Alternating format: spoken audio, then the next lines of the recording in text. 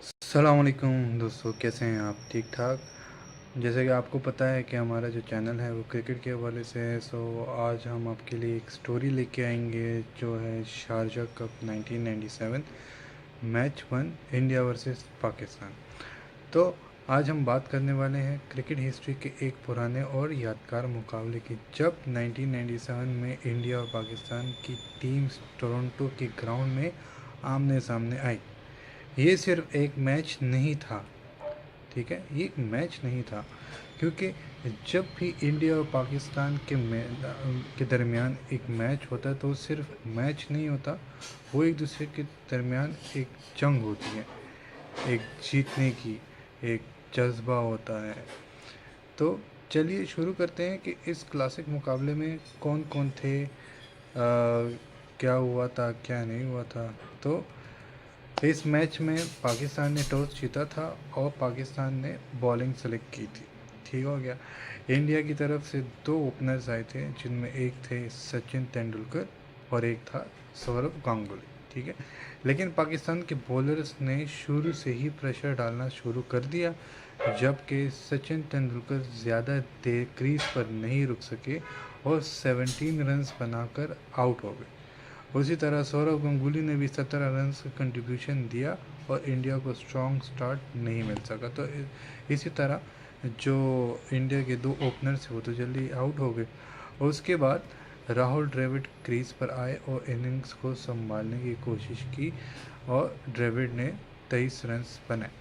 लेकिन इंडिया की असली जिम्मेदारी मिडल ऑर्डर की एक्सपीरियंस बैट्समैन, जिनको अच्छे नाम से जाना जाता है, मोहम्मद अजहरुद्दीन, और उनके साथ पार्टनरशिप पे थे अजय जडेजा, इन लोगों ने ये रिस्पॉन्सिबिलिटी उठाई। अजहरुद्दीन ने एक इम्पॉर्टेंट इनिंग खेली और 52 रन्स बनाए। दूसरी तरफ अजय जडेजा ने एग्रेसिव बैटिंग करके 49 रन्स बनाए और पाकिस्तान के बॉलर्स पे अच्छा खासा प्रेशर बना। आखिर में टीम इंडिया 50 ओवर्स कंप्लीट करने के बाद 208 रन्स पे ऑल आउट हो गई। तो जहां पे फिर पाकिस्तान को 209 का टारगेट मिला। सो ये थी first inning. Now let's get back to the second inning. Okay, so first inning में पाकिस्तान के लिए सकलैन मुश्ताक ने ज़बरदस्त बॉलिंग की और मल्टीपल विकेट हासिल किए, अच्छे खासे विकेट हासिल किए। ओके, अब बात करते हैं सेकेंड इनिंग की, जिसमें पाकिस्तान का चेज़ होने वाला था। तो पाकिस्तान का टारगेट तो बना 209। पाकिस्तान के ओपनिंग पेयर में आए सईद अनवर और आमिर सुहेल, जो कि उस टाइम के उनके ओपनर्स हुआ करते थे। अब लेकिन इंडिया के बॉलर्स ने शुरू से ही अटैक कर दिया। अब स्टार्ट में ही इंडियन के बॉलर्स पाकिस्तानी बैट्समैन पे हावी हो गए। पाकिस्तान के टॉप ऑर्डर को ज़्यादा फ्रीडम नहीं मिली। सईद अनवर सिर्फ और सिर्फ 17 रन बना सके, जिस तरह सचिन तेंदुलकर ने बनाए। फिर आमिर सुहेल ने भी 17 रन स्कोर कार्ड पर डाल के वापस पवेलियन चले गए। फिर पाकिस्तान के लिए इंजमामुल हक और सलीम मलिक से उम्मीदें थी, ये दोनों पे रह गए थे, लेकिन इंडिया के बॉलर्स ने प्रेशर मेंटेन रखा। इंजमाम तो आउट हो गए 0 पे टक पे, जबकि सलीम मलिक ने 10 रन ही सिर्फ 10 रन बनाए। पाकिस्तान की इनिंग के धीरे धीरे प्रेशर में आती गई। मिडल और लोअर ऑर्डर ने फाइट करने की कोशिश तो की, लेकिन रिक्वायर्ड रन रेट बढ़ता गया। आखिर में पाकिस्तान की पूरी टीम प्रेशर में होने के साथ साथ 188 रन्स पे ऑल आउट हो गई और इंडिया मैच जीत गए सिर्फ और सिर्फ 20 रन से। तो इंडिया के बॉलर्स ने डिसिप्लिन बॉलिंग की और बैटिंग में अजय जडेजा और मोहम्मद अजहरुद्दीन के जो उन लोगों की 52 और 49, सो आई गेस यही वो की बैटिंग थी जिन्होंने इंडिया को एक बूस्ट दिया। अगर पाकिस्तान इनको जल्दी आउट कर पाते तो नतीजा कुछ और ही होता। तो इन समरी द मैच रिजल्ट मैं बता देता हूँ। India 208 all out, Pakistan 188 all out, India one by 20 runs. Okay, तो दोस्तों ये था 1997 का एक क्लासिक इंडिया वर्सेस पाकिस्तान का मुकाबला। अगर आपको इस ऐसी ही पुरानी और यादगार क्रिकेट स्टोरीज पसंद है तो वीडियो को लाइक ज़रूर करें। चैनल को सब्सक्राइब करें और बेल आइकन दबा दें ताकि क्रिकेट की ऐसी ही इंटरेस्टिंग स्टोरीज आप तक सबसे पहले पहुंचा सके। मिलते हैं अगली वीडियो में एक और ज़बरदस्त क्रिकेट कहानी के साथ। अल्लाह हाफिज़।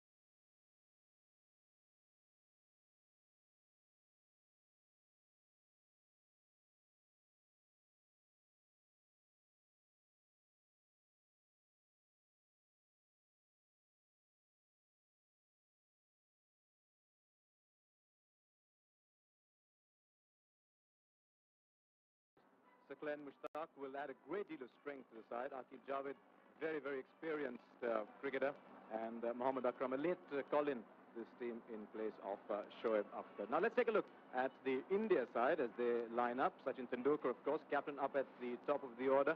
He's formed a very good opening partnership with Saurav Ganguly in recent times, and it just looks like those two will be opening the batting once again. Mohammad Azharuddin, Rahul Dravid, they played beautiful cricket here last year. They'll be hoping to repeat that performance this year. Ajay Jadeja is in very good form, extra responsibility now as the vice-captain of the side. Robin Singh has done a tremendous job while he's come back into the India team the last 20 one-day internationals or so. Sabah Karim, he'll have a bit of pressure on him. He's been preferred to Nayan Mongia. Rajesh Chauhan fills in the off-spinners row. And then we've got the tall men there. Abhi Kuruvilla will use the new ball, and that really down there is the rest of the team. Harvinder Singh gets debut, and Debashish Mohanty. So obviously they've gone by the nature of the pitch. They've left out Nilesh Kulkarni. Now India versus Pakistan, lining up here at Toronto.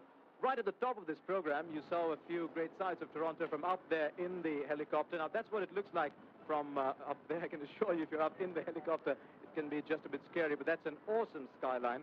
The CN Tower, the world's tallest freestanding building. It's quite amazing that 1.6 million people go through that tower every day. There's the Toronto Sky Dome beside it. It's really quite an awesome sight. Here at the Toronto Cricket Club, for the moment, we'll take a short break.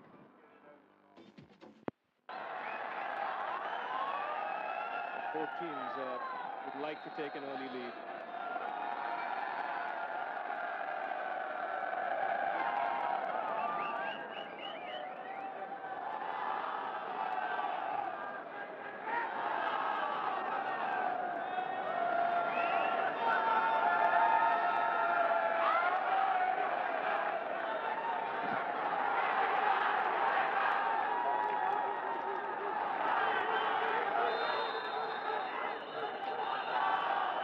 And the umpires for today, Steve Buckner from the West Indies, very experienced umpire.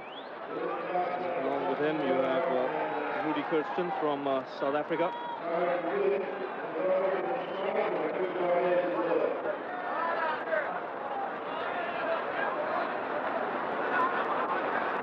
Just getting the side screen in order, and that's Rudy Kirsten for you. He's the South African umpire in this game. And the third umpire for today would be Steve Randall from Australia. So everything seems to be in order now for play to commence here in this 1997 Sahara Cup. Steve Randall there on the right. He's the third umpire. Jackie Hendrick, match referee for this tournament. Well, I'm puzzled here, putting the side in, a little bit of moisture in the pitch, and only one slip Pakistan is starting with. One slip in a gully. I would have thought two slips would have been right. If Tendulkar nicks it, there's nobody there to catch it, he'll be a bit cross.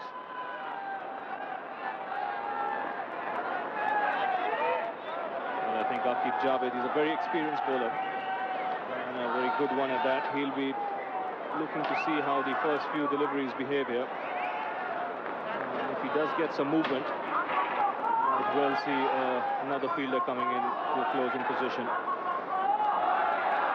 And I think, Jeffrey, he's just heard you there, Ramesh Raja. Salim Malik, I think, moving towards the second slip position. And Shahid Afridi coming into a gully position. Yeah, that's right. I can never understand captains and players. They've been messing about here with field placings for the last 2 or 3 minutes. They've had all morning to work out who was going to bowl at which end and mark out the run-ups, what field you're going to bowl to. They know the opening batsmen are going to be. Straight away, some movement for Aqib Javed. Well, there was a little movement, but it was very gentle. It was about my pace, and I'm 57. It was real gentle, loose now as that.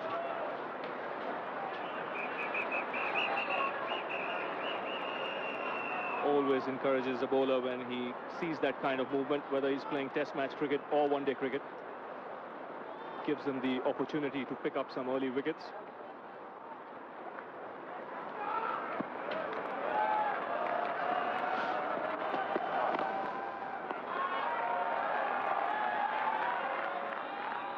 This is a tactic he's used pretty successfully against Tendulkar even in the past. He bowls this line just outside the off stump, making the ball go further away from the right-hander. I think over here he'd be looking to make the batsman play a little bit more in conditions like this.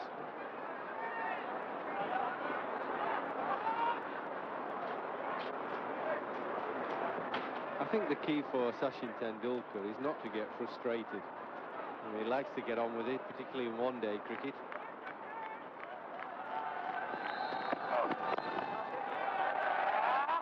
I've felt watching Sachin quite a bit, particularly in the one-dayers, that he's tried to score a bit too quickly and got himself out a number of times at that backward point area. And he's so good a player that really you could do with somebody saying to him, look, captain, you're so good that I don't think you have to throw the bat at the ball. You just play the whole 50 overs. You'll get 100 comfortably, over 100, because he's such a good player. I think it's a waste if he tries to score too quickly. I think what Akib Jab is going to do is try and frustrate him outside off stump. Yeah, I think we're going to get a number of deliveries like that from Akib Jab that are just wide of off stump and going a little wider off the seam and saying, look, if you want it, come and fetch it. And if you have to go and fetch it outside off stump a few inches, there's a good chance you'll make a mistake.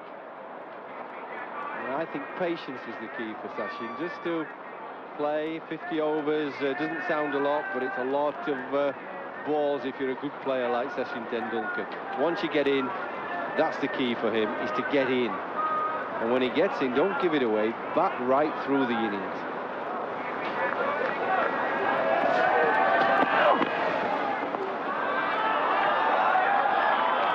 He continues to bowl that line outside the off stump. The last time these two teams met, or for that matter, the last time Tendulkar played against Akib Javed, it was in the Independence Cup in India.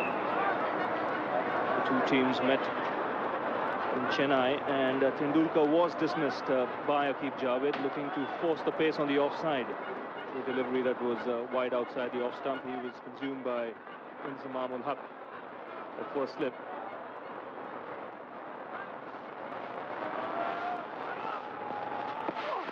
But bowlers do have a memory.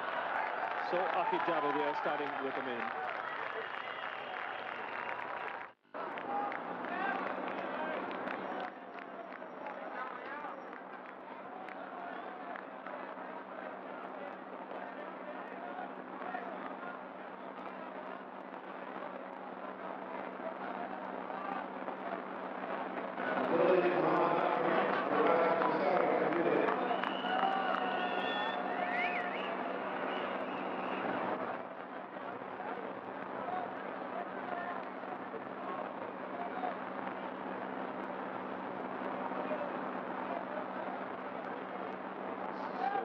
Pakistan here starting off with a maiden, Akib Javed.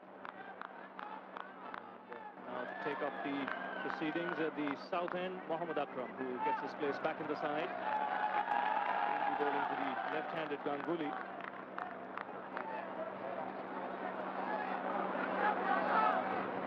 Just wanting some adjustments to be made with the side screen. And Mohammad Akram getting his place here back in the Pakistan side in the absence of Bakar Yunus. He's on his way now to Saurav Ganguly.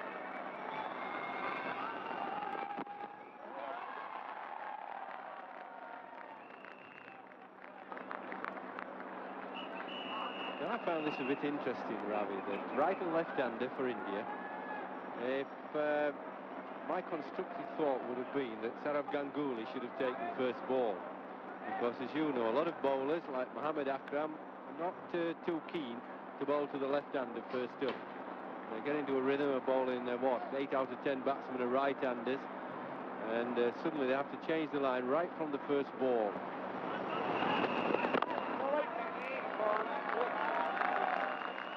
If you go and ask Sanat Jayasuriya the way he's playing now, he'll say that's just the right thing to do, because so often we find him batting an 8 or 10 straight after the first over has been bowled.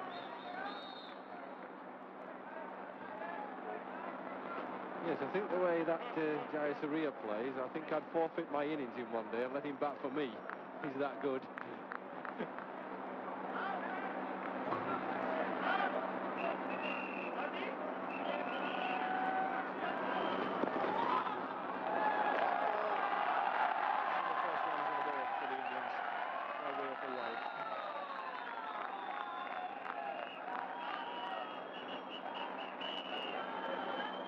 That's where we are in Canada, in Toronto, in North America for this second Sahara Cup.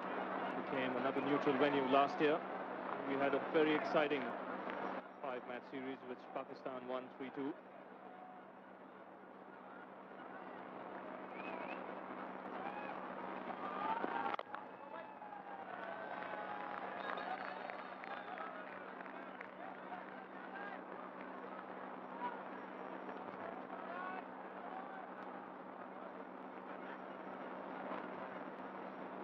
I think that's pretty good for one-day cricket. I've advocated all along that Sourav Ganguly should open right and left-hander. I think he's a good offside player where bowlers normally bowl offside because if they stray down leg side, they get wided by the umpire. So I think he's a good player to be going in first. That will be a definite wide. Obviously, Mohammad Akram knows Sourav Ganguly's strength. Strong on the offside, like Jeffrey Boycott said a little while earlier, and just trying to tuck him up here on leg stump, but this time not quite getting the line right. You see, he might have got away with that if it had been at the right-hander. I thought Aqib Javid bowled 2 balls at Tendulkar the last over, but he was lucky not to be wider. I've seen umpires who are much more severe than Steve Bucknor was. As long as they're fair to both sides, it doesn't matter.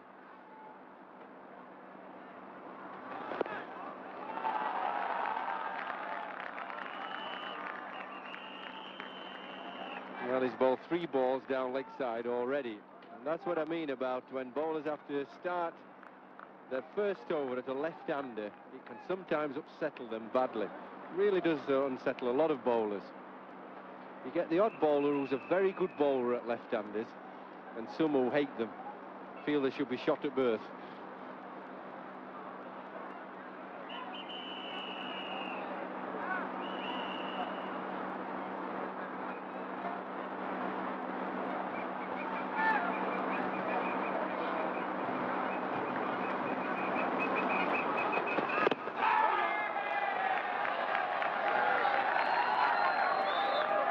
Just the line he'd be looking to bowl here, Mohammad Akram. Starting from just outside the off stump, bringing it back into the left-hander.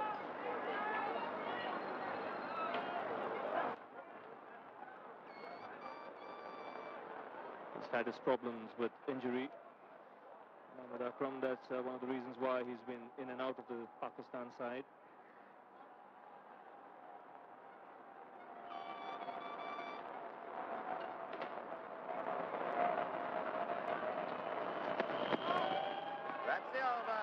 So quiet start by the Indians here, 2 for no loss. Both the bowlers, Aqib Javid and Mohammad Akram, got some movement in the air.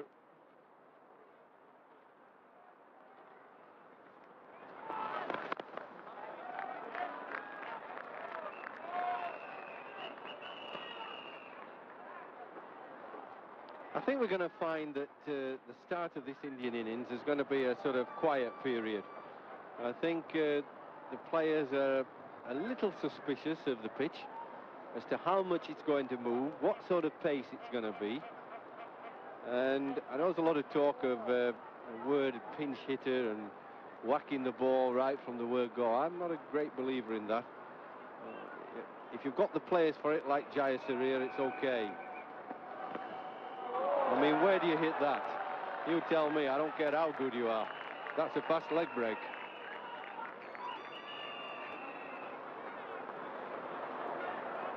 That's right, if you try and go after deliveries like this, you could well lose 2 or 3 wickets pretty quickly. And that would put enormous pressure on the middle order.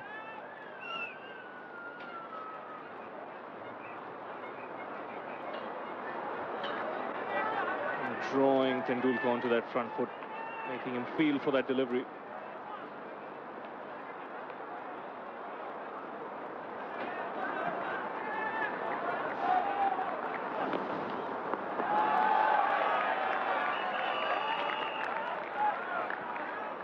Lakib Javed is testing Tendulkar's patience here.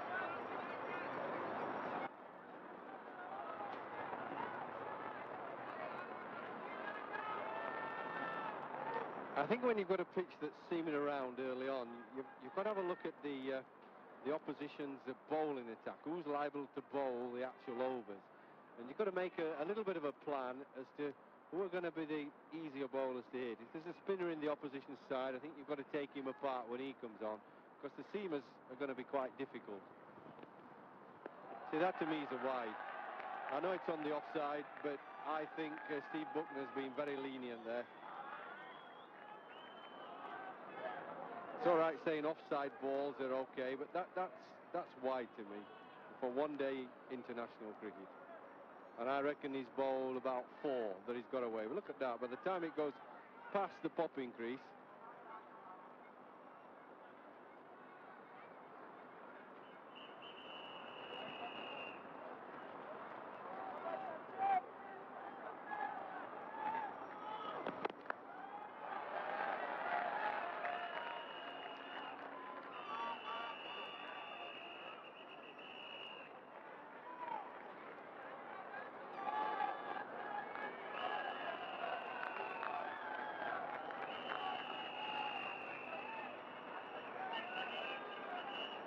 You see Mohammad Azharuddin, the most experienced Indian player, 253 he's playing in this game. He's got the most runs as well, past 7,000 runs recently in Colombo.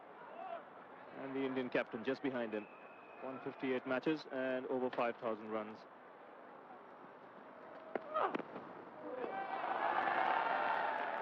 So another maiden here for Aqib Javed. India still 2 for no loss. And this will be a wide, definitely. It's down the leg side. But it's been interesting this first session here, where we've seen quite a few deliveries on the offside that have been pardoned by the umpires. But if you look at the popping crease very closely, there are marks on either side of the stumps there. And probably that is giving an indication to the umpire, especially on the offside, that if the ball passes that on the outside, only then will he call it a wide.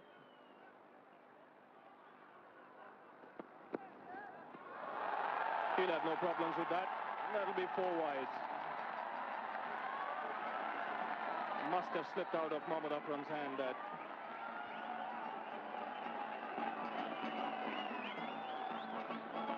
well, he's never settled down to bowling at the left-hander, has he? He's never looked comfortable to me. And that just about sums up. Yep, a very distressed young bowler. I think he preferred to bowl at the right-hander and try and get a better line.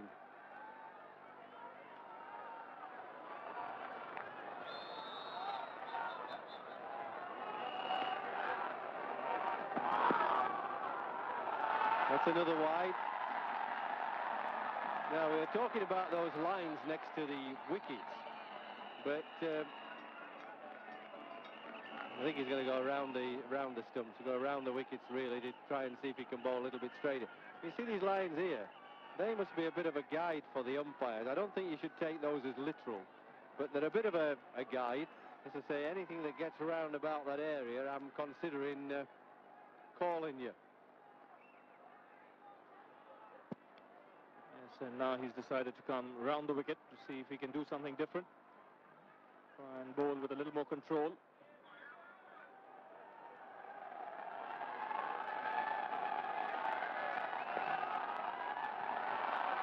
Oh, he's lucky there. That's another wide. I think the umpire's been good to him. I think he's promised to buy him dinner tonight, because that was another wide.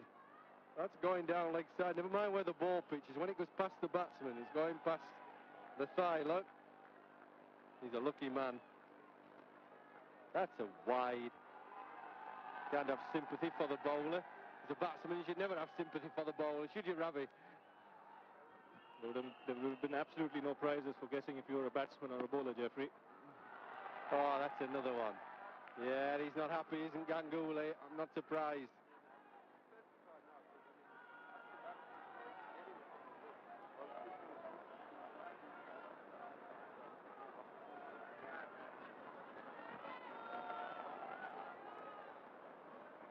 Well, now coming round the wicket, he's looking to angle the ball into the left-hander.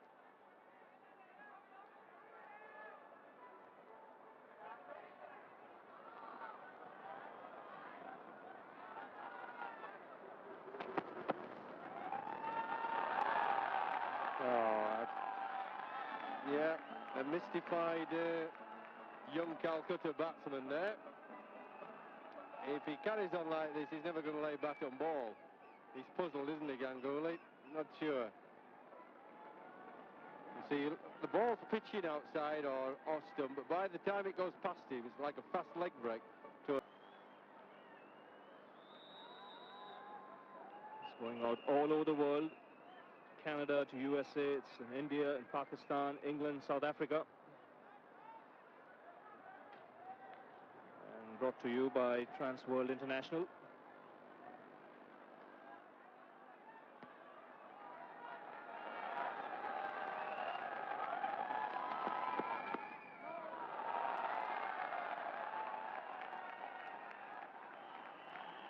When he does get his rhythm right, Mohammad Akram can hurry the batsman.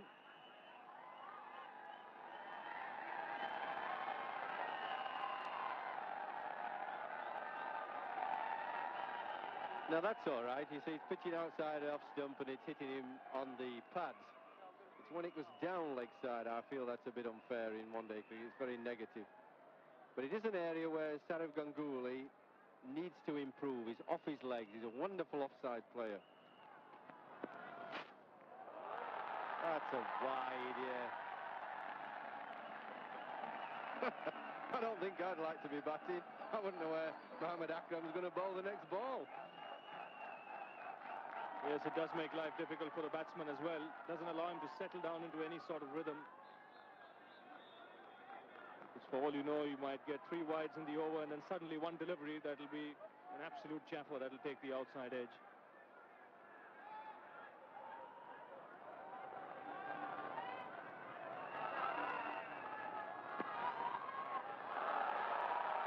I tell you what, if he carries on, the fella feeling at short leg, he's in danger, isn't he?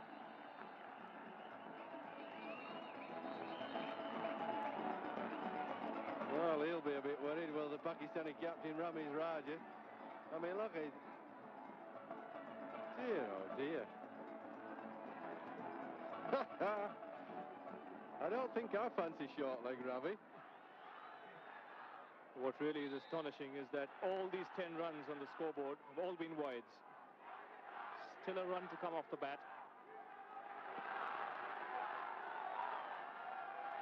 So after 4 overs, India 10 for no wicket to get off the mark. And after quite some time, the ball hits the bat.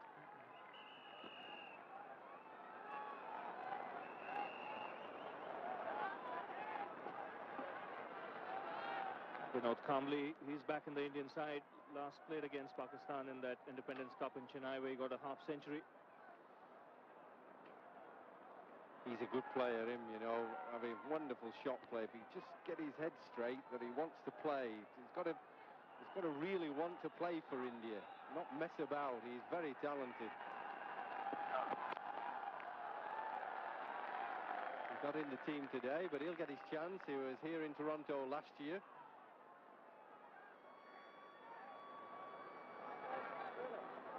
It's almost that young Kamble had so much success. I mean, raving success he had right at the beginning of his career. 200s, a double 100. It's almost that he thought the game was too easy. It went to his head. Sometimes it can happen with young players. It all comes too easy. They don't have to work at it.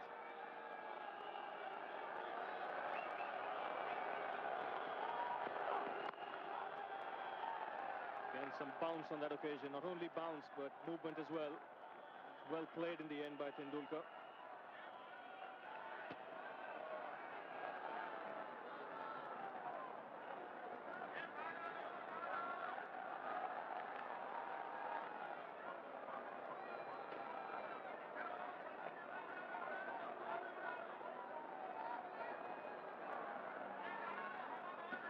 So plenty of support here for both the sides in this second Sahara Cup.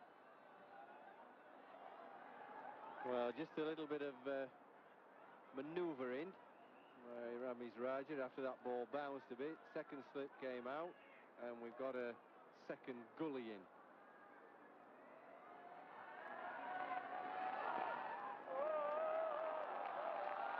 No ball signaled by the umpire, but again it was a good delivery. Again looking to make Tendulkar feel for that delivery outside the off stump.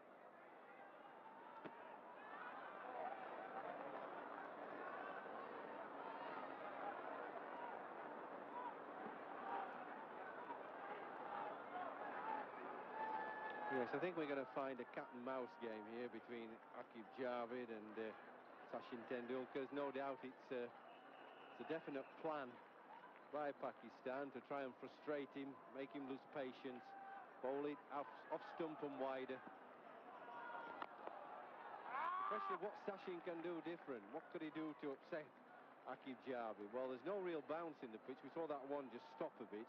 At least it's not quick. I wonder if he could walk down the pitch a little bit. That might make Aqib Javid just alter his length. Might make the keeper come up to the stumps, because there's no great pace in the pitch at all. There is movement, but it's very medium, slow pace. Yeah, so even probably stand outside the crease, because that will cut down the movement as well.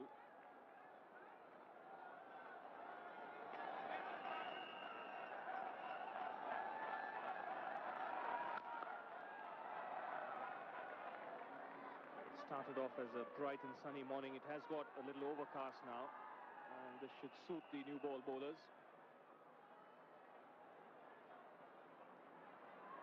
We have a good forecast for today and tomorrow.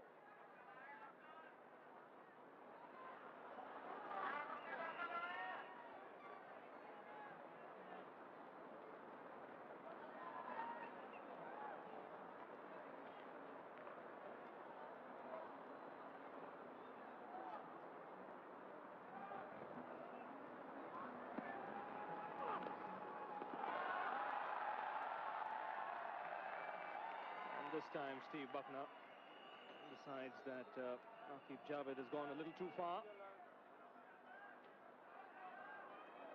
and signals another wide.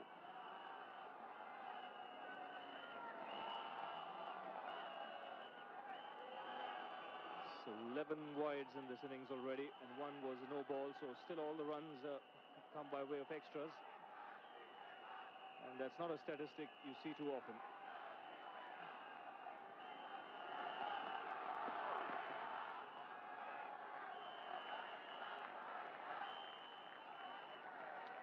So after 5 overs, India 12 for no wicket.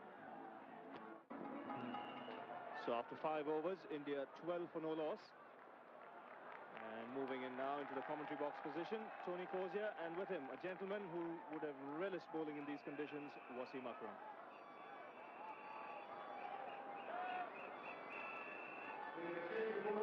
Thank you, Ravi, and good day to everyone. It's been really a very unusual start to this match. Those 12 runs on the board, none have come from the bat. They all come from wides. We've had 5 overs. The ball has moved around. Mohammad Akram having real difficulty in his control. And we now have Azhar Mahmood, medium pacer, going to come on. No surprise here in that Ramiz Raja has taken off Mohammad Akram. So here's the first run from the bat. So a great cheer around the Toronto Skating and Curling Club as Saurav Ganguly just turns it away for the first run from the bat in the 6th over. And I say good day to Wasim Akram. Good morning, Tony. Good morning, everyone. I think it's a good change by Ramiz because Akram was bowling all over the place. I mean, on this wicket, it can happen to a fast bowler on a seaming wicket sometime to get overexcited and try to bowl quicker. Instead, you should bowl just line and length and try to concentrate on line and length.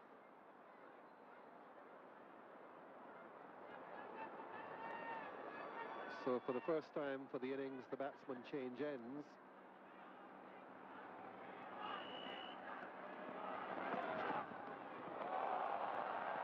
Oh, a aggression there.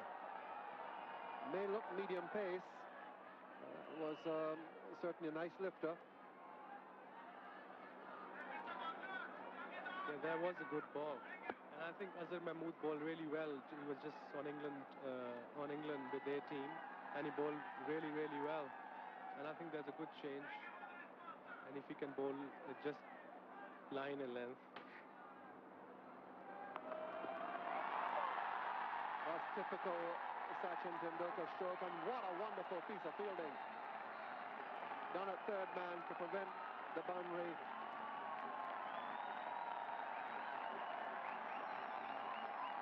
Sachin out there, diving at full length. Looked like 4 from the time it left the bat.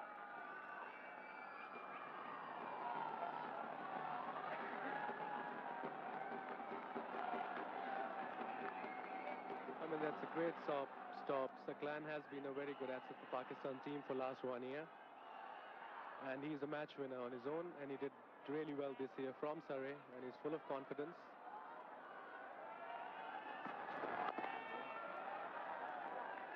And it does help as well that he's 20 years of age. Yeah, he's young, he's experienced now, and he played county cricket, so he can't do wrong.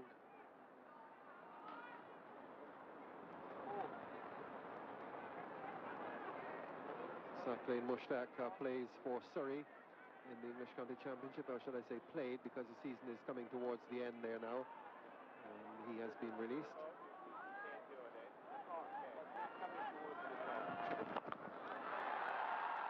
Got it through. First boundary of the innings, and Saurav Ganguly finds something outside the off stump for a change.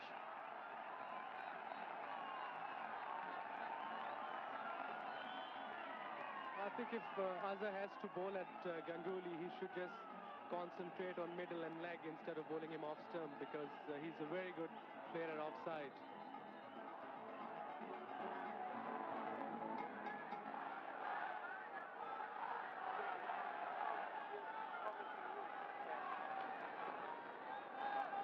So things have started moving now, with the ball coming off the bat nicely. And of course, as soon as you say that, you know that they're going to revert back to the wides. Like I've said earlier on, Johnny, it does happen to a fast bowler when he sees a seaming wicket and he gets overexcited. I think now Ramesh should go up to him and tell him to just run in slow and try to bowl it off stump, try to get his length right in first over, and then put his effort in eventually in second or third over.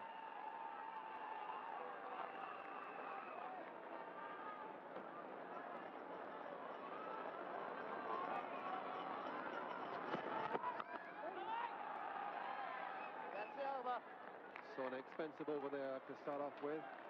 As on the move, 9 runs coming off at 21 without loss.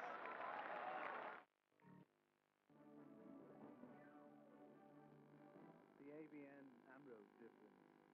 The demand draft and pay order needs met within 15 minutes. AVN Amrose Bank. Experience the difference. Golden moments of Pakistan cricket. That's up in the air, he's getting under it, this could be victory, it is! To professional tennis.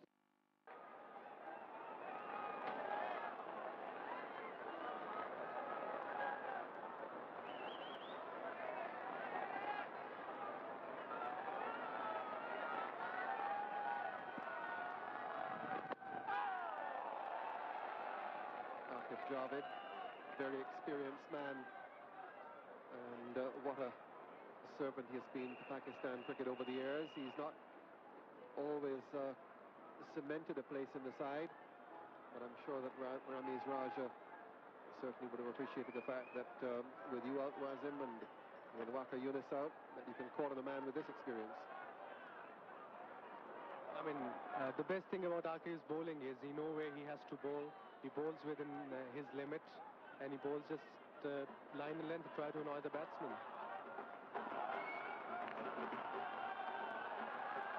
We've seen so many wides, as you mentioned, Wasim, the bowlers getting excited. I've seen you before get excited and spray the ball all over the place on occasions. What do you do in that situation?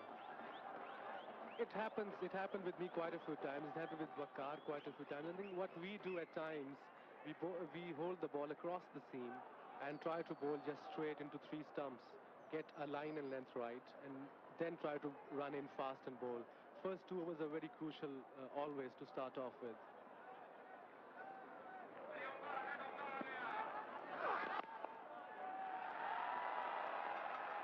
Good bit of fielding.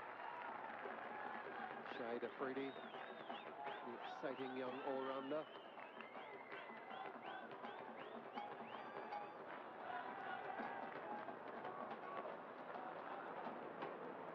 Of course, with so many wides being bowled already, that does mean that we've only got through 6.5 legitimate overs so far. There have been 12 wides, so if we hadn't have had those wides, we would have had 8.5 overs rather than 6.5. So that'll slow the over rate down appreciably. And it is a big worry to a captain when your over rate is slow, especially in a one-day cricket, because I think you have to bowl within 3.5 hours, and if you don't, you might have to lose 2-3 overs while batting. And I think Aqib is bowling on a very good line. He's keep Sachin on his toes all the time. His front foot deep, just offside off stump. It's a perfect line on this wicket, I think.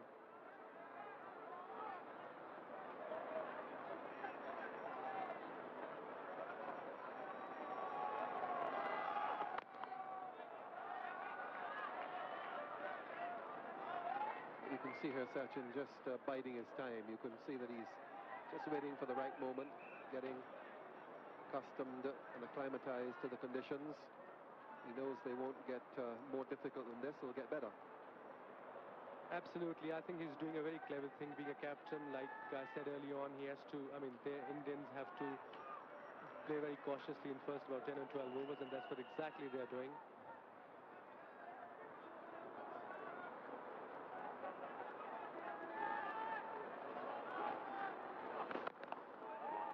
That's a very good over from Aqib Javed. A maiden from him, 21 without loss after 7.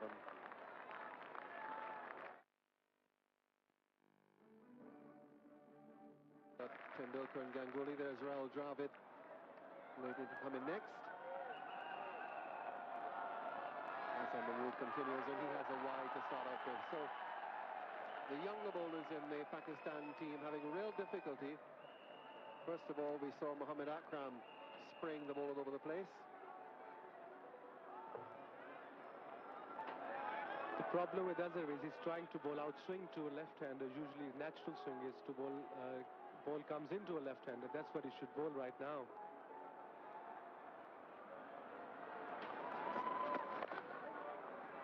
I've got a statistic here for you, Wasim. We've had 13 wides now, and only one has been at the right-hander. We've had 12 at the left-hander. Significant?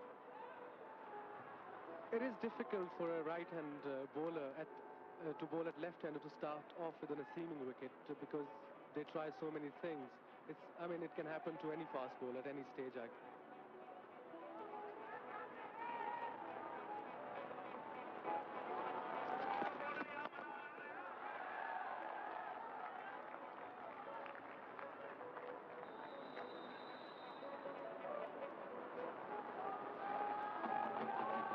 Pakistan with Mohammad Akram, Aqib Javed, and Azhar Mahmood. Looking at the pitch this morning, you're surprised there weren't more quicker bowlers included. Saqlain and Shahid Afridi, of course. I think 3 bowlers are enough, but I think they should have played Kabir Khan because he has been bowling well. That's the first really authentic leg before appeal we've had so far. Umpire Rudy Coates says not out to it.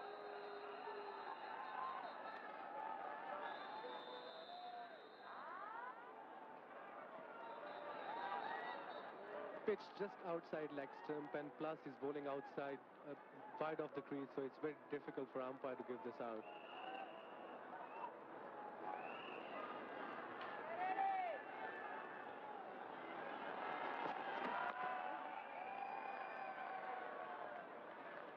Gets the better line. Now he's bowling his natural swing, coming into a right-hander, and he's bowling better.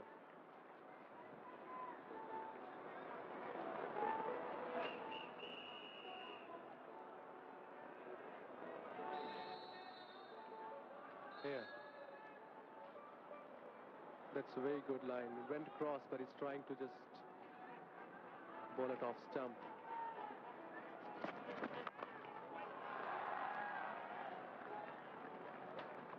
Just seems to be settling in now, Azhar Mahmood. Wouldn't have had much cricket after the Pakistan 18 tour of England. That finished towards the end of July. And I don't think he would have gone back to much cricket back in Pakistan. Well, the cricket season is off in Pakistan. I think they had a camp about for 2 weeks in Karachi, that's all. I think they just need to get into the match practice, that's all they need. That's a nice shot. Beautifully played off the legs, 4 runs all the way.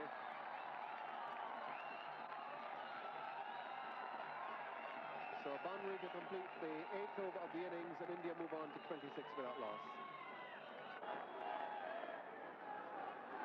So India being sent in. There was a delayed start here. It hasn't affected the number of overs, still 50 per innings, but the start was delayed for half an hour. Here's Aqib Javed.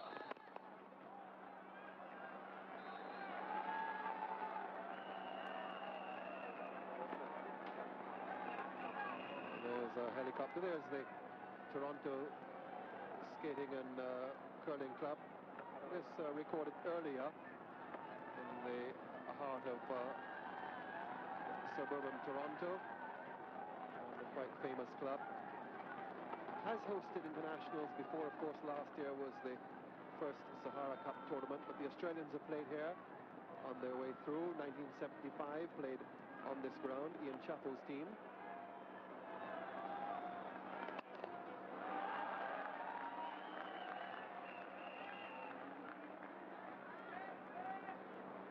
You played it last year, was it? What do you make of this ground?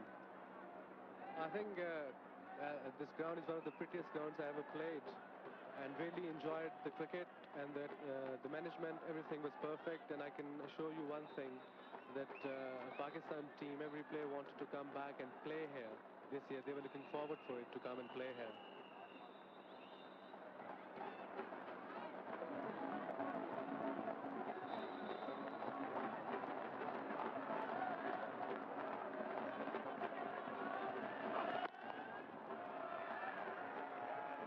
It's a perfect line to bowl at this sort of wicket, and I think Sachin is playing really cleverly, that he just tried to play the first 12 overs and just block and then just try to get wickets in hand right in the end.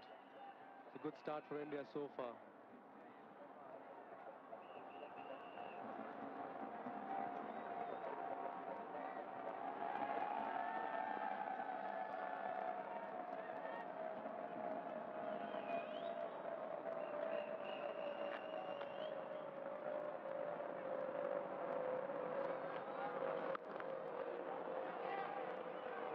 Really is a tremendous start here by Aqib Javed. Nothing has come from the bat so far. The only runs he's conceded, those 2 runs you see there, one has been a wide and one has been a no ball. And he's having to deal with one of the most commanding batsmen in international cricket in Sachin Tendulkar. Okay, you might say that the conditions are assisting him, but it really has been a quite impressive start by Aqib.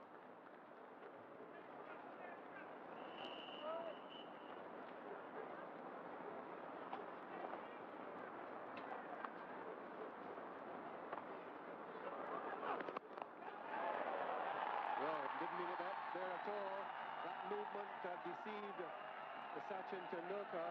He was looking to play it through mid-wicket, came off the leading edge, and luckily for him, didn't go in the air hand to hand. He picks up 2 instead.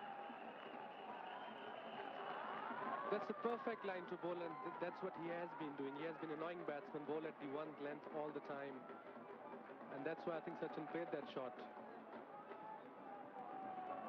It was a very good ball. How ironic that the first runs to come from the bat didn't come from where the batsman intended. 32 deliveries, just 2 scoring shots for Sachin.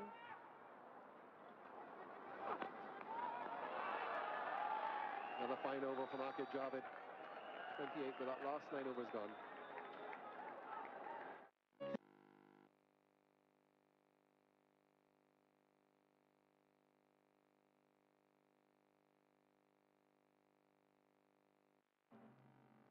ESPN's boxing gives you a ringside seat for the hardest-hitting, toughest fighters from around the world. Seasoned veterans and up-and-comers compete in top-flight competition.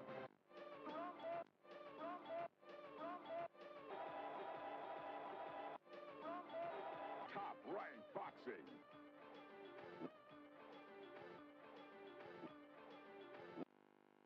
India with 28 on the board.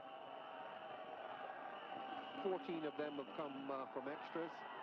We've had 13 wides. Mohammad Akram having a real difficulty. Just had the 2 overs. And here's Azhar Mahmood now back into the attack. Question here now, Wazin, as far as Akib is concerned, he's had 5 overs. He's bowling beautifully, but of course he's limited to 10. When do you take him off? That's the big question. I think they should bowl him about 6 or 7, 6 overs, and if he gets a wicket, then 7 overs. And if he doesn't get a wicket, you should bowl 6 overs, and they have either Saklan or Mohammad Akram. They have the option. I think Saklan would be a better choice here.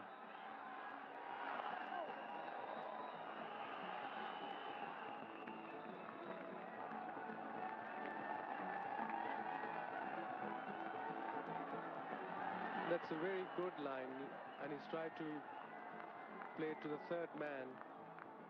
And again, he's trying to bowl him outswing and his natural swing and in swing. He should just try to bowl him in swing with its seaming wicket. That's all I want to ask him after the game.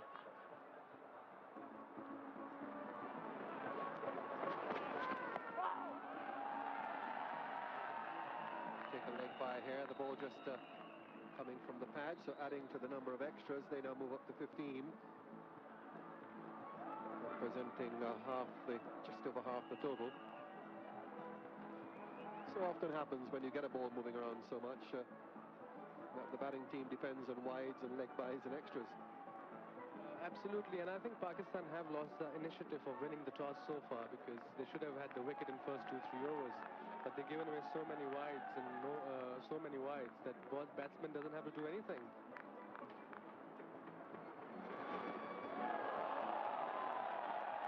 Something else to worry about now, inconsistency of bounce.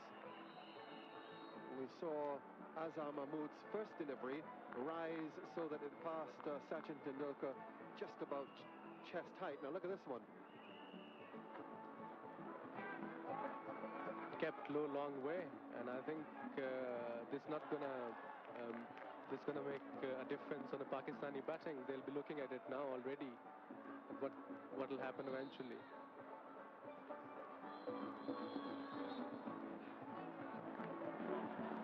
Like I've said early on, batsman doesn't have to do much anyway. They just have to block now because we're giving away so many runs.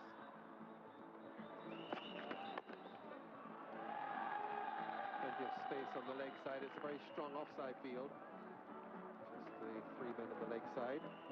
Sun beginning now to break through. It was a lovely morning here, virtually cloudless, but it then became overcast. It has been overcast for the past hour or so, but the sun now beginning to break through. Forecast is very good. We've been promised sunshine today and tomorrow, so we should have 2 good days all the way through.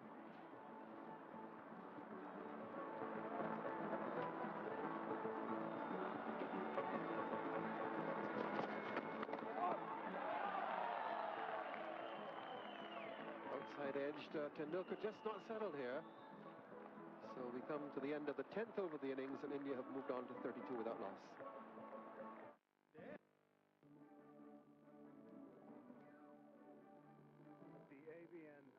Difference. Your calls answered within 3 rings. We value your time. ABN AMRO Bank. Experience the difference. Golden moments of Pakistan cricket. Can he get it? And he swept it away. This should be the world record. And excitement as top US and Indian. Pleasant background there from the steel band over on the far side. Quite muted so far.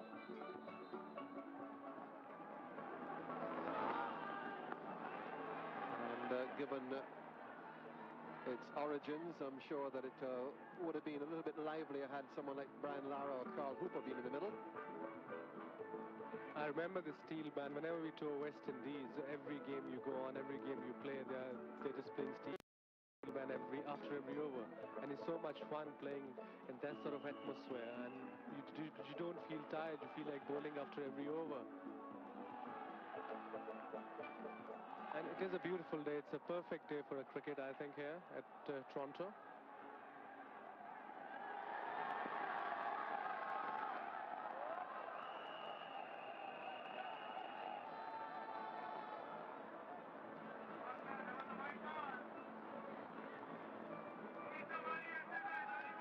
So the sun breaking through now. The outfield is beautifully green and well manicured.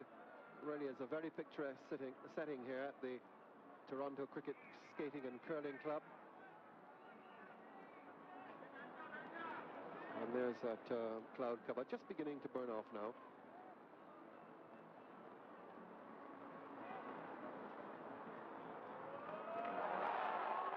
And Tendulkar lucky with that one, will get 4 for it.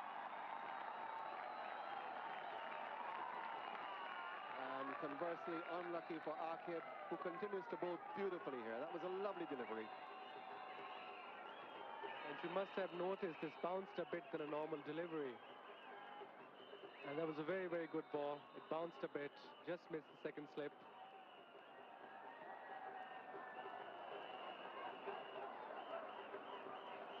It's quite difficult to play these sort of deliveries and when the ball is bouncing a bit. And I think Sachin did quite well here in the end.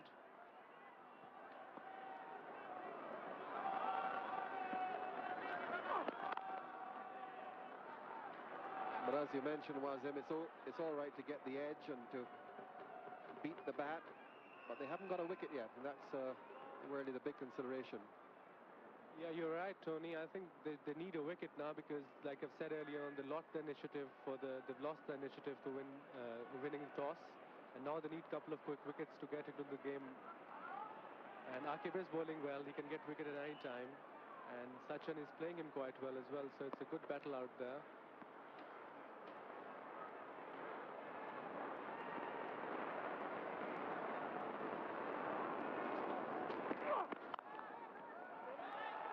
Another good save.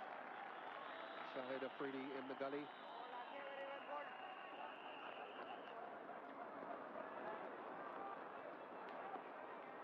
And it's quite difficult for a bowler to bowl with this field. Like you have only 2 men at leg side, and he has to bowl middle and off instead of, if it's swinging a lot, he should bowl leg stump to off stump. And he's bowling on a very good line. It's very difficult to bowl with this sort of field, I think, in a one-day cricket, and he's doing quite well with this field, Akib. He makes his job easy for a captain, that he doesn't have to change the field all the time.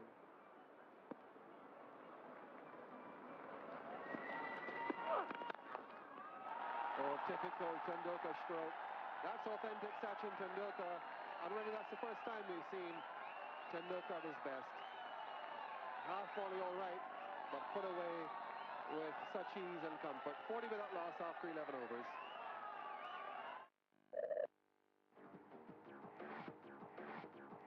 It's Major League Soccer all season long on ESPN.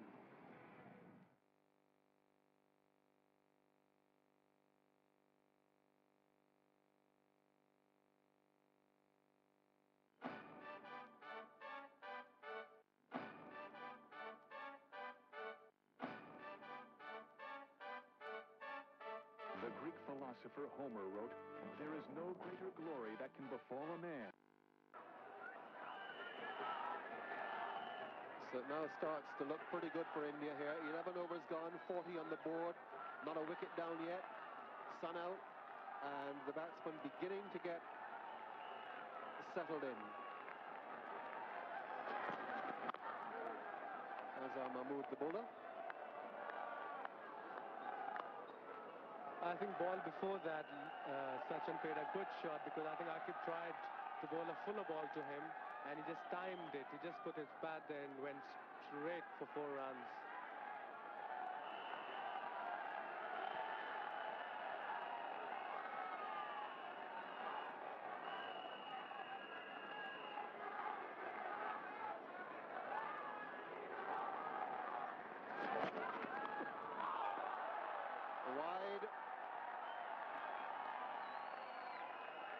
question about that one.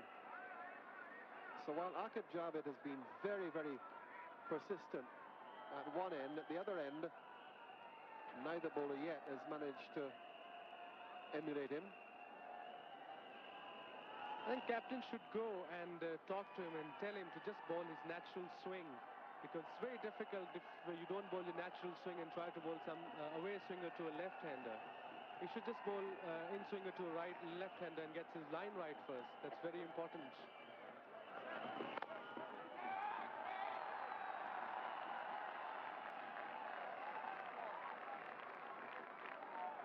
The running between the wicket is quite well. They're getting on quite well. They're settling in.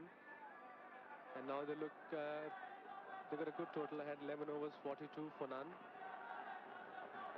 Everything is going well for India so far.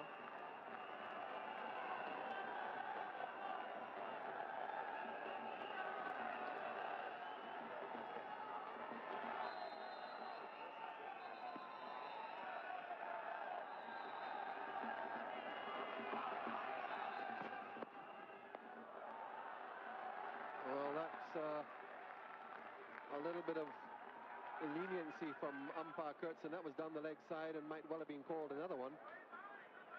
But on this occasion, he thought it was close enough to Tendulkar that he could have played a stroke.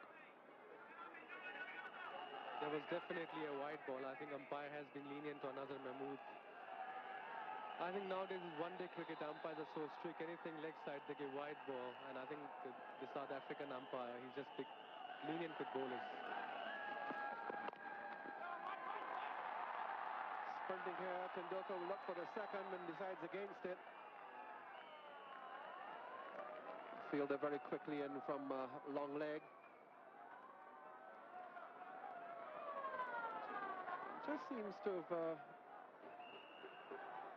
hurt his shoulder there. Aqib coming in from fine leg, and in his anxiety to get that ball back in quickly, he realized the batsmen were looking for the second and sprinted in. In the end, Tendulkar decided not to take the risk, and Aqib just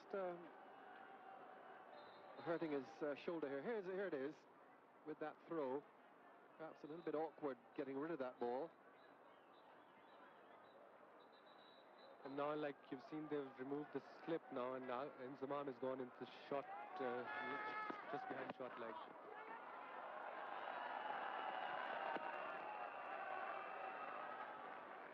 Now backed up in the offside, another extra leg by. You're watching the first match in the 5-match series of the second Sahara Cup between India and Pakistan from the Toronto Cricket Skating and Curling Club, and for the first time stump cameras at both ends, so we can give you a view from both ends from the middle stump. Well, they're not going to con the umpire with this one. Just brushed the sleeve on the way through. The appeal was not that convincing, and umpire Rudy Kurtzen would have none of it. 44 without loss, 12 overs gone. So Pakistan using their 3 quicker bowlers. They're going to have a change now. Aqib Javed has come off, and a wonderful spell by him. And it's Mohammad Akram, who had such difficulty at the beginning with wides in his 2 overs. He's going to come back on at the opposite end, taking over from Aqib Javed. So a solid start here for India, thanks to the number of extras. 44 without loss in the commentary box now, Harsha Bogle, and with him, Geoffrey Boycott.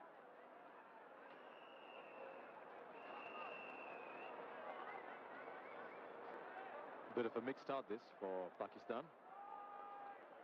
Very important to see how Mohammad Akram bowls here.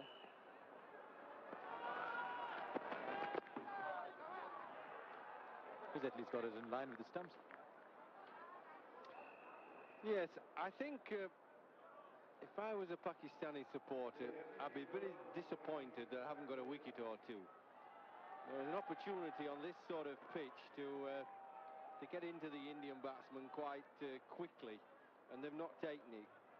It's all right saying Aqib Javid's bowled a nice line and length, he has, but the other 2 young bowlers, particularly Mohammad Akram here, you know, have been all over the shop.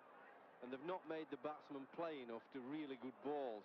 You've got to increase the pressure on a batsman by making him play to a lot of good balls, 4 or 5 and over, not just the odd one, and then plenty that he doesn't have to play, the down offside and leg side, and are being wided all the time. It takes the pressure off the batsman.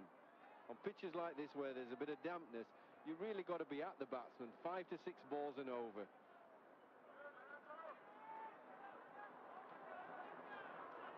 Just a bit of a problem with the ball, or so the bowlers thought, Aqib Javed and Mohammad Akram. Steve Bucknor doesn't think too much about that.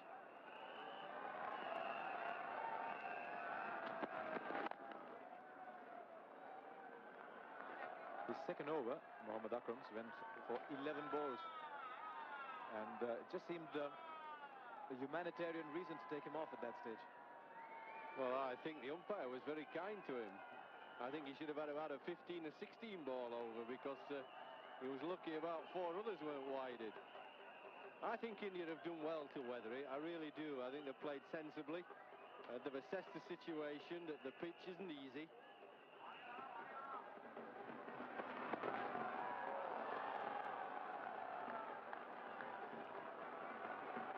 Well, a little bit of movement, but I think the lack of pace made it difficult for Ganguly. It just kept low on him as well. Didn't move away a touch, but look, it just hardly carried to the keeper. Second bounce. It's a grafting pitch. I think you've got to work at your runs. And I think they're going the right way here, India, keeping wickets in hand. If you've got some wickets in hand in the last 10 overs, I don't care how good or poor the pitch is, you can get a lot of runs.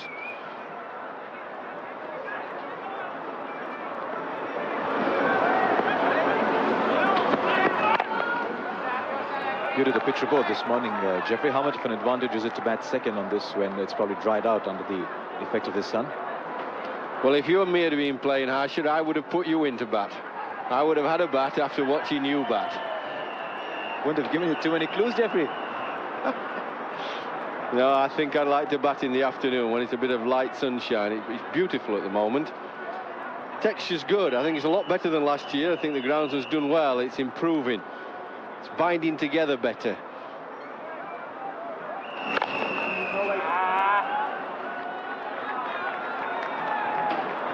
It's 44 for no loss.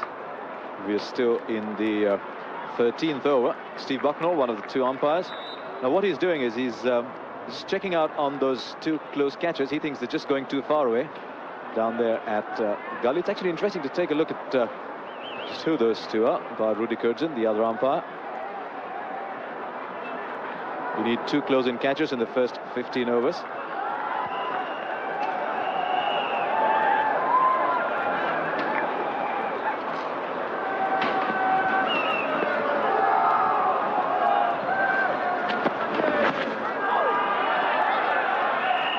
After 13 overs, it's 44 for no loss.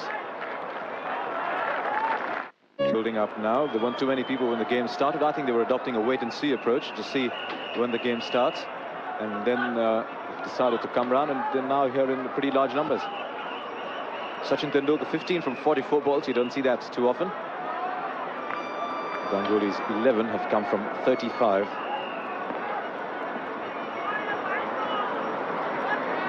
Azhar Mahmood.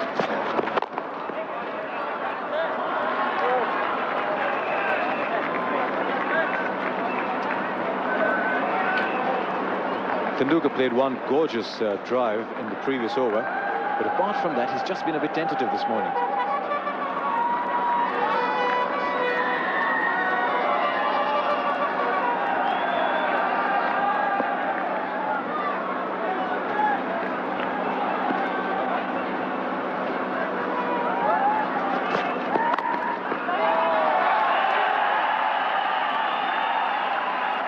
Saeed Anwar at the edge of the circle.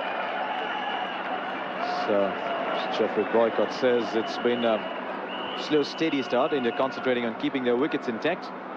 So a very good idea. Yes, I think you've always got to be careful when you're trying to criticise batsmen. You've got to assess the pitch. You know, if you're on a flat, good batting pitch and everybody's going to get runs, then you have to get off to a fairly quick start. It's not easy on here. Not easy at all.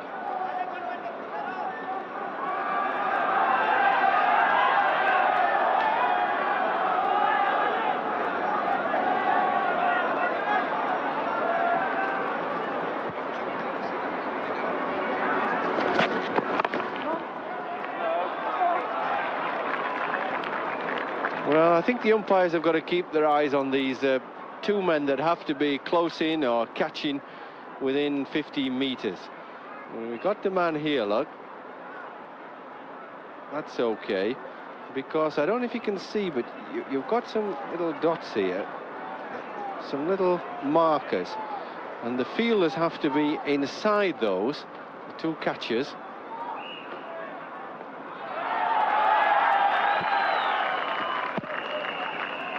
And I think Pakistan are actually getting away with a little bit here. I don't think always that their two close-in catches are inside the markers. You see these little markers?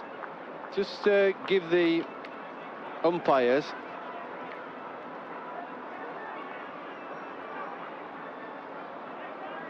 now. Sachin Tendulkar has come down to bat. You have a look here. We got the slip coming. That's okay. There's your slip. Now look how deep he is. There's the markers. He should be inside those, I reckon.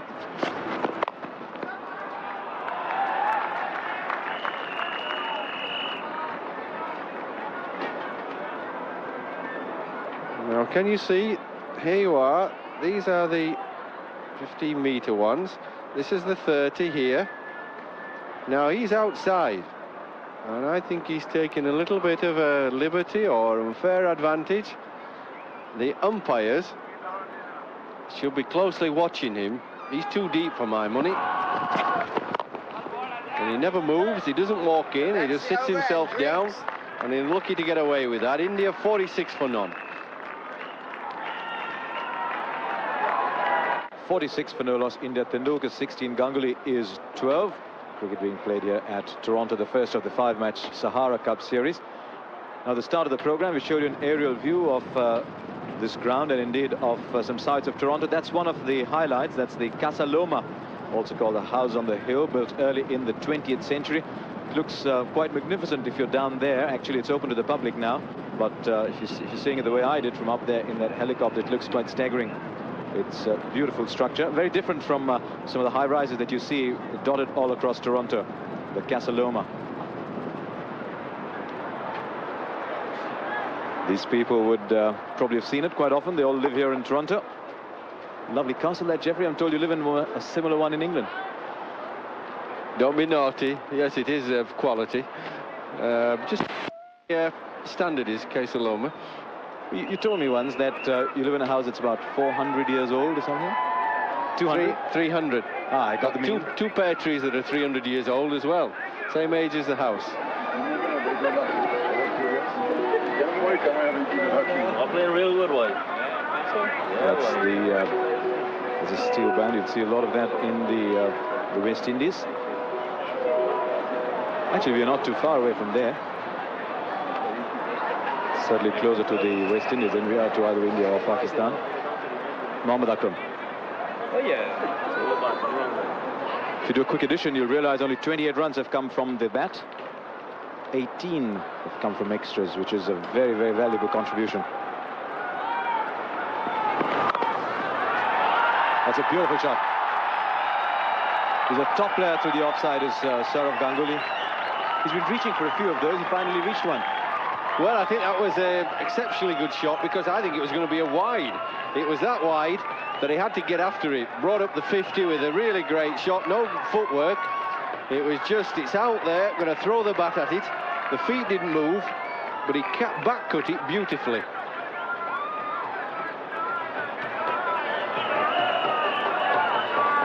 Still just the odd problem for Mohammad Akram.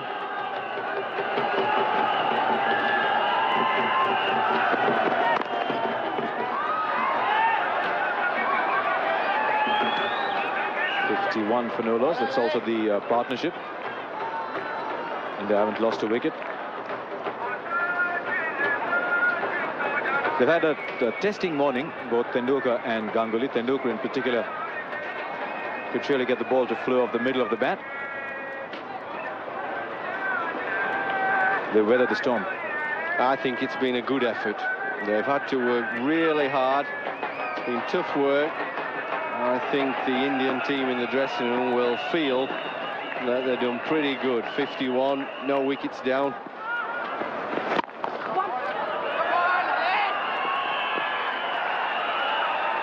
viewers in India in recent times, Jeffrey, have been accustomed to seeing the score at this stage of the match in the region of about 130.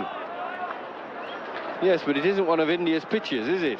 Neither is it one of Sri Lanka's. Well, it's a Toronto pitch. A little bit in it for the bowlers, and that's what you've got to assess. Every one-day match that's played, the score doesn't always finish up at 260 or 270. Everything in cricket depends on the pitch, that 22 yards.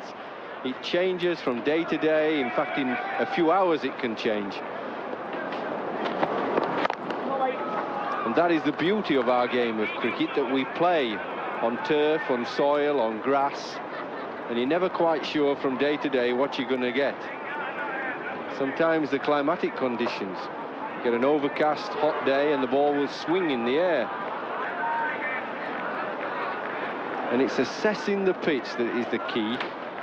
I always look at cricketers, and there you are, the foot mark. You can see it's just coming up there, just a bit of moisture in there. I always think about cricketers, the ones that are good thinking cricketers make the best cricketers. Well, that's out, and I'm not sure that that really was a mistake. That was the pitch, the ball leapt at him from nowhere. He's looking back. I think he's very unlucky there. You could say, well, every time you lose a wicket, there's got to be a mistake somewhere, but I think that was very unfortunate. The ball jumped on him as he was playing it down, and it made him lob it in the air. Oh, that was a wicked delivery that bounced at him and just took off. And a simple catch at backward square leg. Great disappointment, and he's a right to be. India 52 for 1.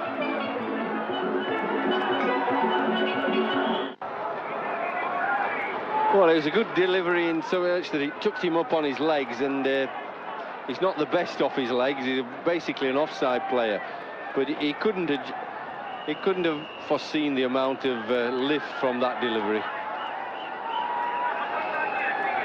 Rahul Dravid first batted number 3 for India in one-day cricket around this time last year. And the fact that he's back at number 3 really is an illustration of what Jeffrey Boycott was just saying, that you've got to adjust to the wickets. India have been using Robin Singh at number 3 in recent times. I think this calls for a more pedigreed batsman. So Rahul Dravid, who's averaging 35, is back up at number 3.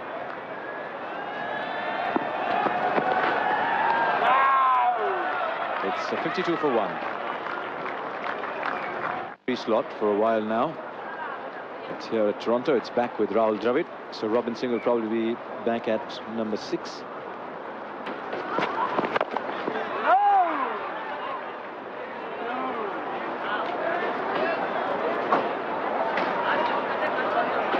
As I said, it was here that Rahul Dravid really made his reputation as a one-day player in front of crowds like these in Toronto.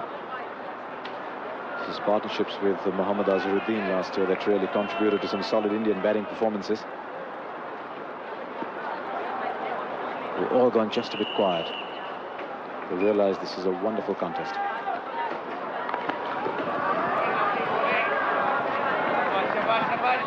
Well, Jeffrey Boycott was talking earlier this morning about the need for Tendulkar to bat through the innings, that if he batted 50 overs, he's more likely to get 100 than not. He's certainly got his sights set on batting through the innings. I think so. I mean, there's so much pressure is an overworked word, I realise that, but he is under enormous pressure. Such a young man. Everybody's hopes in India is on him. And he can't just go in every match, test match, one-day international, and beat the ball around. It's just not possible.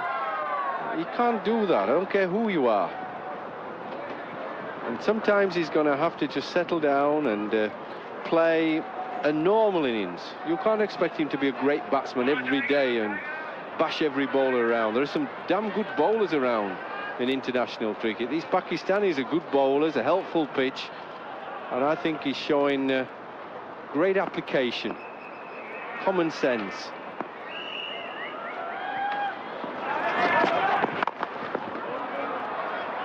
Interesting, Jeffrey, almost an hour and a half into play. You haven't called him a Yorkshireman even once. You are testing me today, aren't you? I'm very fond of him. I am, and I feel we are still very privileged at Yorkshire to have had him as our first overseas player ever in the club's, 134 years history. That's a bit special, and he's a bit special too. Slip's gone out. The top edge, the man under it, takes the catch quite easily. So just a touch of frustration for Tendulkar and the wicket that all of Pakistan wanted. Well, he was playing so well, I think he'll be angry with himself that it wasn't such a special delivery either. I think that's where his anger will come from, that he's done all the hard work, he's grafted, he's played himself in, he gets a short ball. Watch how short it is, he goes to pull it, top edges it, and in the end it's a steep limb but simple catch. That's a big wicket for Pakistan. India 52 for 2. 97's been an enormously turbulent year for him. He's come in because Tendulkar has just been dismissed trying to pull Azhar Mahmood. Yes, it was a simple catch in the end. But you see, it was short and he went for the pull, top edged it. I don't think it was quite as short as maybe he thought.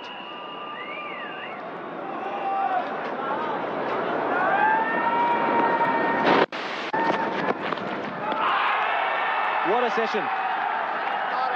2 wickets, almost a third. While Dravid survives, it's 52 for 2. 17, Dravid and Azharuddin haven't scored yet. Both wickets fell with a score on 52. So this is a big partnership for India. Azharuddin.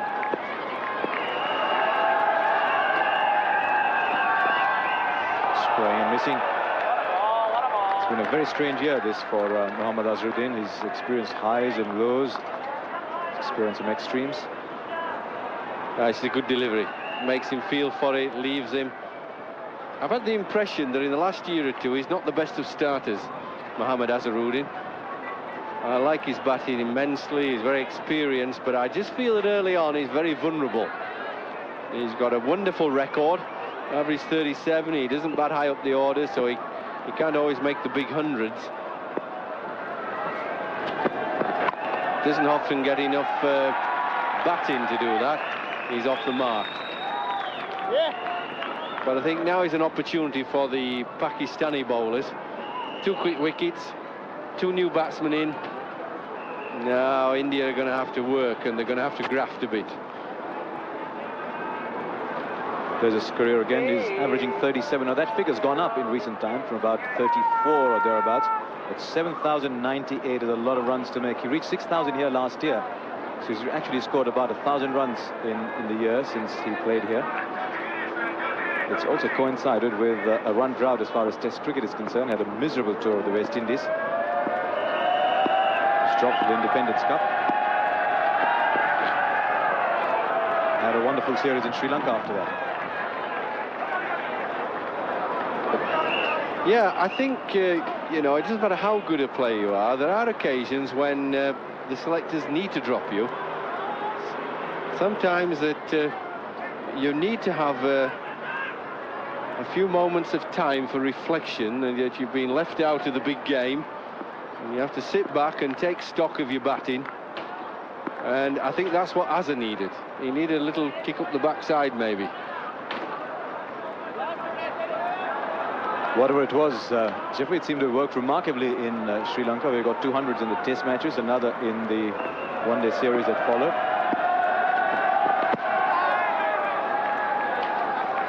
Yes, Azhar's a brilliant player, but I think for all of us who played sport at the top level, we can never afford to be complacent. We're only as good as our last performances. And if our last performances don't come up to standard, then somebody else has to be given an opportunity.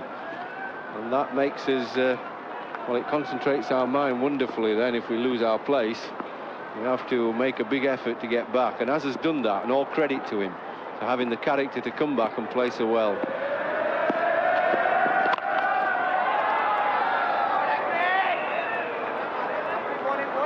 Now this is the kid who's done well for India. Rahul Dravid, orthodox player, straight out a wonderful tournament last year in Toronto. Little lack of footwork there, not enough big enough stride, didn't get to the pitch of the ball enough. But he's a very orthodox player, determined, works hard. That's what you have to do. You can never stop working at your game, never stop, don't think you know it all. There's always something more to learn. It's a lovely shot. Probably looking for a third if they can run quickly between the wickets. They'll take it quite easily. After 17 overs, it is 56 for 2. One thing's clear, this is not going to be a very high-scoring match. India 56 for 2 after 17 overs. With Dravid and Azharuddin in the middle just now. In the commentary box, Ravi Shastri, and with him, Tony Kozia.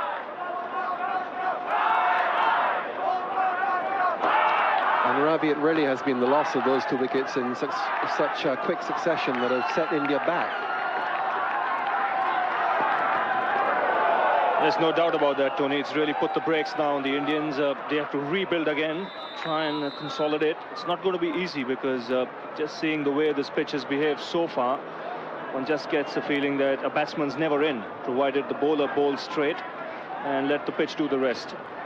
Because we've seen the odd ball seaming around, we've also seen the odd delivery really take off on the batsman. So it's not been easy for the batsman out there.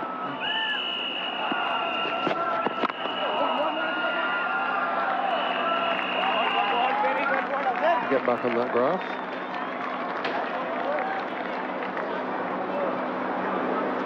Well, the high ones there early on were thanks to a number of wides.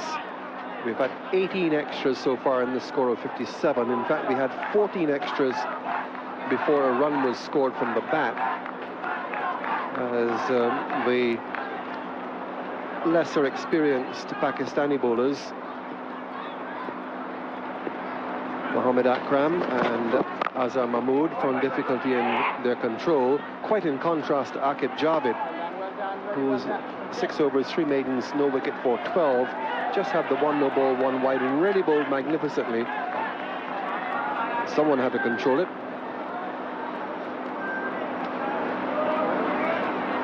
He never allowed the batsman any liberties, Aqib Javid. This is a period of play where the batsmen now will have to grit their teeth and fight it out there.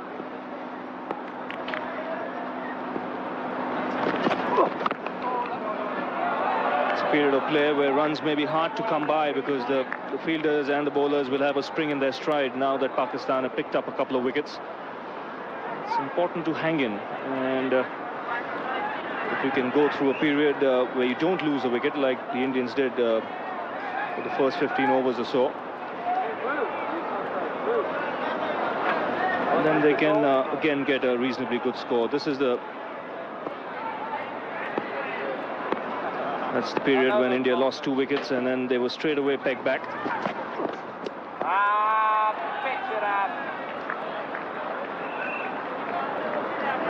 And it's not only in the limited overs form of the game that you want a partner to go on. When he loses his partner, you want him to stay there at least to see the new batsman coming in is settled. In both forms of the game, it's a big setback when you lose 2 batsmen so quickly, one after the other, after a partnership. Now some difficulty here with the ball. Little examination there by Rudy Kurtzin, but he decides there's really nothing that much wrong with it. It can continue. Azhar Mahmood. There's Ramiz Raja, the experienced captain of the Pakistan side.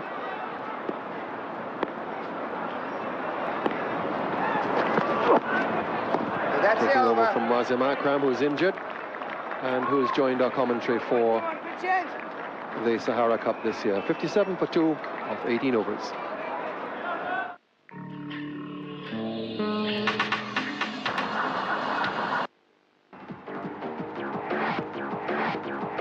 It's Major League Soccer all season long on ESPN.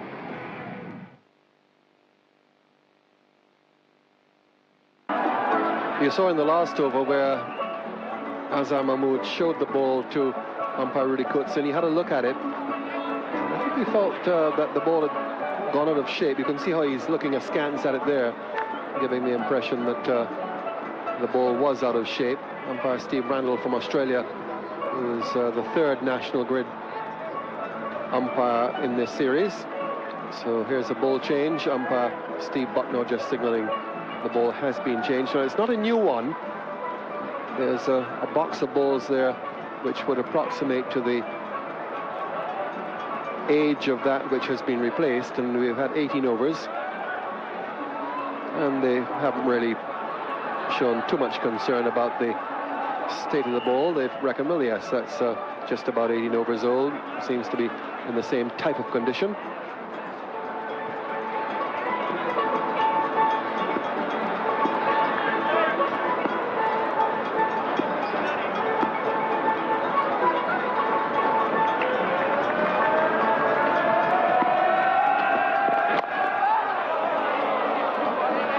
Saw early in the piece when Sachin Tendulkar played across to the leg side, the ball just making a little bit of movement off the pitch and finding the leading edge. Well, there's no doubt that this is a two-pace track. You see Rahul Dravid playing a little earlier than he would have liked.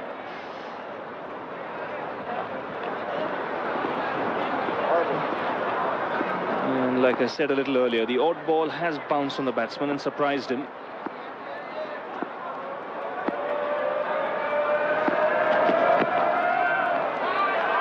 This is just the kind of situation where the Pakistani bowlers would love to be in. They've got two new batsmen out there in the middle. They know the pitch is doing something. There is something on offer for them if they bowl straight. So it's important that they don't try and experiment at this stage. Let's try and bowl straight, let the pitch do the rest.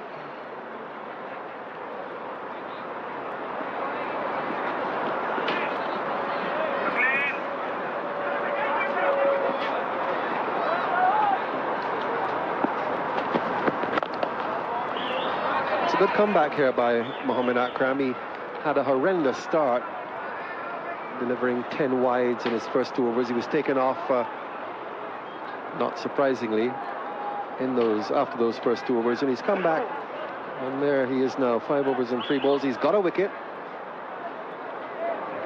and he's bowled with a lot more control, a lot more confidence. Hasn't bowled another wide in this second spell. Although as soon as I say that, he'll come down and bowl one, I'm sure.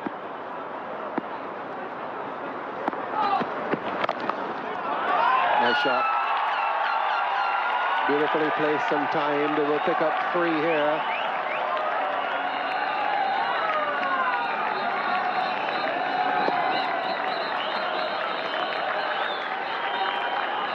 Aqib Javed, the fielder, giving chase from mid-on.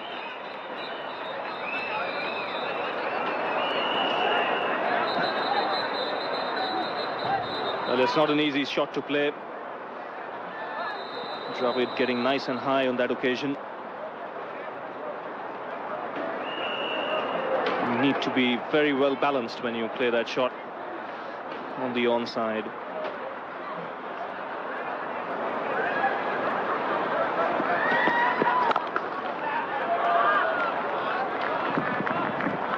Fair-sized crowd in. They've built up during the course of the day. Plenty of Pakistani and Indian flags.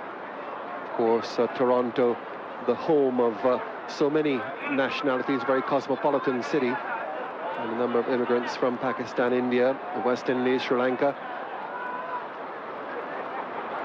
But this club here, the Toronto Cricket Skating and Curling Club, has a great tradition for the game. They've played it here for well over 100 years. And they've got their supporters and their fans. 80 for 2. Greater glory that can befall a man than what he... Azhar Mahmood starts his 8th over. Rahul Dravid, the batsman.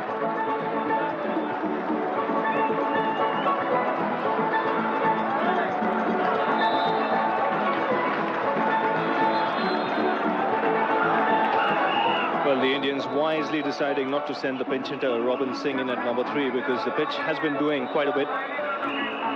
Kept kept him for the end overs because he can strike the ball, as can Ajay Jadeja. Sabah Karim is a good low order batsman as well. But really, for the Indians at this stage, they need a partnership.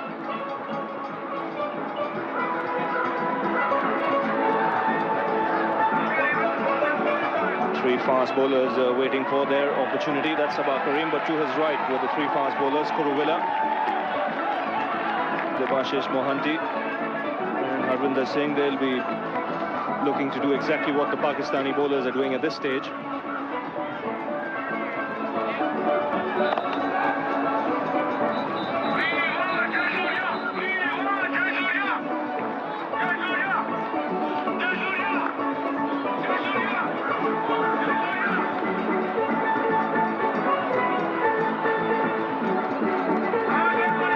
Steel band just throbbing away in the background there. Nice mellow music in the background.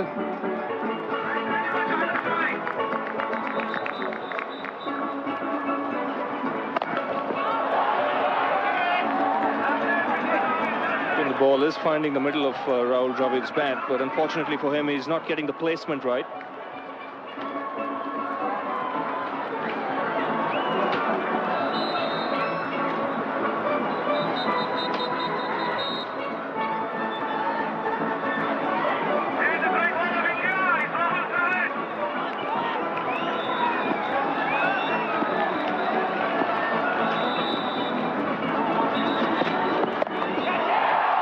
Didn't quite get hold of it as he wanted, but he's got enough bat on it that will clear the square leg fielder.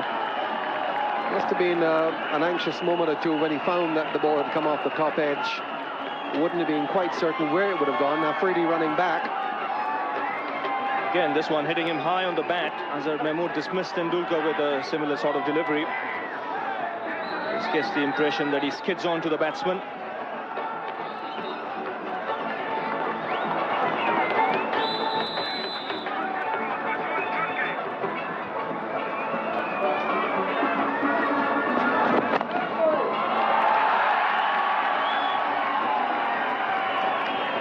So single to end off the over. 20 overs gone of the 50 allotted, 63 for 2. Crowd building up all the time, and certainly it's a very lively crowd here, very good-natured, as Mohammad Akram continues. Conditions overcast at the present time, no threat of rain, but not quite the forecast sunshine which we were promised. Did start out very promisingly this morning, very bright and sunny. And they've come all the way up from New York City, the Big Apple, driving up for the weekend. They would have come from not only in Toronto but around Canada as well. Yes, and so far they've witnessed a good tight contest between bat and ball. It's not been a kind of pitch where the ball has come on to the bat. There's been very little movement. The dice has been loaded in favor of the batsman.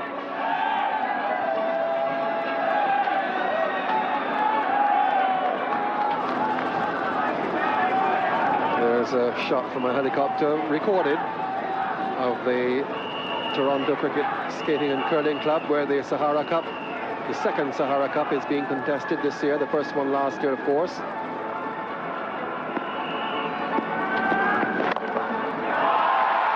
Well placed. Not really that well struck. They'll get 2 for it. So that pushes score up to 65 now. This club, in fact, is located in the heart of suburban Toronto, one of the upper-class suburbs.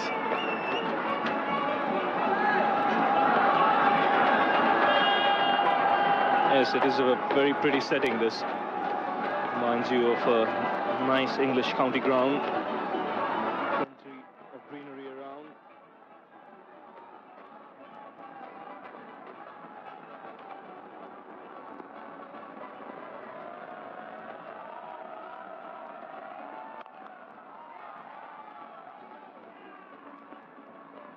quite a bit of cricket is played in Toronto. As I mentioned, we have a lot of immigrants here from the subcontinent, Sri Lanka, India, Pakistan, and from the West Indies. And quite competitive club cricket is played here. Canada is an associate member of the International Cricket Council and would have played in the ICC Trophy in Malaysia back in March. Didn't qualify for the World Cup proper in 1999.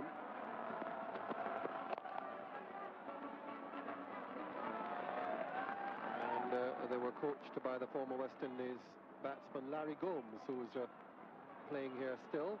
Played this season in the club competition, which came to an end last weekend. And a few West Indian players have come up to play professionally here in that club competition. One or two from Guyana. Ricky Hoyt, the wicketkeeper from Barbados, he's come up as well. He's been included in the West Indies 18 to go to South Africa later this year. So quite a bit of cricket in Toronto.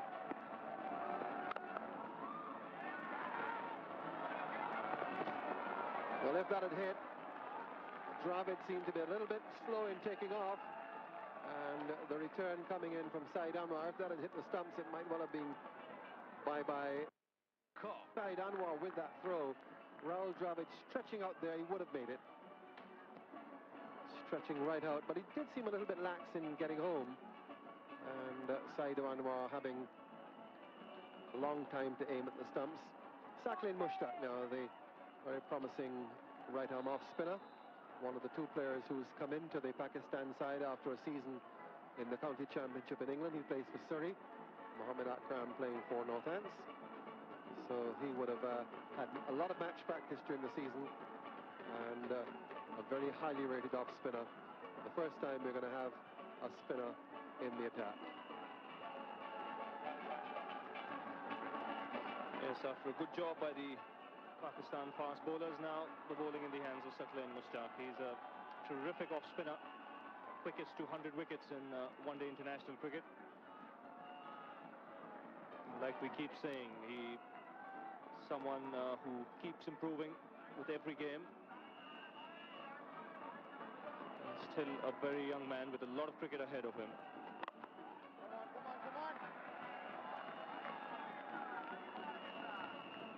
Like so many of the players these days, he's hopped, skipped and jumped all over the world in recent months. Let's say playing for Surrey in the county championship in England, and then going to Colombo for the Pepsi Asia Cup for that 2-week period. And now here he is in Toronto. Azruddin picks up a couple here.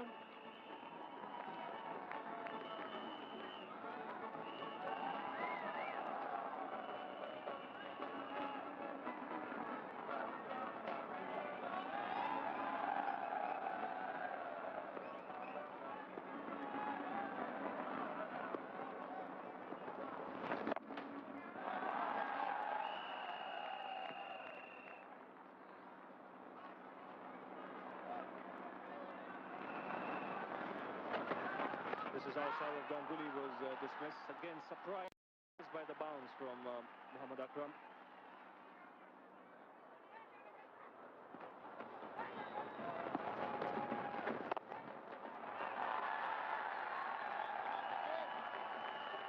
Already now with the spinners coming on, runs coming a little more freely. And Sachin Tendulkar was the second man to be dismissed. Again, looking to pull this one away. The ball coming on a little quicker onto him. Only managing to find the hands of Mohammed Akram.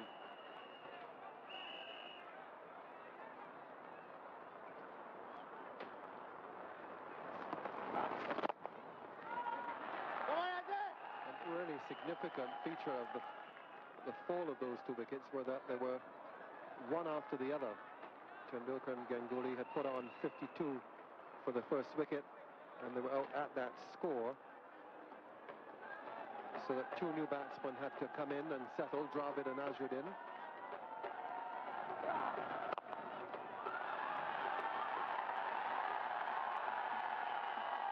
Protection out there, they'll come back for the second. And a very expensive start here for Saqlain. 8 runs coming off the over And India, after 22, moved to 74 for 2.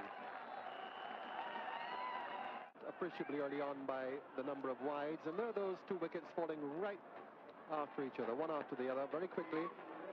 And the batsmen who were in were out, so it meant that the new ones had to settle in. And always a real setback when you lose batsmen one after the other who have been in for any length of time, as was the case with Ganguly and Tendulkar. Shahid Afridi now comes on to bowl his quick leg spin, ushered in the batsman. Azhar tried that shot against Sakleen Mushtaq in the last over. He was successful because he had the width. Didn't quite have the width on this occasion. And it wasn't all that short either.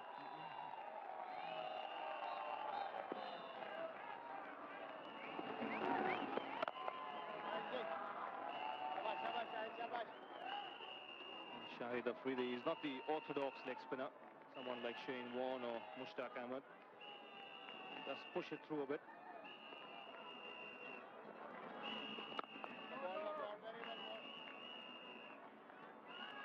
But this is a very crucial period of play now. 2 spinners operating, and they've got 8 wickets in hand.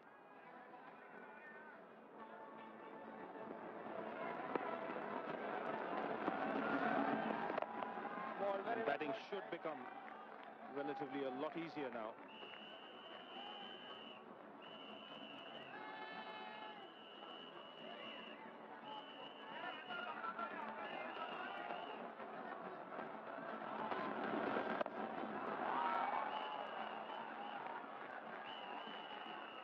Plenty of protection out there on the offside, and vast empty spaces on the leg side. There's nobody closer on the leg side than the deep mid-wicket. And look at that space. So Afridi really being asked by his captain here to control his line. And the deep fielders on the leg side have to be really swift if they're going to cut off the 2s. 23 overs gone, 75 for 2. So 75 for 2 after 23 overs. There's been no reduction in the number of overs, even though we did have a late start. Start was delayed because of the dew on the pitch. Neither captain was keen to start on the appointed time of 9:30 local, and the play was delayed for half an hour. But the number of overs allotted to each team, 50, remains the same. So we're just about coming up to the halfway point now.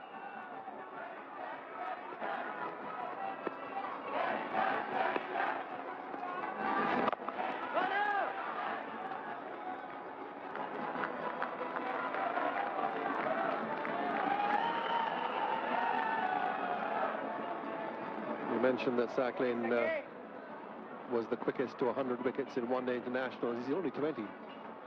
Just to show how many one-day internationals they do play these days. And at the opposite end, Shahid Afridi, who is even younger and only came into the Pakistan side last year. He's already had 36 one-day internationals. So plenty of experience at international level. Even if Afridi hasn't yet played a test match, he's had plenty of exposure internationally, would have played in several countries. Same with Sakleen.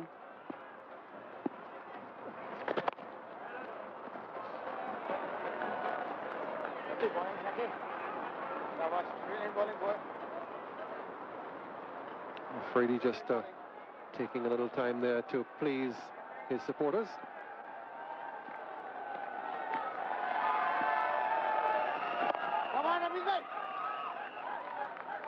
This is a much better over so far from Sakleen Mushtaq. He's tightened things up here. We said he gave the batsman a little too much of the width in the last over, in which he gave 8 runs. So just 2 runs have come off these 5 balls. He's bowled a fuller length and he's bowled more into the off stump. Yourself. That's the over. 8 runs off his first over, just 2 off his second. 77 for 2. We've had 24 overs. Afridi just pushed into the onside. They'll try for 2 here. The deep field, very swift coming in. But it's not a really big ground, so the opportunity for the second didn't present itself. Just the single taken. Shahid Afridi now to Azharuddin in the commentary box. Harsha Bogli, and with him Wasim Akram. The game entering a completely different phase now. You probably have one eye on the scoreboard consistently from here on. Almost at the halfway mark, 78. As we go along in this over, I'll ask Wasim Akram what he thinks is a good score. I think it's a good comeback by the Pakistanis, especially Mohammad Akram. He came back from the other end and he bowled much better. A better line he bowled and got a wicket. And Afridi is also bowling a better line today.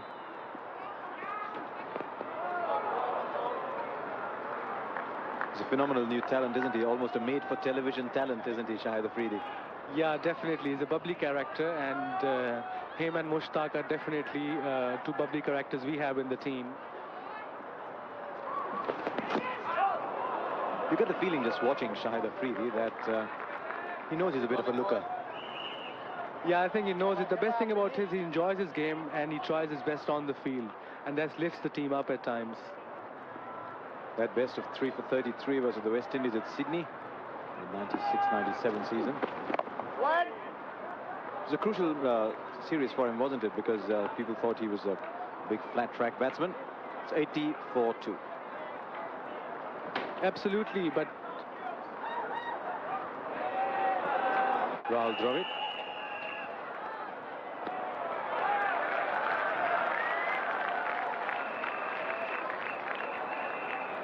like you must have seen, it's turned a bit now, this ball. And I think this is going to turn eventually, this wicket.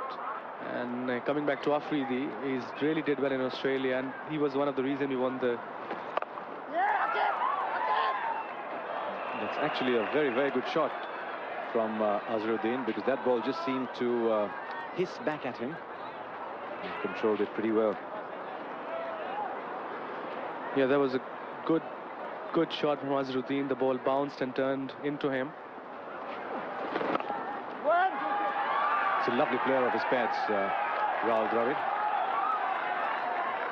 And he and Azharuddin tend to complement each other pretty well. Moin Khan is looking up in the sky for that throw. Big fast bowler throwing in from the deep. Akram is just coming back from county cricket, and it looks like he hasn't played for a month. His throwing are going all over the place. His bowling is going all over the place. I think he has to just discipline himself at times. Trying too hard, maybe, Wesley? Maybe trying too hard.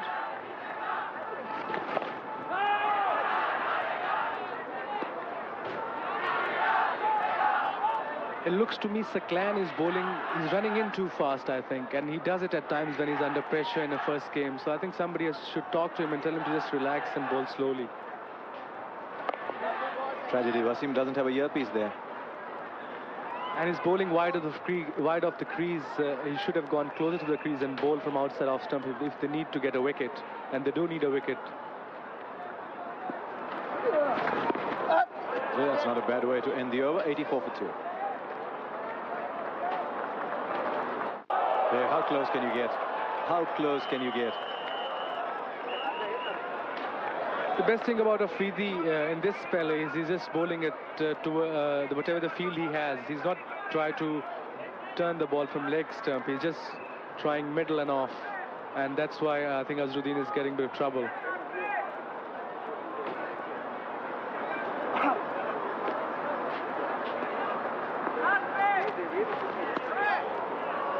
He's bowling a very good line just now. He's a rather whippy leg spin, and there's one ball he bowls, a quicker one that really hastens through off the track.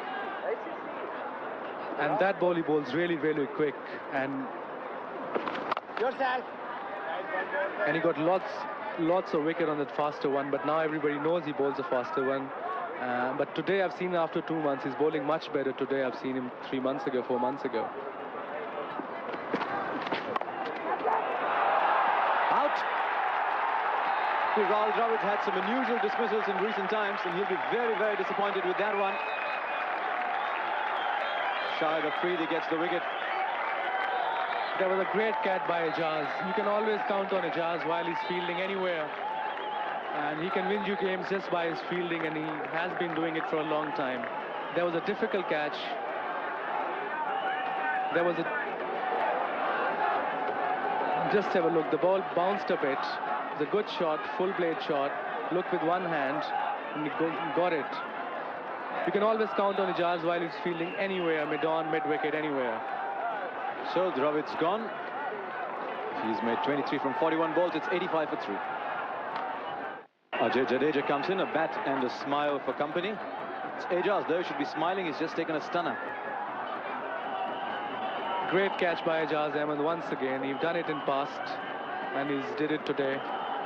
And that was a very crucial wicket for Pakistan, because they needed a wicket. India were doing well, and both players, they can play spin very well.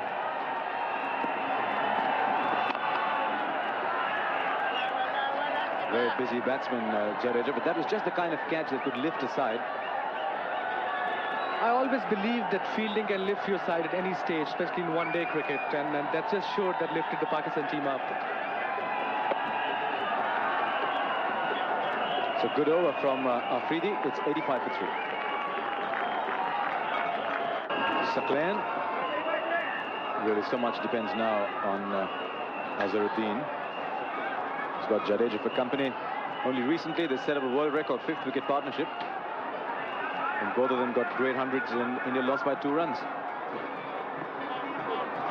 Took a bit of the flavor out of that partnership, the result. You must have noticed now that Saklan is bowling much slower now. He's concentrating on his line and length rather than just coming in and bowl without thinking. Now he's running in quite slower.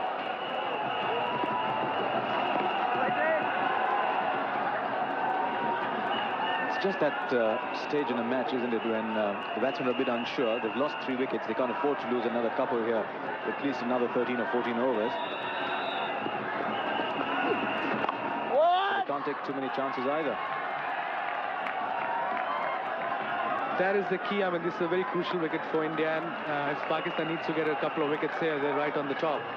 But I mean, they both can play, and they both have won the games for India in past, and they're quite capable of winning them now as well. And I think they should attack now a bit. They should have a fielder there, just a silly mid-off. Silly mid-off indeed is where Shahid Afridi is headed.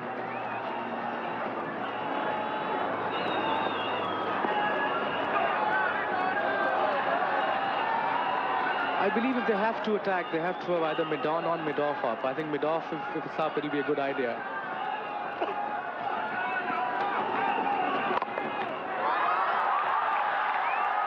He's just walked in there. Afridi is already having to jump for cover.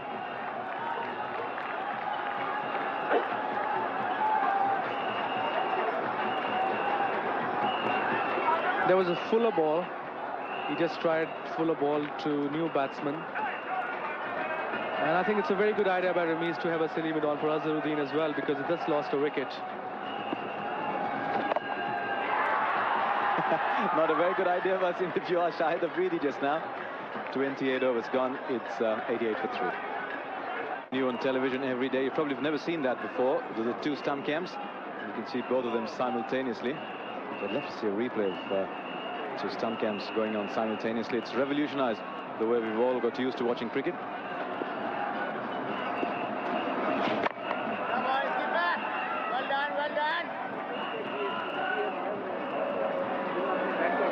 No one's actually ever seen 2 stump cam views together. You can see them now from the Wilton Avenue end, which is where the bowling is from, in the south end.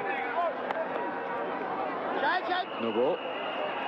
But he really isn't getting his timing right, is he? Yeah, I mean, that's Afridi. I mean, he fights it out, he dives around, and he lifts the team up. And we have 2 or 3 youngsters from last 1 year with the team. They're one of the main reasons that's why he won a couple of tournaments. Yeah, and the timing's gone just a bit wonky. It's interesting how Pakistan just seems to throw up cricketers like this. Now, there's a view of the stump cam from both ends. And the replay at both ends too. Oh, that's beautifully bowled. Very interesting to see what Steve Bucknell's signal would be, signal leg buys. Just got the feeling for a second that it might have got an inside edge. It's the line, Afridi's line, who's bothering Azharuddin. It's turning and some balls get just straight in. And that's why Azharuddin getting in trouble. And plus, they've just lost a wicket, so don't want to take any chances. Shahid Afridi is so typical of these meteor cricketers that come in from Pakistan, don't they? Unheard of one day, and suddenly the performer on the world stage the next. Yeah, I think absolutely. The best thing is just to have a youngster thrown in the age of 16 or 17 or 18, and by the time he plays for 2-3 years, he'll be experienced and young. And that's what they have been doing. He used to run very well. Now, that's an expression, the one that Wasim used just now, that you won't hear very often. Experienced, but young. And that's fairly typical of the subcontinent, isn't it? Where we tend to throw in cricketers early. Yeah, in subcontinent, exactly. India, Pakistan, we are not hesitate to give a chance to young players. And unlike in England, if somebody is 24, they'll say he's too young to play. So that's why we're the lack of confidence in the youngsters. Picked his spot there, did Mohammad Azharuddin. It's 92 for 3 from 29 overs. Wickets, Tendulkar, Ganguly and Dravid. Azharuddin on 13. Oh, that's a shot he plays beautifully. Looking for a second, he won't get it. Not the best throw, but it came back very quickly.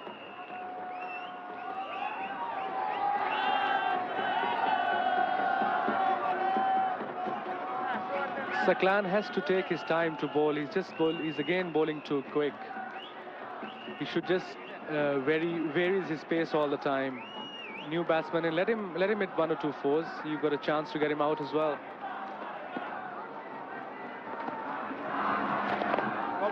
He's bowling to the new vice-captain of the Indian side, Ajay Jadeja.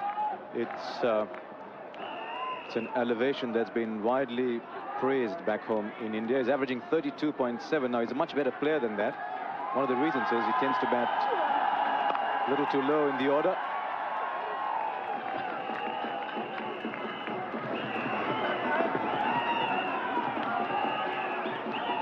I think the one reason Jadeja has been dangerous players as far as Pakistan cricket team concerned. They look him as a very dangerous player, and he's got about 14 50s. And his batting order has never been the same.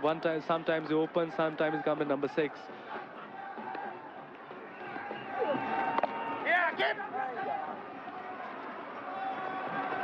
That is the one innings that all of Pakistan will remember more than any other, is the one he played in the quarterfinals of the World Cup. Now, interestingly, Wasim, Jadeja once told me that he's waiting for the world to forget that innings, because every time he goes out to bat, a lot of people think he's going to repeat that act again, and that's really a once-in-a-lifetime kind of performance, isn't it? Yeah, I can imagine the same performance Salim Malik did it in Calcutta in 1987. And you can't play every time like this. I wish everybody can, but you just can't. You have to have your day, and that was his day. He really played well on that in the quarterfinals at Bangalore.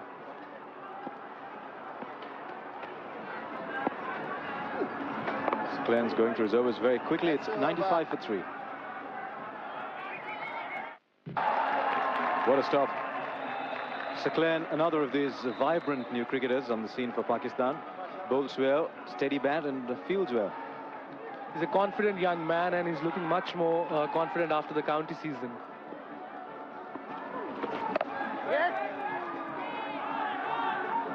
We've been talking about his danger ball that Shahid Afridi bowls very often. Very, very quick. It's, I think, a little quicker than most of Anil Kumble's top spinners too. I haven't seen too much of that ball today. No ball.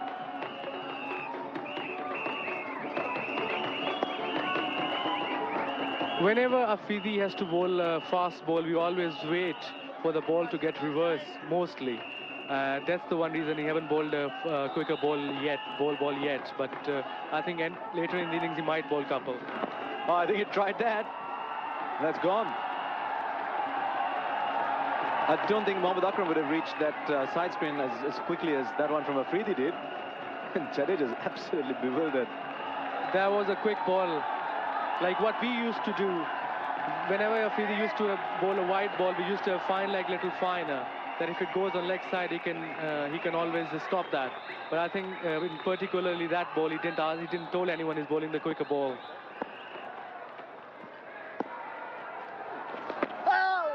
Very interesting variation you saw on that replay when Afridi bowls the quicker one.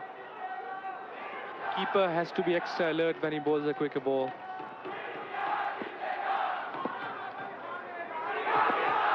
100 comes up. Your sand, boy, very well That's the more traditional leg break.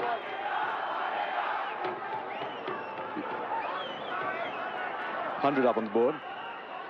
This is the 31st over, so 19 to come after this. Yourself, Shahid, very well bowled. The 100 for 3, and I think India is doing quite well considering the wicket is a little uneven and it's turning a bit as well. Pakistan needs a wicket now.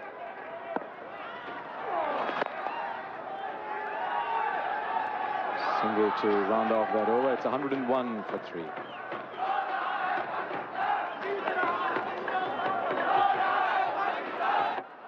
Azharuddin is 16, Jadeja is 4. India 101 for 3 here at the Toronto Cricket Skating and Curling Club. It's a wonderful city to be playing cricket in. That is just one of the reasons. It looks beautiful from up here. I can assure you, being on the helicopter is a lot less exciting. That's a view of the CN Tower, and just beside is the Toronto Sky Dome, the home of the Blue Jays. They're not playing in Toronto just now, but we went to see them last year. And unfortunately, they got beaten 10-0 by the Yankees. But it's a beautiful stadium, and last year while we were there, luckily it started to rain and we could see the roof closing up. It's a great view of downtown Toronto, one of the great skylines. It's definitely one of the best places to play cricket, and as far as myself concerned, I've been all over the world, and I think this is very relaxed atmosphere. Facilities are perfect, and every cricketer would love to come and play here. India have lost 3 wickets so far. First to go was Ganguly. That ball bounced a bit, and that's where he's got an edge on it, and Afil took a very easy catch. That again, like I've said earlier on, it bounced a bit more, and Sachin tried to put a full and edged it straight to Mohammad Akram. There was a good catch in the end.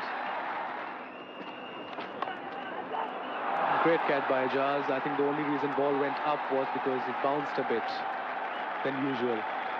Interesting, there's been something in it for the quicker bowlers this morning. There's also something in it for the spinners. Yeah, it is an interesting wicket. You're right, Harsha. They've got, it's turning a bit of uneven bounce. And I think Indians are playing quite well. They're playing according to the plan so far. It's been ages since anyone on the subcontinent would have seen a score like 101 for 3 and would have heard an expert commentator saying it was competitive. One. Pick up a single there, will Jadeja. This coverage is going live on pay-per-view to Canada and the US, to England and to South Africa and all over Asia on ESPN. So lots of people watching.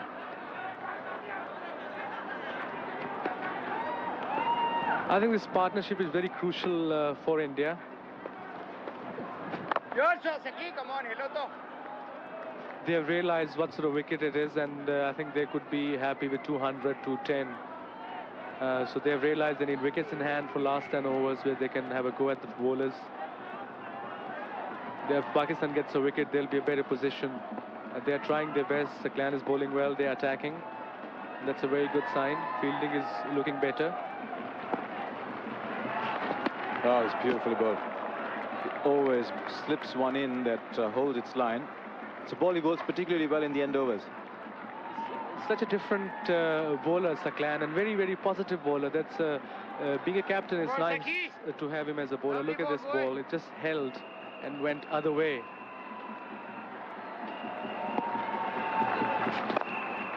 Well done, well done. On the 17th of August, these two batsmen put on 223 runs for the 5th wicket against Sri Lanka.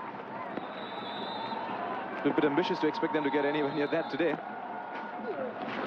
Come on, again, bowling. Balance again. Again, it was a very good ball, just went across. I think he should save these ball at right in for the end overs. He should just bowl normal off spin now, just to make a batsman make a mistake.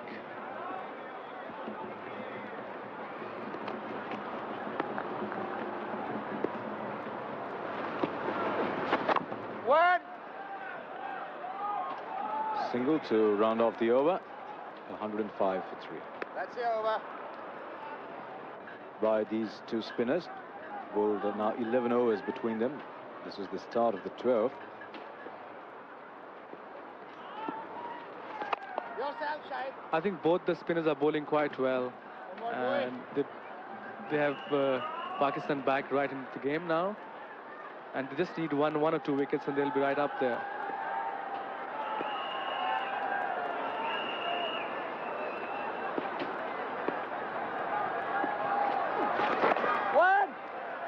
One of the problems India have here is that they've got Robin Singh to follow after this, and then it's really Kareem, the wicket keeper, and numbers 8, 9, 10 and 11 in recent times haven't contributed too much to India, so a lot depends on these two.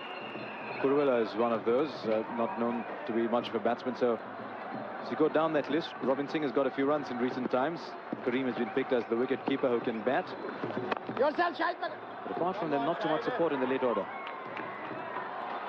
Yeah, but if this pair get to about 160, 170, and they have 200 plus, I think 210 would be a very good total, and they have 5 bowlers with them in this game, and that's a very good sign, positive sign.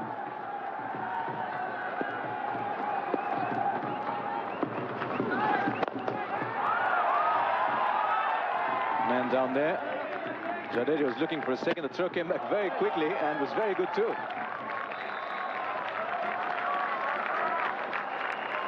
Just as well, he wasn't looking for a second.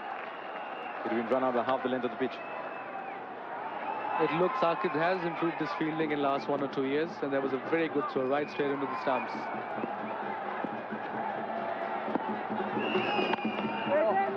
Very subtly put, Wasim. He's improved his fielding in the last couple of years. It's 108 for 3. Azharuddin is 20 from 46 balls.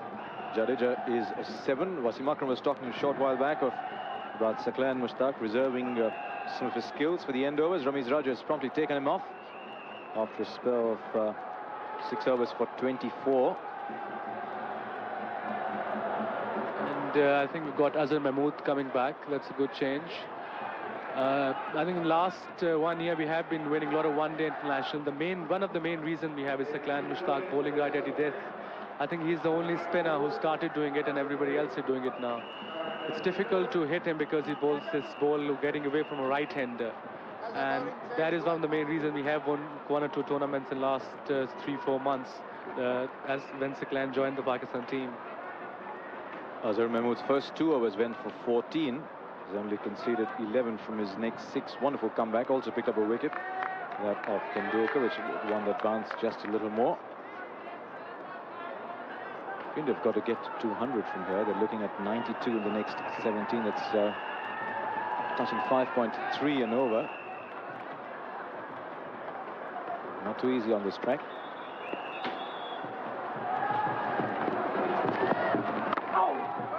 He just got down on that in time. This ball kept low a bit, and I think it's not a very good sign for Pakistani batsmen because it's going up and down and it's turning a bit. 200, 210 will be a very good total on that wicket, and India can fight on that total.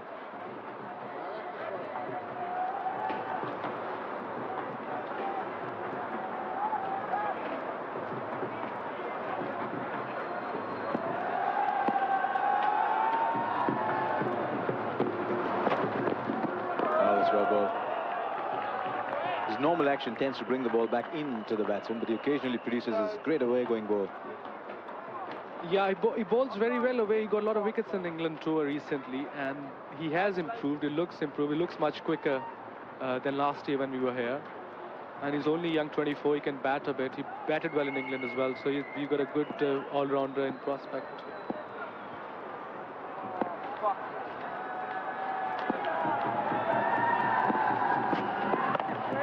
Pakistan seems to have a completely inexhaustible supply of fast bowlers just now. We saw another Abdul Razak during the Independence Cup. We've had Ataur Rahman and Amir Nazir, both of whom are hardly heard of. There's Mohammad Zahid, who's really quick, and we now hear that Shoaib Akhtar is very quick. Mohammad Zahid definitely is very quick, and Shoaib Akhtar, he's bowled really well on England trip, and he's quite sharp. And we have a lot of fast bowlers. We've got a very good backup, and that's very easy to pick a fast bowler. Oh, just dip into the bag and pull out a few. Yeah, literally like this. You just, if you need any fast bowler, if you can call them on the camp, and if he's good enough, you just pick him up. That's what we did with Amir Nazir about 3 years ago in '93. We picked him up from the nets. He just came to bowl at the Pakistani batsmen, and we liked him, and we just picked him up for the tour, and he did quite well afterwards.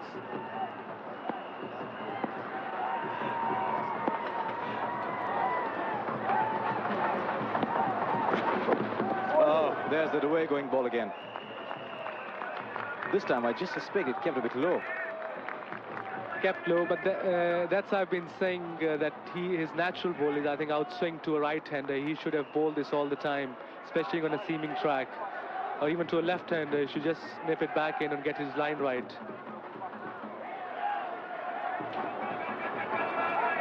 It's incredible how often Pakistan have produced cricketers in the manner Wasim Akram was talking about. He himself had a pretty dramatic rise. Waqar Yunus did.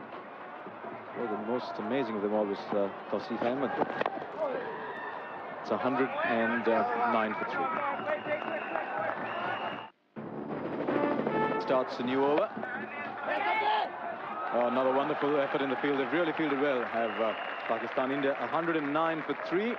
Joining Ravi Shastri in the commentary box. After a while, will be Jeffrey Boycott.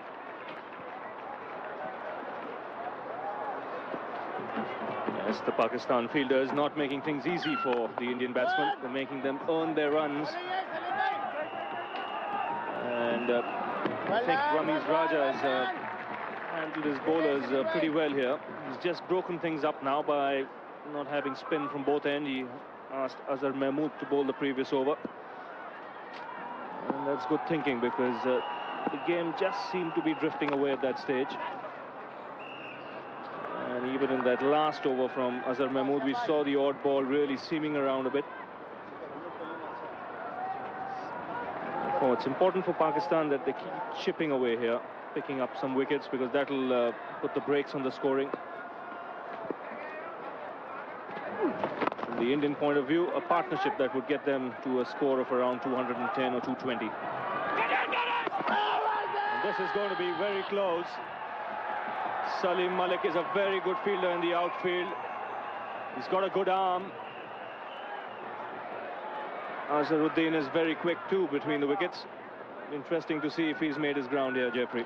Yes, well, I got the impression from the naked eye that he might just have got in, but so often in the past, they tend to just make it if it's not a direct hit. If it's a direct hit, tend to be out. So he's picking the ball up when he's off. It's going to be close, isn't it?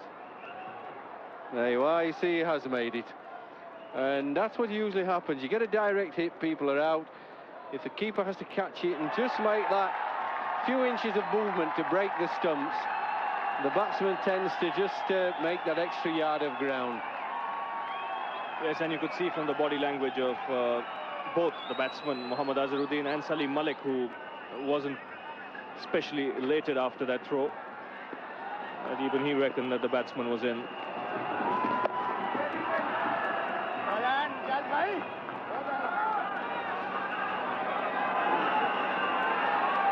Well, Mohammed's reaction when he found out that he was in. He's such a good wristy player. Very few people I've ever seen bat that have got... So Azhar Mahmood here continuing. It's been a good spell by him. 9 overs before this for just 26 runs. It was a little expensive in his first couple of overs, but then pulled back well.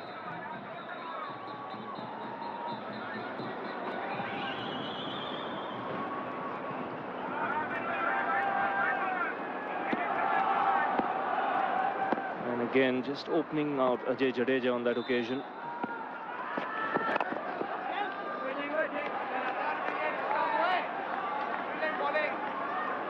even though the Indians aren't really scoring at a brisk rate, there still is a lot of cricket to be played in this game. I think the singles are so important on a pitch which hasn't been easy.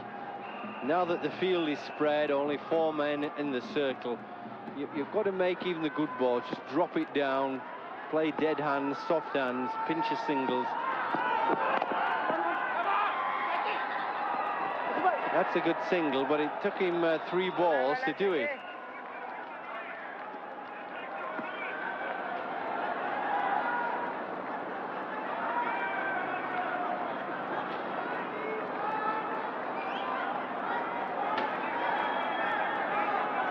I think this is a test of the experience of these 2 Indian batsmen, how to manoeuvre the ball around. You're not going to get many big 4 hits.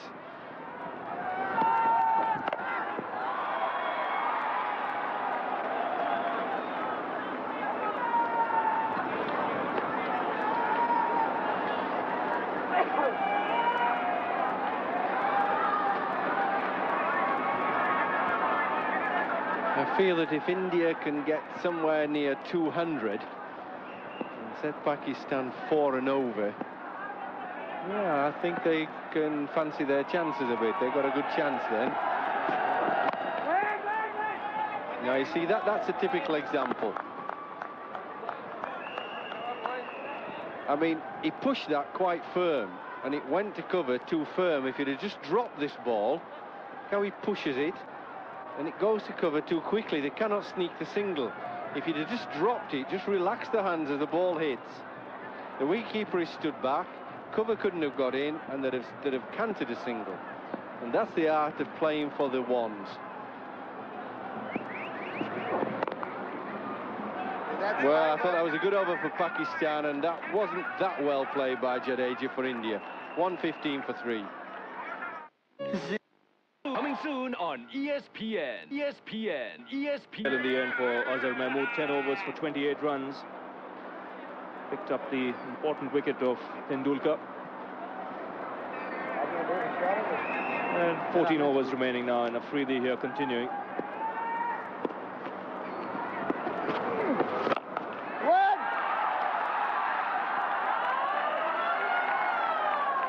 Yeah, easy 2 there because of the misfield. Every run is going to be costly for either side with a low-scoring game. This is where Azharuddin is trying to use his wrists. Nobody here. There's a fielder down at fine leg. There's one out of your camera shot here, one down here. But there are big gaps. See, he's trying to just work it cleverly. Freedy's trying to bowl to a offside field, trying to bowl outside off stump. Every time he bowls straight, the batsman should be working him and running hard. Saqlain Mushtaq will add a great deal of strength. He'll be quite happy with the way things have gone up to now. Things are under control for Pakistan here.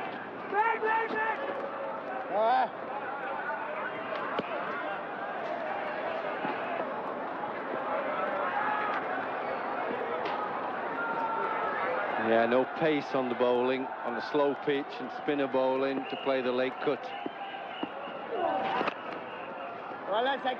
Brilliant. Key to one-day cricket is always be aware that 2 or 3 good overs bowling, you get wickets, 2 or 3 good overs batting can change the game. They wonderfully played that. Easy now. Lovely wrists he has. 120 for 3. Boxing.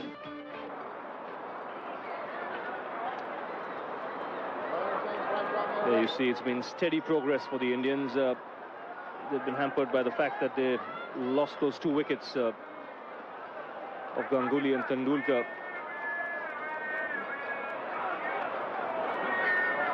After that, the breaks were put on the scoring, and Salim Malik here being introduced into the attack. A lot of options here for Ramiz Raja. He can afford to still bring back Saqlain Mushtaq, who has 4 overs. Aqib Javed has 4 overs. Mohammad Akram has 3 overs. A very experienced campaigner, Salim Malik. He does change his pace when he's bowling in situations like this.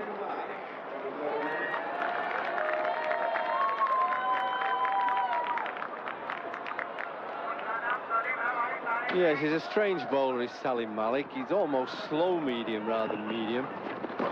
Little floaters, that should be a wide as well. That's way down the leg side. Keeper, not much chance of that. Interesting to see what the umpire says. Yep, there it is. I thought so. Not only do the batsmen get the bonus of the runs, they actually get another ball.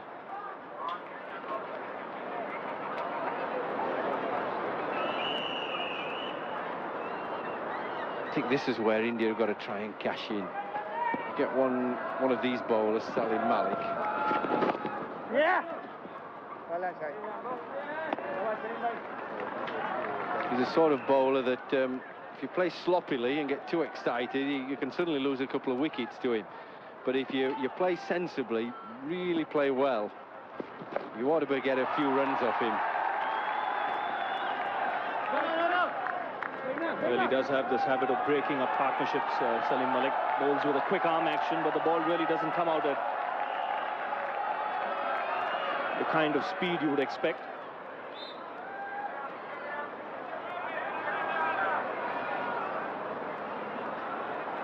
He knows his limitations and bowls to his limitations. One.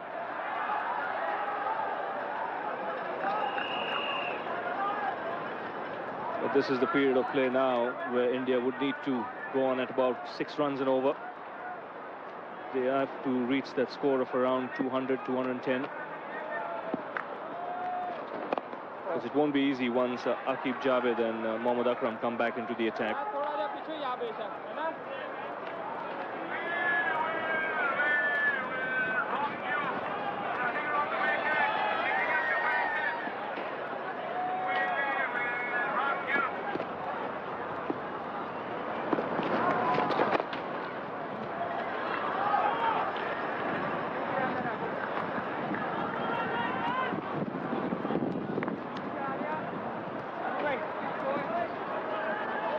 Yeah, so one thing about Salim Malik's bowling, it's so slow that there's no pace on the bowl. You have to make your own pace, so you've really got to place the ball well. They've done very well this over, 128 for 3. Balls remaining, a run a ball from here would take India to 200. And for that to happen, they ideally would like this partnership to carry on. Mohammad Azharuddin, he's done the hard work. He's moved on to 31. Jadeja giving him good company. He's on strike. And he's the kind of player who can change gears pretty quickly, Ajay Jadeja.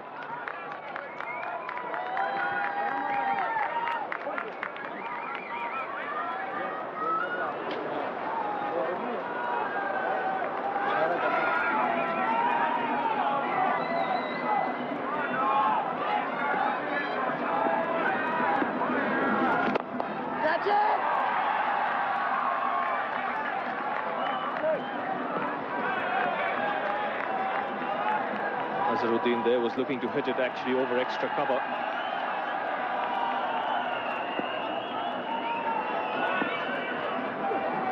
Well ball, very well ball, Shahid.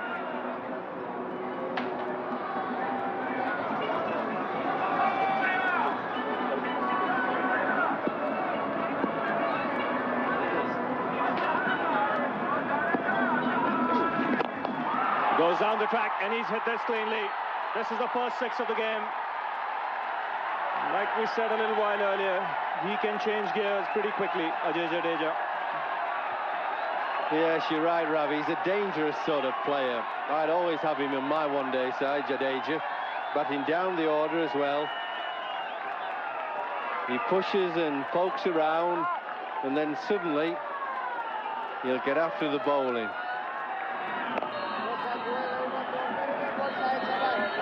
Good clean strike it was at 6 as well.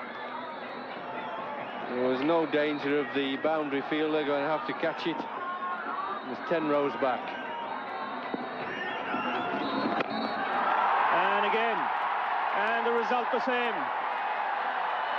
It's just missed the commentary box by a couple of feet. So 2 sixes in that over, a good one for India, 142 for 3.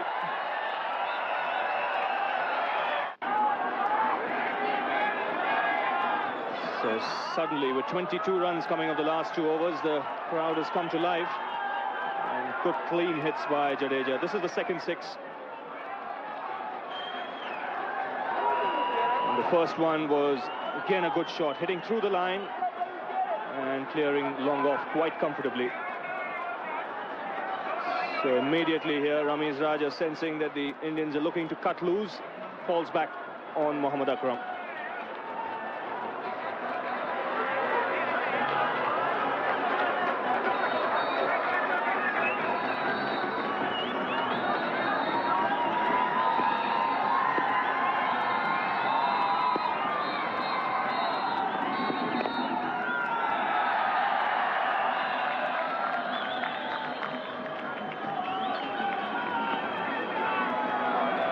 This is where the 2 Indian batsmen have got to keep the momentum going. They've got themselves in a great position. 11 overs, run a ball, and they're up there, aren't they? 210, that's what they've been talking about in the dressing room. That's their target. 210, they feel, is a very competitive score. It gives the bowler something to bowl at.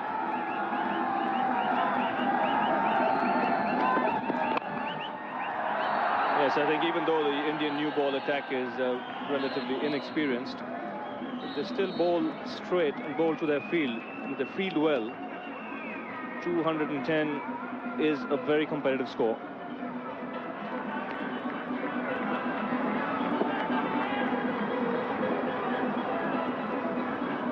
Saurav Ganguly there near frame alongside Kanetka.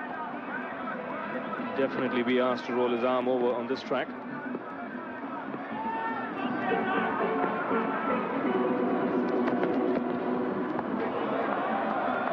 There again, some indifferent bounce.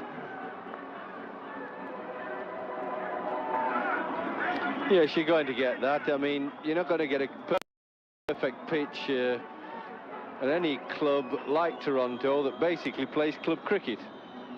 They've done wonders to improve the pitch from last year to this year, and I think every year we come for the Sahara Cup, there will be a 20% improvement. But on the whole, he's played quite decently, the pitch.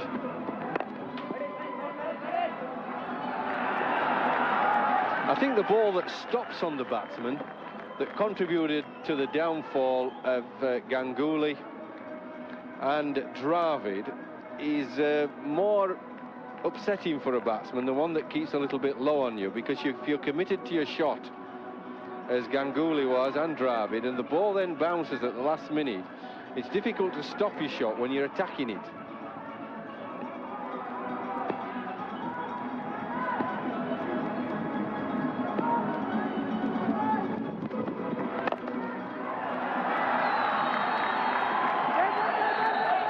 Yes, and that was a period of play when both the batsmen were looking to break free. Saurav Ganguly was surprised by the bounce Mohammad Akram got from the pitch.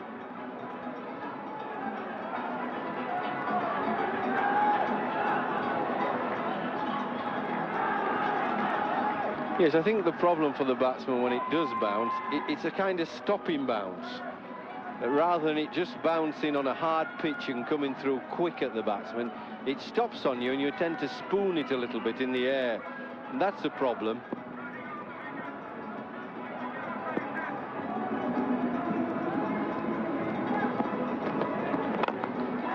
This is a magnificent strike. This is as good a shot we've seen all day today. Fast bowler smashed straight back over the bowler's head and past the side screen. So third 6 for Jadeja. 40 overs gone, 151 for 3. So some good entertainment here from both these batsmen. Jadeja in particular, 3 sixes in the last 3 overs. Suddenly, India have now gone past the 150-run mark, and with 59 balls more remaining, that score of 210 or 220 is possible. Well, I thought this was a hell of a shot, was this? It was probably the best of the 3. You get a little bit more time when the spinners bowl in to make up your mind to go over the top, but with the seamer, that was an authentic cricket shot.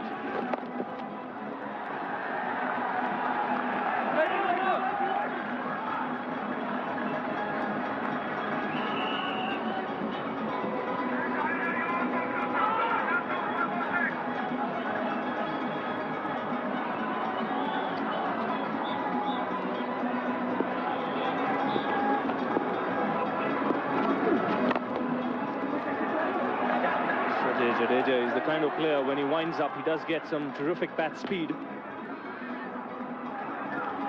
Like he does here. Look how quickly his bat comes down. And it's as if he's just teeing off from the batting crease there. He hits that straight as a die.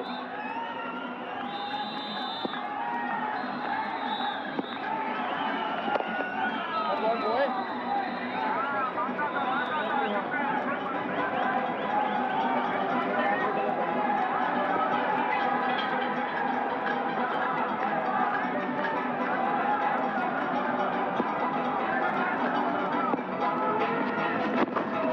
That quicker ball from Afridi. There is a big difference in pace when he bowls that delivery. This is quick. Oh, there's a lot of wrist action in that. I'd like to have a look at that again. Oh, well, ball, boy. 154 for 3. So in spite of being hit for those couple of sixes, pretty good figures there for Shahid Afridi. 10 overs for 43. Picked up the wicket of Rahul Dravid. And another look at his quicker delivery.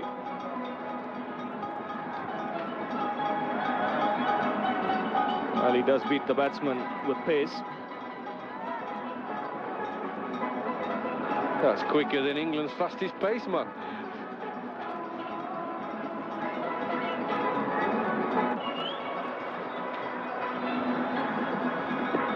Mohammad Akram here continuing.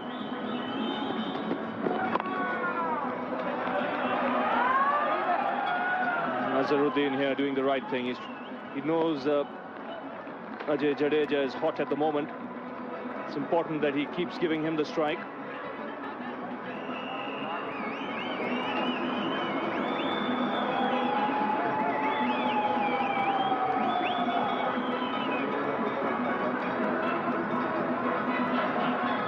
No batsman likes to be kept away from the strike, especially when he's on a roll.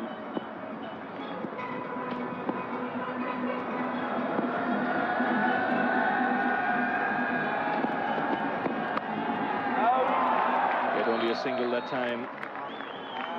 Aqib Javed, the fielder. The first batsman to be dismissed was Saurav Ganguly. And this is the bounce Jeffrey Boycott was talking about. Just watch the ball stop on him. He's just pushing it off his hip. And up it gets. And that's what makes him spoon it to backward square leg. He's committed to the shot, you see. Once it steeples on him with the bounce, he's struggling.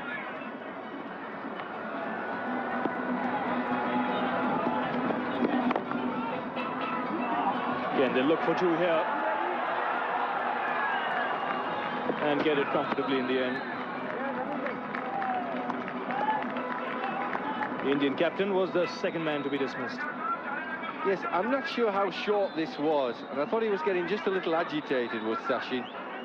Got a top edge in the end. I thought he played beautifully and sensibly, and then he was looking to get on with it, and he top edged it to fine leg, simple catch.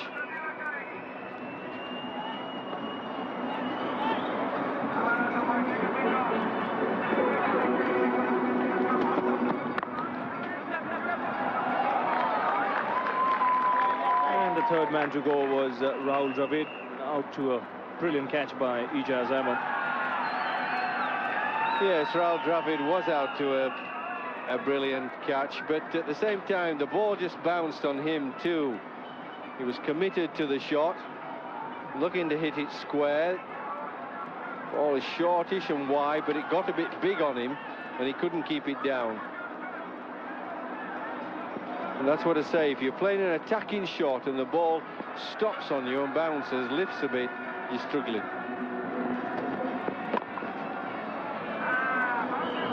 Again, Mohammad Akram now has decided he's not going to pitch anything up to Jadeja after being smacked for 6 in the previous over, straight back over his head.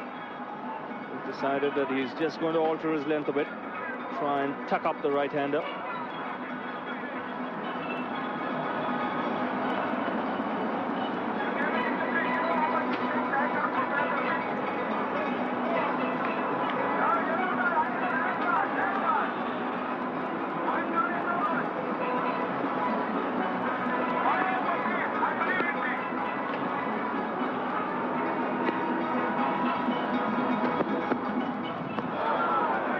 That's the over. 42 overs gone, 160 for 3.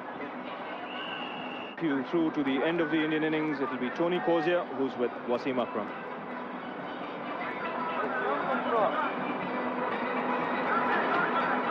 Well, 8 overs to go.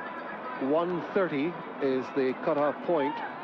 So that means they have another 22 minutes to get through those 8 overs. And they're going to be really hard-pressed to do it. Aqib Javed is going to come back. And we have Mohammad Akram on. So it looks as if they'll be short as far as their commitment to get through those overs by 130 is concerned. Of course, that's been brought about by the number of wides which they had early on. They have been 21 wides all told. Top edge. Opportunity for a catch. Ball dropping just short. Agonizingly short. Salim Malik coming in from deep backward square leg.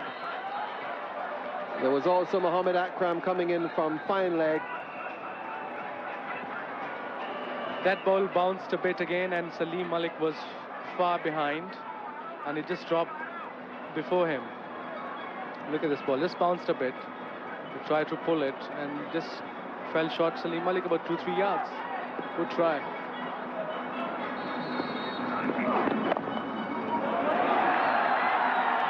Typical Azharuddin shot, going to the third man. Inzamam got a very strong arm, and they just settled for 1.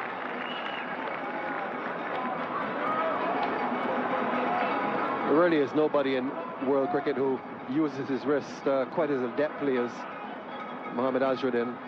I agree, and he's definitely one of the dangerous players. He's playing sensibly, and Ajay is attacking, and he's just giving him the strike, and that's a sign of a very experienced cricketer.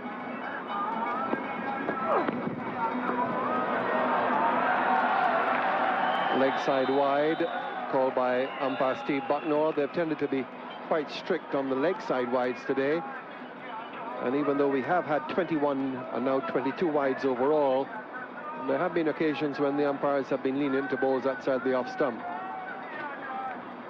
And Pakistan definitely going to be behind the overs, and that's unnecessary pressure on the captain and on the team itself, because they bowl so many wide balls.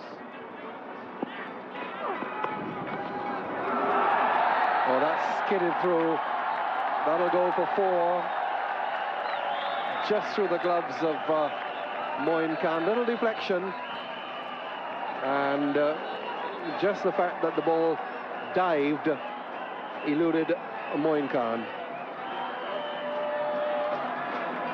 It just kept low. I think Moin tried his best. He has been trying for Pakistan for last 2 years, so very consistent, great team man, and very easy to work with.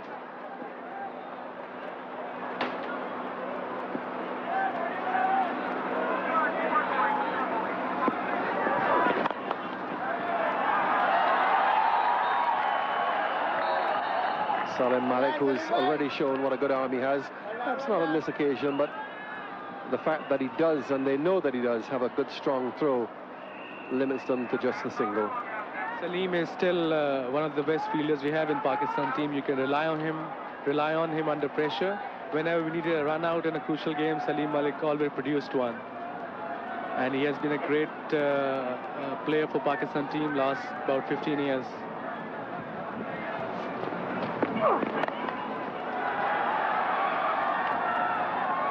Now the situation, if Pakistan don't get through their allotted 50 overs by 130, is that the innings will continue until the 50 overs are complete. And then how many overs Pakistan have bowled by 130, they will have the equivalent number of overs when they bat. The match referee will have to consider the time interventions which we've had for things like change of ball. We've had the ball changed twice. So that's the end of the over. They've got 7 overs now to get through. India 170 for 3. India with a good base here now. 2 batsmen who are well set, both in their 40s. 170 for 3, 7 overs to go. So they'll be looking at something in the region of 230 thereabouts. 230, 235, definitely, and looks a very good total on this wicket. It's little uneven, it's turning a bit, and I think Pakistan have to really fight to win this game. And here we are, Saqlain Mushtaq coming back for usual overs. Tony, I don't understand one thing. Why Saqlain is bowling from the shorter boundary? And Jadeja as well. I think Jadeja may fancy himself here. A little bit of temptation, perhaps.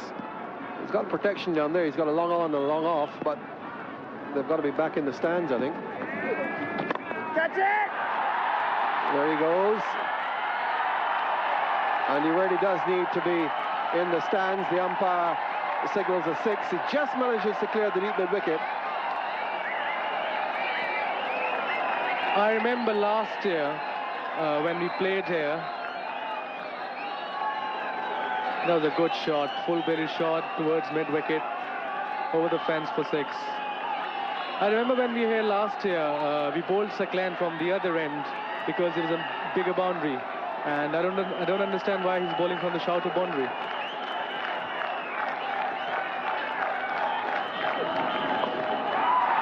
In the air and an easy catch.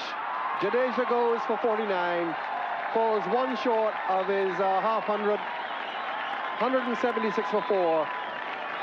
And that is a fine innings by Jadeja, just what India wanted at the time, but not being able to carry on with it. That was definitely a great innings by Ajay because the wicket was very difficult when he walked in. Saqlain bowled this ball wide of the crease and towards his leg stump, and I think it edged it straight to Mohammad Akram. Very easy catch right in the end. And as Robin Singh, he won't face right away. The ball was in the air sufficiently long for the batsman to have crossed while the catch was being taken. And Robin Singh comes in, kind of individual that India would want in this situation. He's a good striker of the ball. And into the 44th over of the innings. Azharuddin strike. It's a very good time for Robin Singh to come in. 7 overs to go. He can hit ball quite well and quite clean. And there's no pressure on him. He has to hit none. And I think he's a dangerous customer in this sort of circumstances. Yeah. 1-1.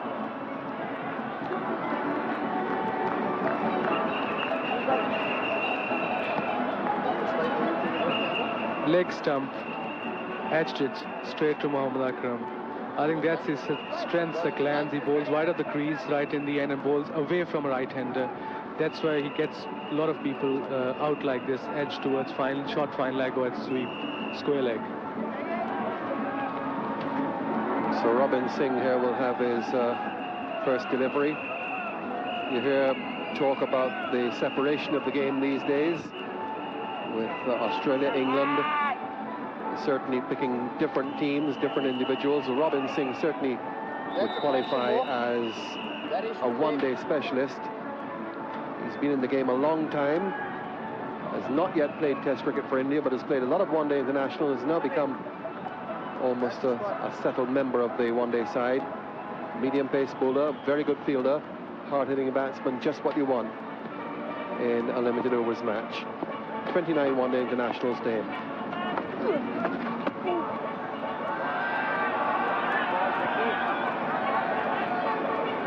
Good line by Saqlain. It came back instead of going away. There was his arm ball.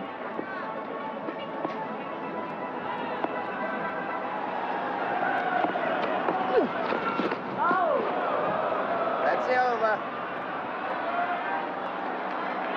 Successful over there for Saqlain Mushtaq. India 177 for 4. 6 overs to go. So there's the chart of the scoring rate. Aqib Javid starting this over. There's that chart. Acceleration certainly thanks to Jadeja mainly from just about the 38th over onwards. And that ball kept low again. Aqib is bowling on a good line. I think he should concentrate on Yorkers more, Nazruddin, than a new bat.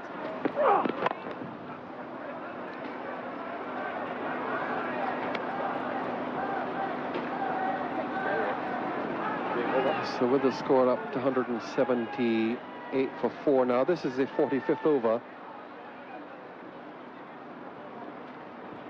And given the conditions, Wazim, what kind of total would you be fearful of? I would be fearful of total about 220, 210, 220 because the difficult wicket, and plus playing against India, a lot of pressure on the when you chase runs, a lot of pressure on the batting side. I think 210, 220 will be a fighting score.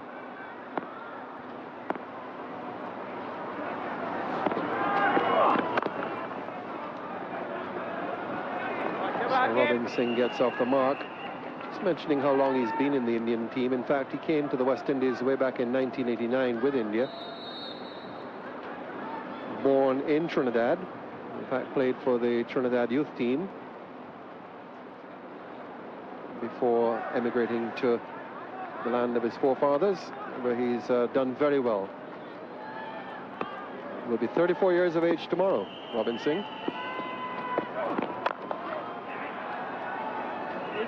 There was a slow ball by Aqib. He bowls a very good slow ball at times, right at the death, and he has been bowling well for Pakistan. He varies his pace, and I notice it's very important for a fast bowler to vary his paces with a slow ball. Look at this. That's where rolled his wrist.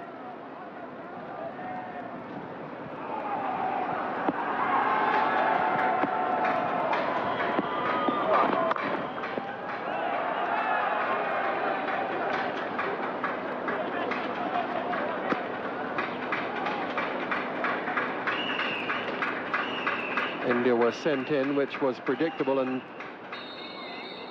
I'd say that the captain winning the toss all the way through this tournament will elect to bowl first. There's a lot of dew, early morning dew around, and the pitch certainly was damp from that dew this morning.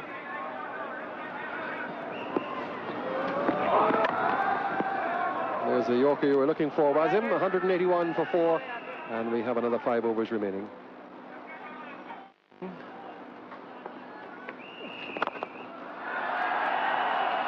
He can hit. There was a good shot straight to Inzamam. He looks quite relaxed, quite confident.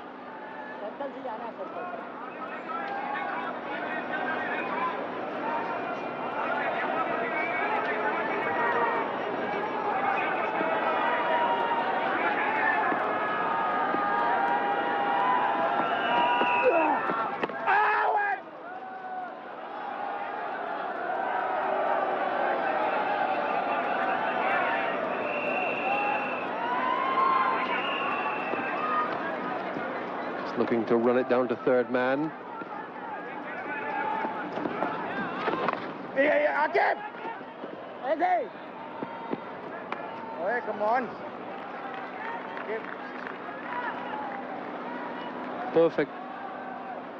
Perfect ball by Saqlain.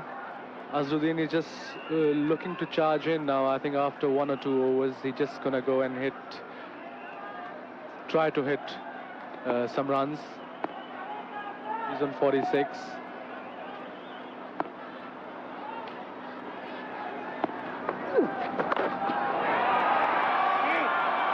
Cracked it away. There's a bad delivery from Saqlain. Angle coming into the left-hander. And Robin Singh short enough just to put it away. Really a gift. It was a bad ball by Saqlain. Saqlain hardly bowls a bad ball right at the death. I think he's tried to bowl quicker at him rather than just to vary his pace. to a left-hander, and he has a trouble bowling a left-hander in the beginning stage.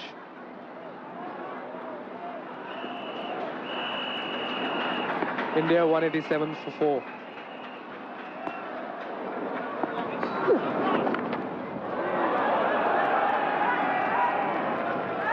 Well, we've seen Jadeja and now Robin Singh hitting out. And Azharuddin there, no boundaries. He's had 38 singles, 48. Just goes to show that you don't need to, in 46, you don't need to clobber the ball all over the place to be effective in one-day cricket.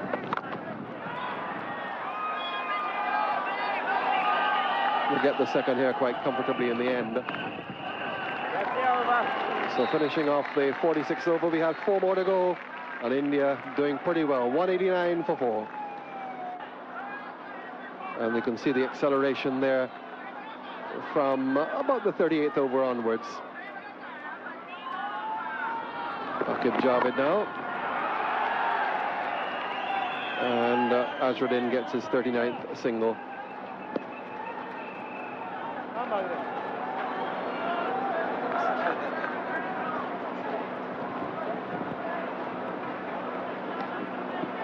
Yeah, you're right, Tony. You don't need to hit 4 and 6s to get runs. Like Azharuddin scored 47 of 82 balls, and he given a strike to Jadeja, and now in the end, they've 190 for 4. And everything's going well for India so far in their favor. And it looks like they're going to pass the mark of 220.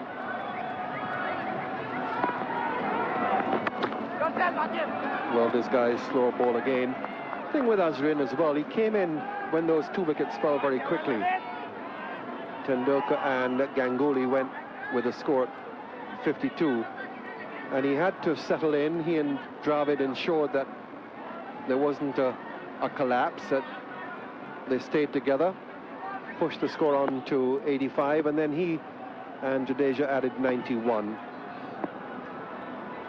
I mean, definitely experience counts, and he's very, very experienced and one of the best players I've seen. In the air, but dropping well short. Into his lap, in fact. Well, I called it as dropping short. In fact, what happened, it dropped to the ground. Azhar Mahmood down there, right in front of the crowd, poor fellow as well. There's a short ball again, and catch was right straight into his hand, and he's dropped it. And I think he looked up right in the end, juggled it a bit. That could be a crucial blow to Pakistan.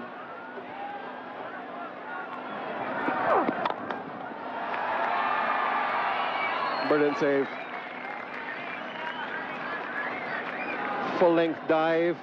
Had that ball past Saeed Anwar, that would have been 4. There was no protection behind him.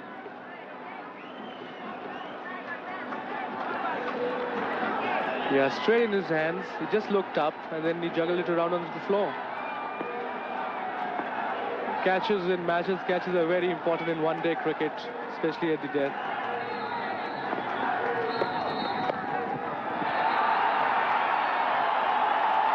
He's got it away. Very effective. Robin Singh, in this type of situation, a very dangerous man, as you mentioned, was him. That drop catch could well cost Pakistan dearly. It's already cost them 4 with that boundary. That's, again, slow ball, but short. And I think he should bowl more Yorkers than a slow ball at this stage of the game, because batsmen look to hit every ball.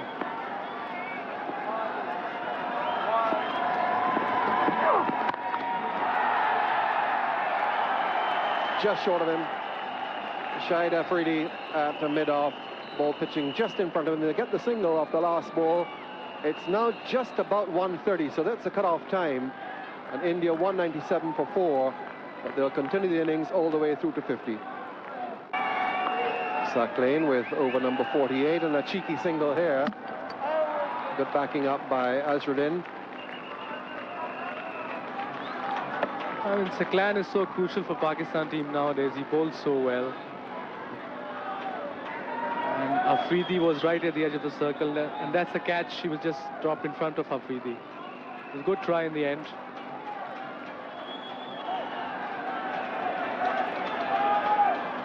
We now pass the point when the innings should have concluded. I'll just read the regulations to you. 50 overs allotted.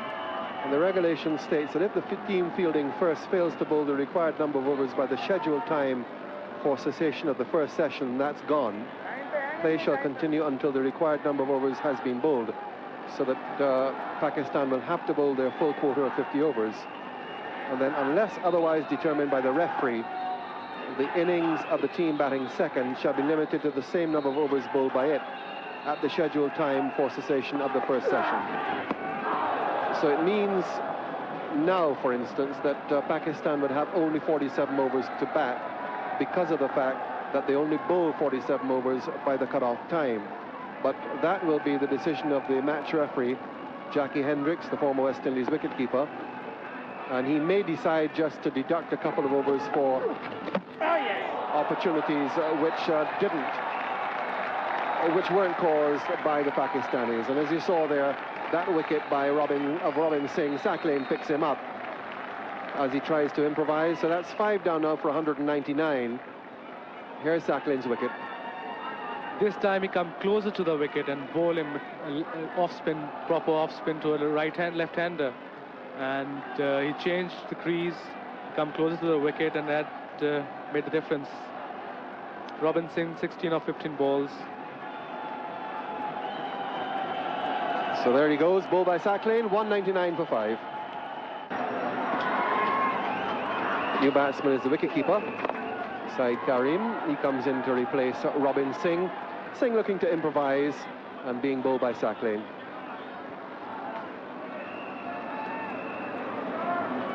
There was a perfect ball to a left-hander. He tried to make a room, but it was too close to him.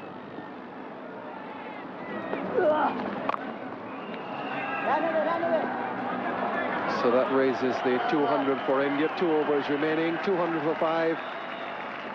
Saqlain with that wicket in that over. And Jackie Hendricks, the match referee there, just making a couple of notes.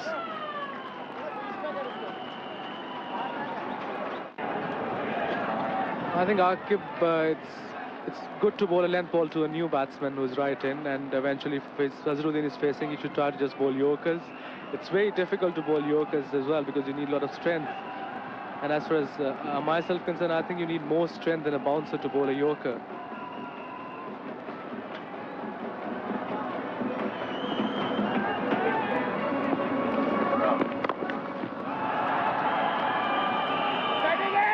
Try for a second here. Salim Malik, the fielder. And Karim always had it in control. Salim Malik having a long way to run in to pick it up. So 2 then to Karim. Salim still got a great arm.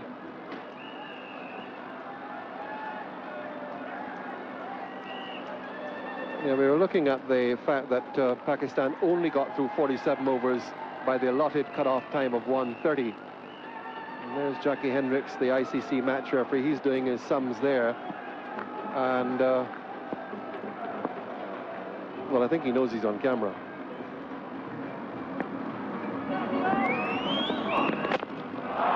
Well bowled.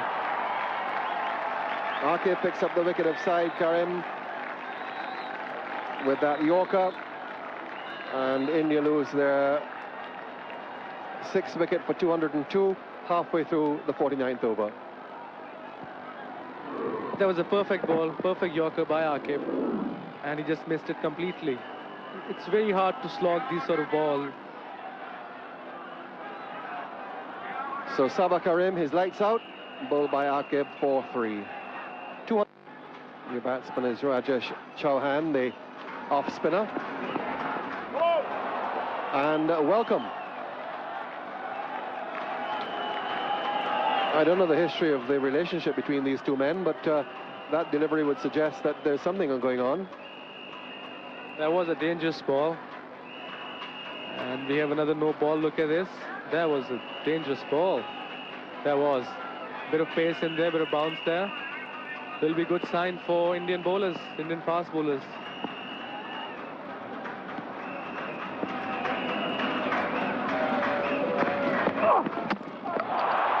Beautiful bowling. Really superb bowling by Aqib Javed. Got the wicket of Syed Karim with a Yorker. Greeted Chauhan with a bouncer, a really screaming bouncer. And then that Yorker slow ball did him all over the shop. 203 for 7. Perfect ball.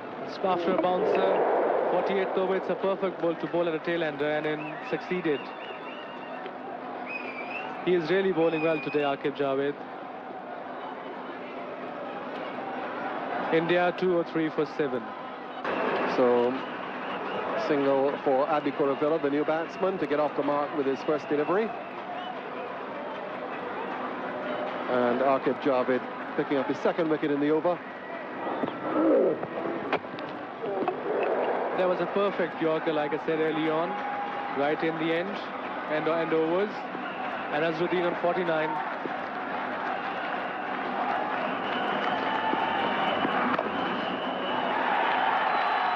So Azhar gets his 50 with that single. What a tremendous comeback it has been for Mohammad Azharuddin recently. Dropped for the Independence Cup, had a wonderful series in Sri Lanka, and now in the first match of the Sahara Cup, unbeaten 50, India 205 for 7. Strike all the way through here. He's now got 52. He's the batsman who is set. He's got a fast bowler with him. Just 5 deliveries left in the over. Azharuddin's inning definitely held the Indian innings. He just played it around and let Jadeja and Robin Singh to play their shots. Very, very crucial. Well, I suppose we'll classify that as stumped, but he almost was run out by half the length of the pitch. He went way down. Quite obvious that in the last over, Azhar wanted to make as many as he possibly could, but he chose the wrong one to go after. Seemed as if he had a message for the bowler, carrying it to him. And clever bowling too by Saqlain. Wide of the crease, going away from a batsman, perfect ball. And he's got a wicket of Azharuddin, very crucial wicket, 4 balls to go. And India 207 for 8. Here, and Harvinder Singh, fast bowler on debut, making his first appearance for India. Won't have much time to impress as a batsman, but he gets off the mark with his first delivery. Clever bowling by.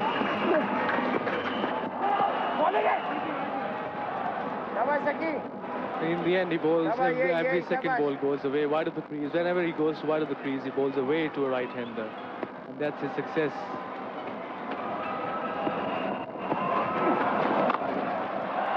In the air, but straight up. Straight up and straight in. Comfortably held by Saeed Anwar and Abhi Kuravilla.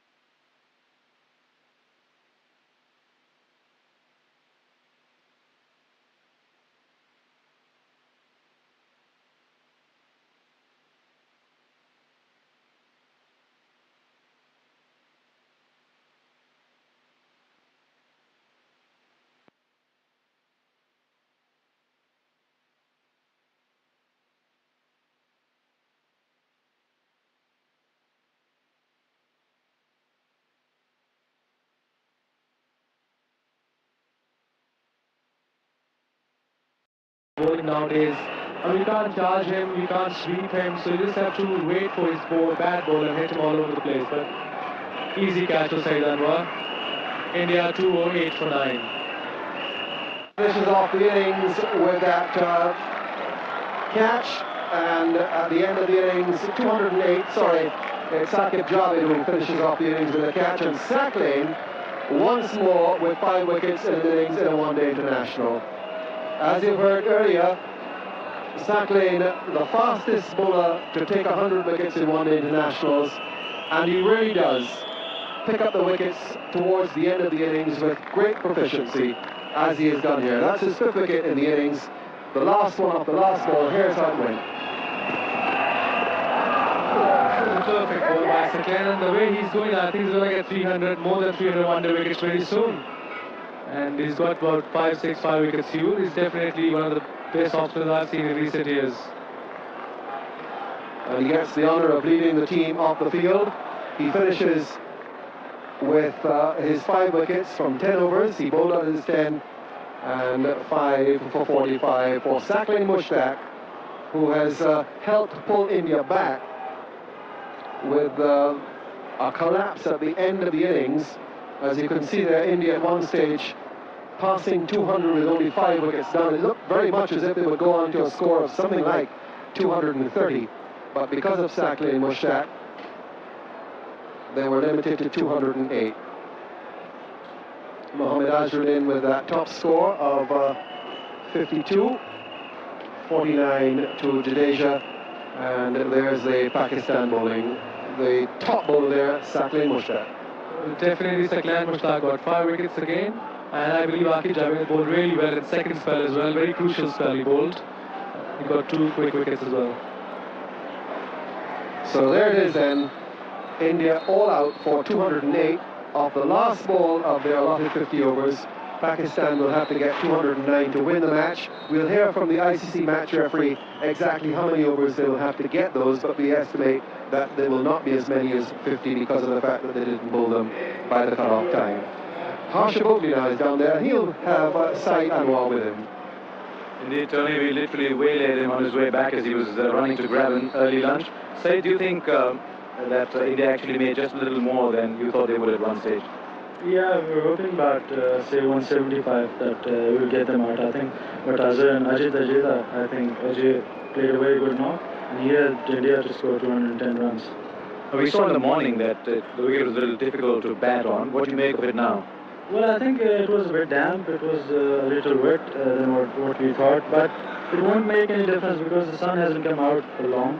I think it played the same like it did in the morning. So do you think 210 is actually a lot more than it seems on wickets like you have in India and Pakistan? Yeah, it is a good score. It won't be easy for us to score runs. We have to play very good to win this game, and we'll try our best. Thank you very much, Saeed. We'll let you have a good lunch now. So that was Saeed Anwar. He believes that 208 is a competitive total. So that's what India have managed in the end. 208. Pakistan needs to score 209. We'll know very shortly just how many overs they have to score those runs in. Meanwhile, here from the Toronto Cricket Skating and Curling Club, we'll all take a break for lunch. He's going to start the first over. And Saeed Anwar gets a beauty. Now that's what I mean. Whose favourite, you said? Well, I think I'm just going to say he had a wonderful test match in Barbados, the Kuravilla. I mean, that ball bounced, took off. And I was just about to say, on paper, you'd have to say Pakistan's slight favourites. But in 2-horse races, favourites don't always win. You can never be sure about cricket. So don't get up to make any tea. You know, you might miss something.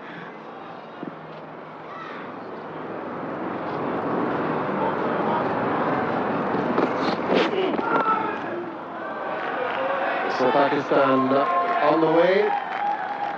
Single for Saeed Anwar. The point you were making, Jeff, about the absence of the key bowlers in the Indian side, they've got 2 players who are on one-day international debuts. Mohanty has played a test, but only one, and that was in Sri Lanka, so he's almost completely new. And Harvinder Singh is new. He's never played for India before in any sort of cricket. And they're the 2 backup bowlers for Kuravilla. Well, this would be my little bit of a worry as to how the two debut one-day international bowlers are going to perform, because remember, India do not have Anil Kumble, terrific spinner. And we saw when Pakistan were bowling that Mohammad Akram struggled with the new ball. It's just that they have quite a bit of inexperience to the Indian players, but it's always harder batting second. If you get a couple of wickets for India, then the pressure will be on Pakistan, really on them.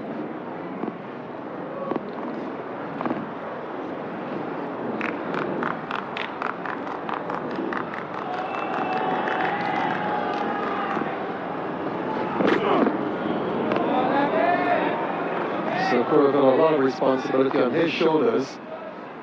And here's an interesting table there for you, Jeffrey. Kapil Dev, of course, at top. Now, Anil Kumble, not here. He's been given some time off, I think, deservingly. Srinath is injured. Prasad's there, he's injured as well. So those are the players who are missing. And though that's the top 10 for India in one-day internationals.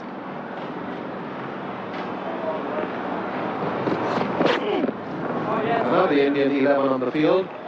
I'll give you a little question here. Which Indian on the field would you think has taken the most one-day international wickets?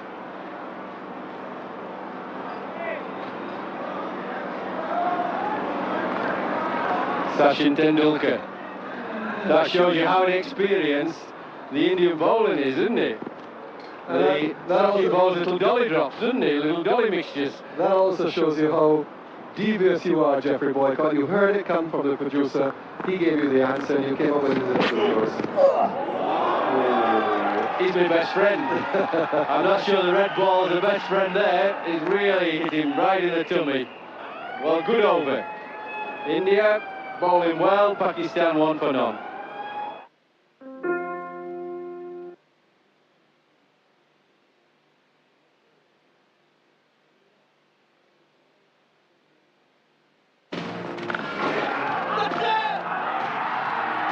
The Sahara Cup. 5 one-day internationals, India versus Pakistan.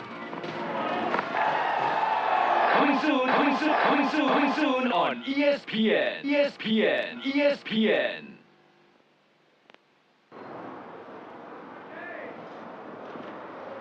So it's a strong Pakistan batting team there. You've got Ijaz to come next, and then Inzamam, Saleh Malik, really experienced batsman.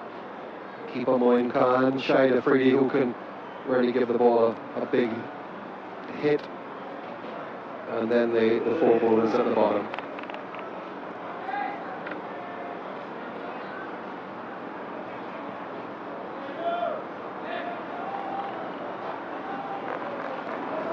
So Mahanti will take up the attack.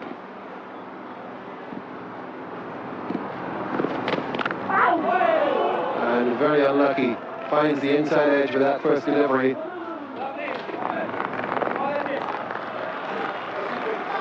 Well, that's what you need occasionally, is a little bit of luck. I'm a great believer in ability, but sometimes just a little slice of luck help. Inside edge, could have gone straight onto the stumps.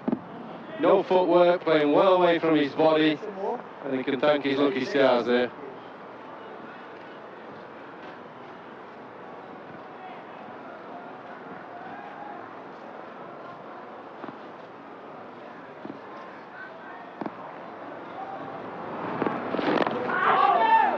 Well, we've seen that happen already today more than once. Sachin Tendulkar, Ajay Jadeja playing towards the leg side of the ball, going off the leading edge. Some movement there for the bowlers. Yeah, playing across it as well. I think you've got to play straight on this pitch. Basically because occasionally a little bit of movement, but the ball stops a bit on the batsman. And if you're closing the face, you're into it too soon and get a leading edge.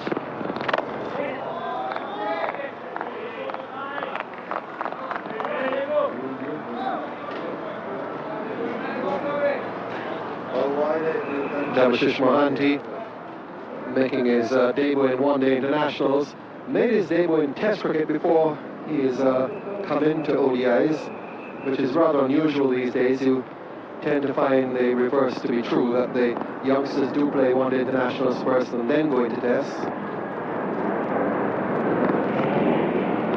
That'll be wide.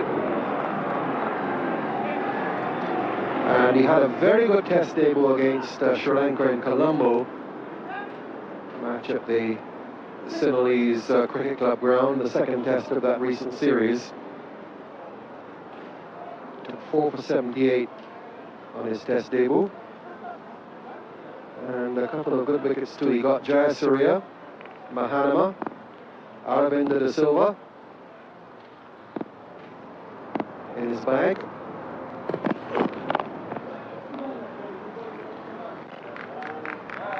Now, just before that delivery, it was interesting. Sachin Tendulkar, the Indian captain, removed himself from slip and went to mid-off and mid-on. Mid-on for the right-hander, mid-off for Saeed Anwar. And he's just having a little chat to his bowler. That's a pretty smart move. We're just saying there's a bit of inexperience here in with Mohanty and Singh debuting. I think that's smart captaincy. Get close to his young bowler. Ah, it's paid off! Well bowled, he's got him! That's an absolute beauty. I said he didn't have any luck with the other inside edge, but he did this time. And it paid off. Sachin Tendulkar leaving slip, going to mid-off, and talking to the youngster, easing his tension and pressure. Oh, that was a beauty. He's all arms and legs, he gets in there, and it's right through. It's Castle. There's no doubt about that. Terrific delivery. I told you, a couple of early wickets, and this could be difficult for Pakistan. 4 for 1. That's Gold Mohanty.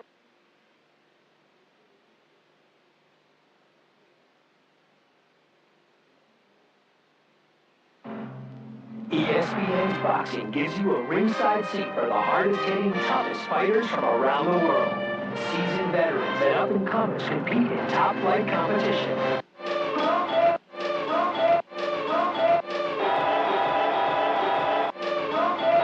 Top-ranked boxing. Watch Top-ranked boxing only on ESPN.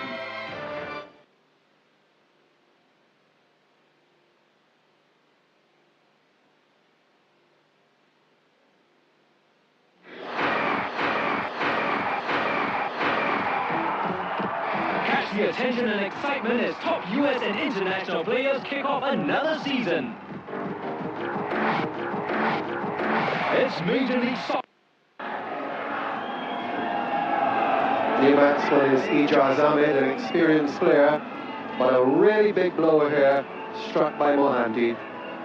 Really a superb delivery. Saeed Anwar, one of the finest players in the game, with a tremendous record.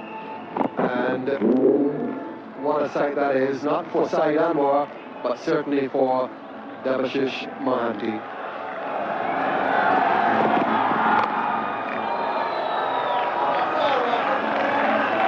So tremendous opening over for Mohanty. He's taken care of Saeed Anwar, a batsman who is in his 127th one-day international with an average of close on 40. So 4 for 1. On ESPN.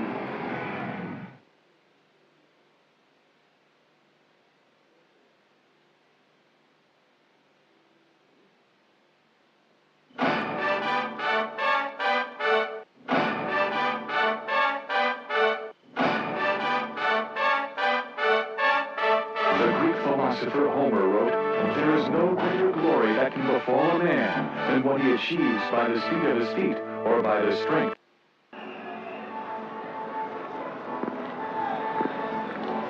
So really good start here for India. 209 is Pakistan's target. The ball. I think the umpire would have signalled wide as well had he not signalled a no ball. Umpire Steve Bucknell there. And I think this is where the Indian bowlers haven't got to get overexcited. Got an early breakthrough. They know they want to keep the pressure on the Pakistani batsmen. They've got a fighting target. They will challenge Pakistan if Sachin Tendulkar knows, if his team field well, bowl well, give a good account of themselves.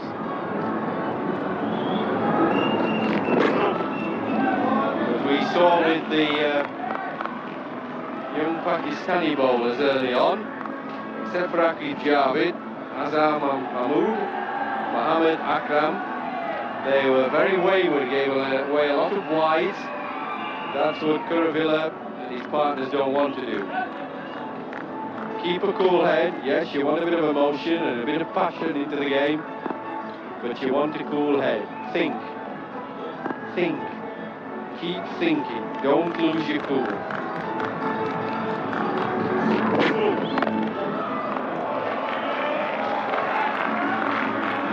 Talking, Jeff, about the lack of experience in the Indian bowling attack with Kuravilla and Mohanty and Harvinder Singh to come, and you get a contrast with the Pakistan batting side. Enormous experience there. Saeed Anwar has gone. This man Ramiz Raja, the captain, been in the game for something like a dozen years in international cricket. Got Ijaz Ahmed out there. That'll be a wide from Kuravilla. The score on 6 for 1. They're saying Saeed Anwar, well, they got rid of him. 127th one-day international. Then you go on to Ijaz, who's out there now, 176 one-day internationals. And he's out there with his captain Ramiz Raja.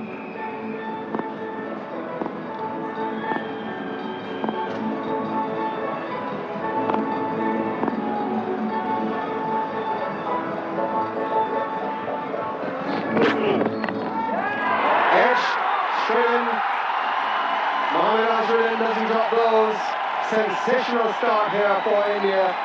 Pakistan losing their opening batsman. Kuravilla strikes. 6 for 2.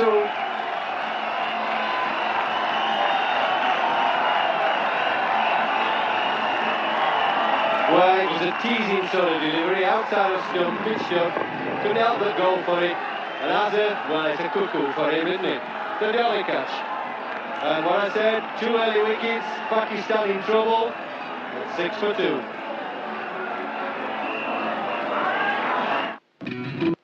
IAAF World Athletics Championships.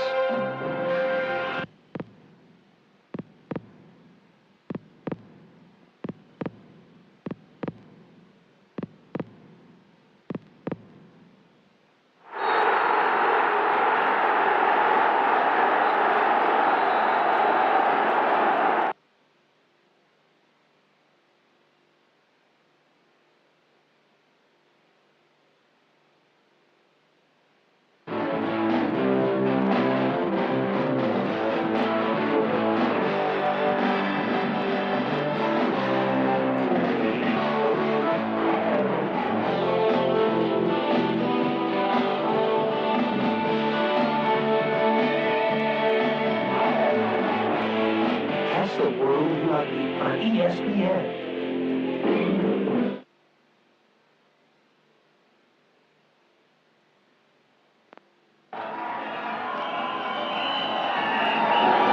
So, an astonishing start here for Pakistan. They've lost their openers, Saeed Anwar and Ramiz Raja, the captain, just going.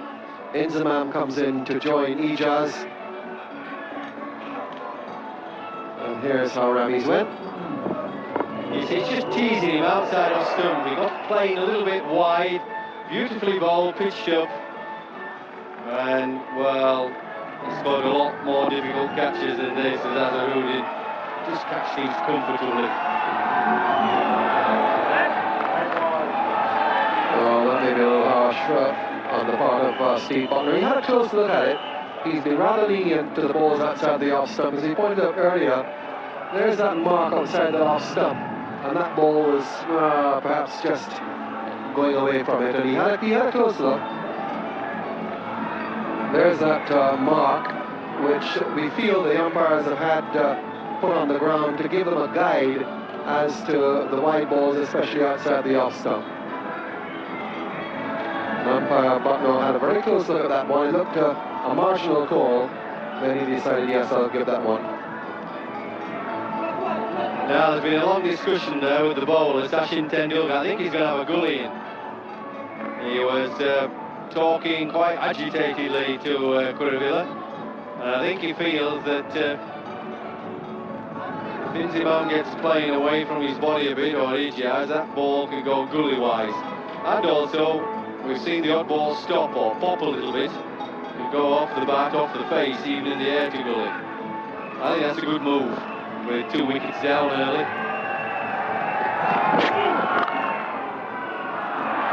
Lovely stroke. Stood up straight to his full height, punching up the back foot. All timing and placement. 4 runs from the time it left the face of the bat. He is one hell of a good stroke player, isn't he? Sleeping giant for me, he is Inzimam. He's a very sort of sleepy individual.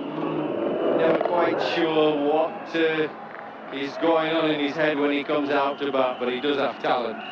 Wonderful talent.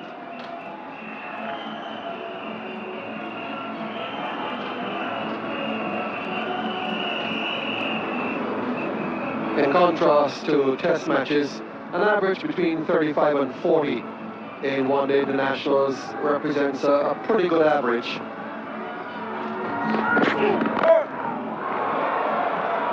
No ball from Kuravilla, but the idea right to the new batsman, the Yorker.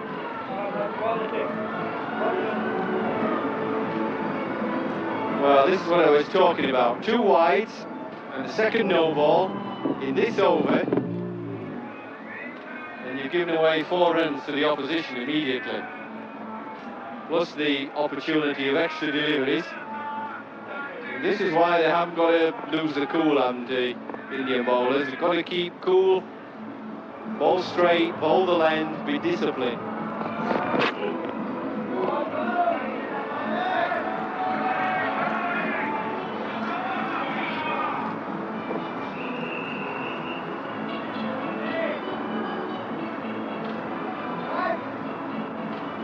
can tell from the body language here that the Indians are right on their toes.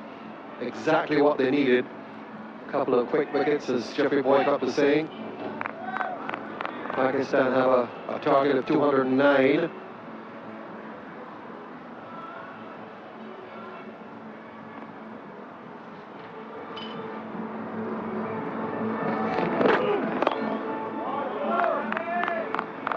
So that eventually ends around a long over with those 2 wides and 2 no balls, 12 for 2.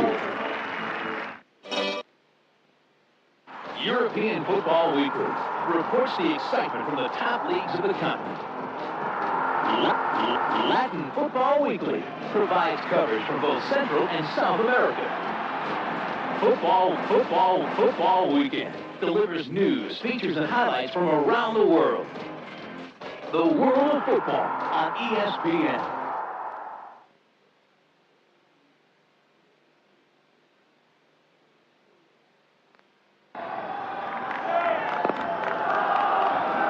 So a big job now for these two, just to repair the early damage. Here's Mohanty.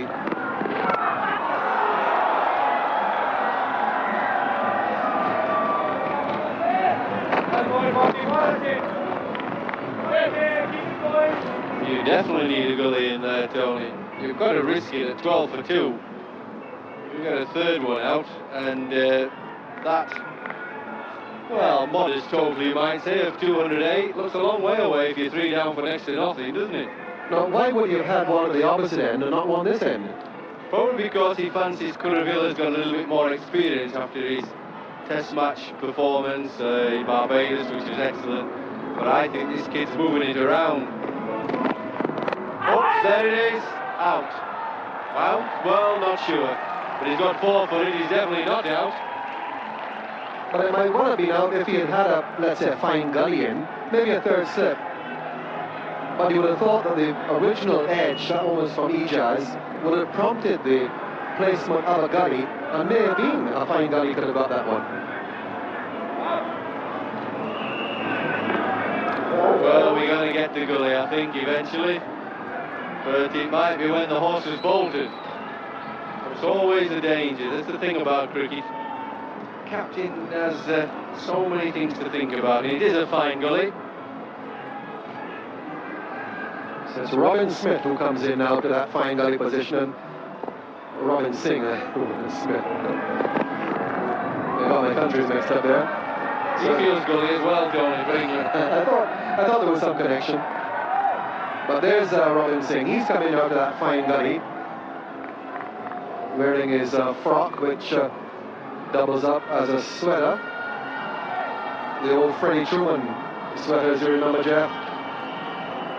Yeah, I wouldn't mind taking the mickey out of Robin Singh, but I'd have never said anything to Fred Truman when he was bowling fast.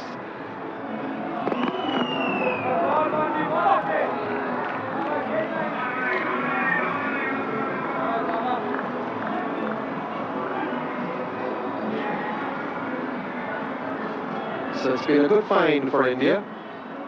Srina and Prasad out with injuries, and they brought up this fellow Mahanti. And as we pointed out earlier, 4 wickets in his test debut.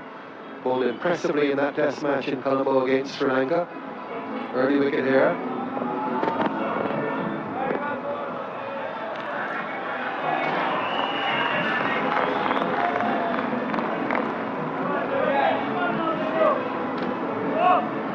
Benzema, as you called him quite rightly, the sleeping giant. He certainly is a giant. He's a big fellow.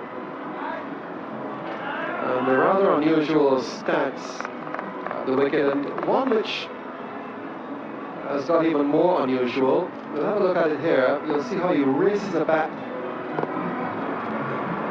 right up off the ground before the bowler comes in on delivery. Ends the over from a hand. You'll have a look at it later on. 17 for 2.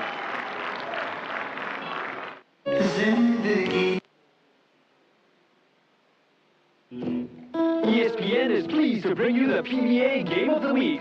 Catch a season of excitement and the spirit and intensity of the game as top local players showcase their attacking style. Don't miss the Philippines equivalent of NBA, the PBA Game of the Week, every Monday on ESPN.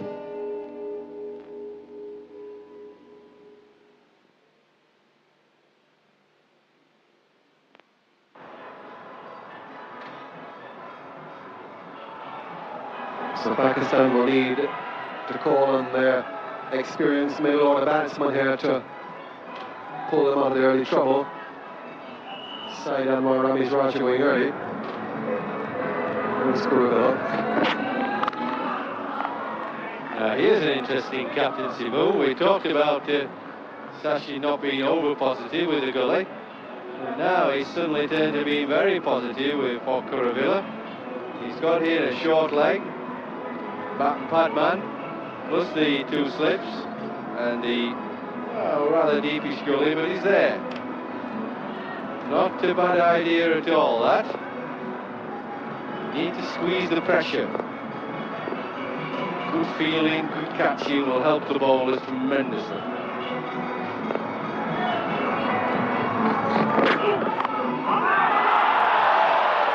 Azharuddin might just have got the tips of the fingers under it. I think he did. The look of disappointment on his face does suggest that quite obviously the ball did carry, and he doesn't drop many, Mohammed Azharuddin. He should have taken that one. Yeah, he shelled it, no doubt at all. That was not that difficult. Yeah, hit him on the heel of the hands. Yeah, the heel, he never got it in the hands. You watch carefully.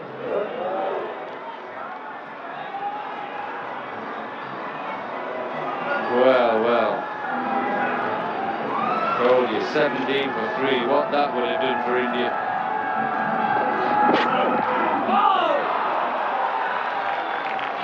Kuravilla is making this ball talk. Leg cutter is an on-off cutter. Should have had the wicket of Ijaz. And this was pretty close as well. Beautifully bowled. He really has. He's kept the ball up this over. Causing the batsman difficulty. Shall he play it or not? He got it stretching in front of his pad. No, never got it in. Never got it in the... Hit it in the heel.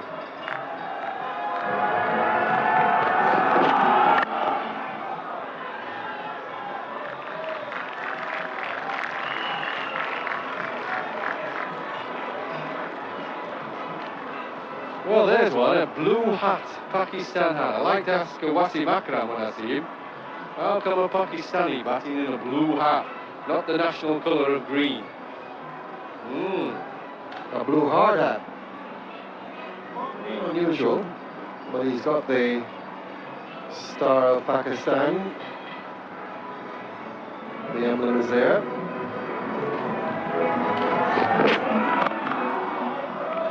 Just getting back to that catch by Azharuddin. Very rare to see him put one down. 110 catches in one-day internationals.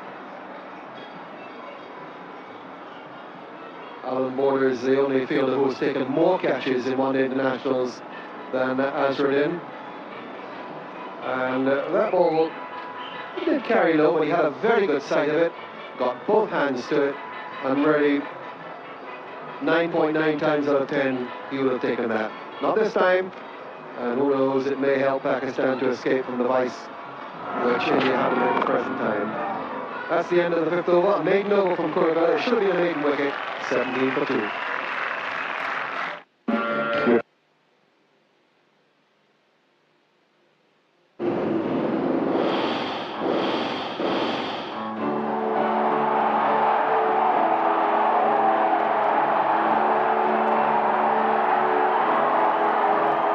The world watches as we bridge the 21st century. Today's new stars are tomorrow's classics.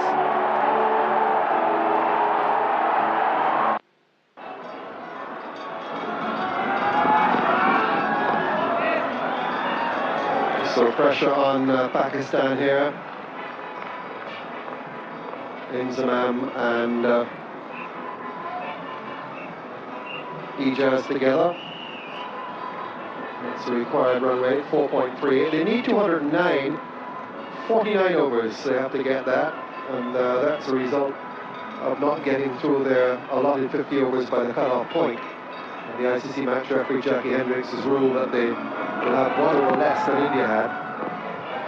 Not that that's going to make all that much difference, particularly if India continue to bowl wides such as that one. So 17 for 2. In the course of the 6th over, in the commentary box, Ravi Shastri, and with him was Akram.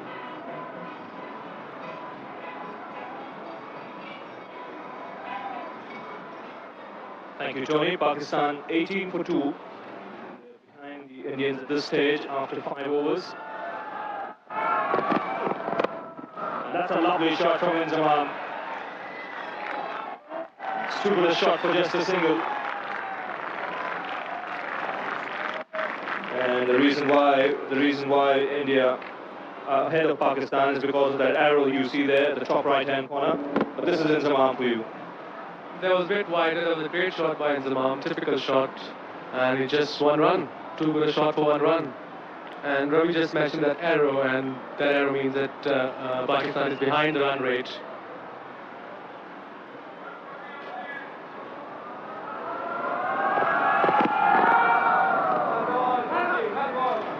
But already, just like when Pakistan were bowling, Wasim, you already see even when the Indians are bowling now, in this short little spell, there is something in it for the bowlers.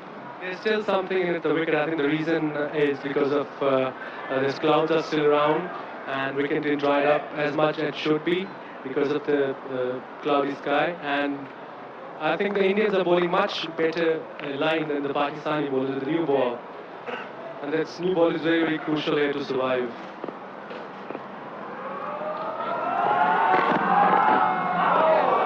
Testing line outside the off stump. The Indians know the importance of picking up wickets early here. They have to chip away because these are two very experienced Pakistan batsmen. Ijaz Ahmed has been in tremendous form over the last 2 years or so. He took a break for 4 months, then come to Sri Lanka for the Asia Cup. Then along with Inzamam, who's got so much of talent and ability.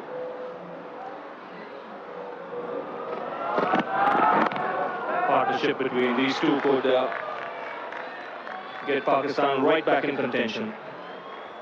Right away, Pakistan needs this partnership to go, and they just need to play off the new ball and just try to block it or leave it for another 10 or 12 overs. And then what they need is, like India in first inning, wickets in hand.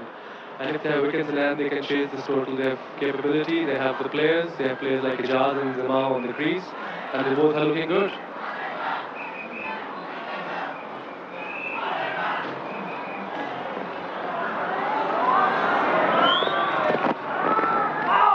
Ken going after that one, that was wide.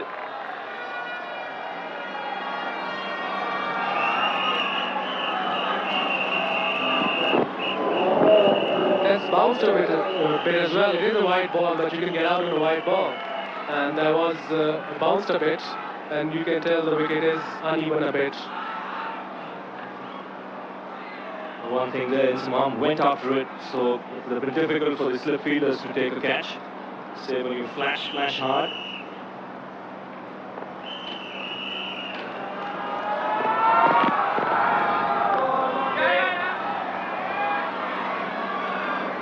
And an extra by way of a bye to end the over.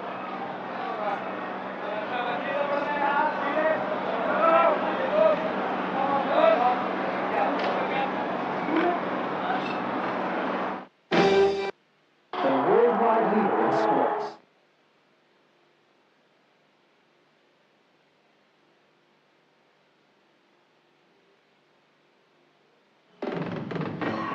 Goal ESPN delivers football from around the globe, including Brazilian football,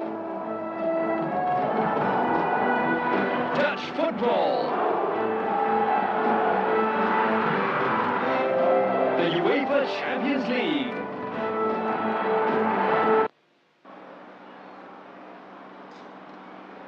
So big turnout here, and they've been treated to a very, very exciting contest so far.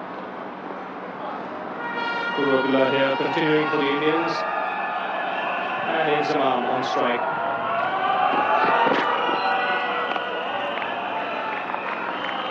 And both these batsmen are no strangers to coming in to bat in a situation like this. Ijaz Ahmed does bat at number 3, even in a test match. But was seen for quite some time in his career. Even Inzamam used to bat at 3 till he was shifted up and down the batting order. In the beginning, yes, when he joined Pakistan team in 1992 during the World Cup, he started off at batting number 3, and it did do well in the beginning of the World Cup games.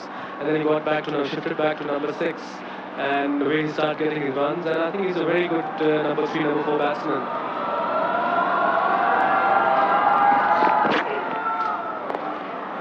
One reason why it could be handy for Pakistan that he's out there as early as this is simply because he's got all the shots in the book, doesn't hesitate playing them, and does pack a punch when he hits it. Definitely, he is an attacking player, and I believe he has to change his game at times. He has done it in past, and he can do it this time as well. They both just have to play it according to the ball and just leave the new ball outside off stump and wait. Because after this, there's only Salim Malik and Moeen Khan is the regular batsman we have.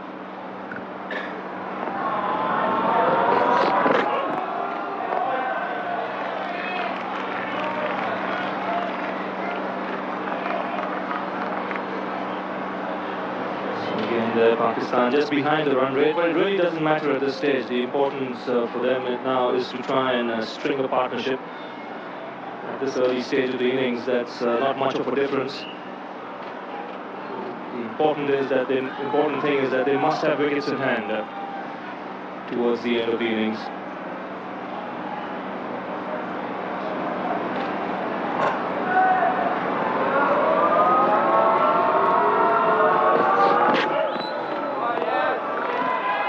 Perfect line, same line as Akib bowled in the beginning of the innings. And coming back to Ijaz Ahmed, I think he has been a tremendous player for Pakistan for the last 2 years, like you said earlier on. just because of not his ability, because of his hard work, and he really works hard. He's a team man, and he'd love to perform for Pakistan and play for Pakistan.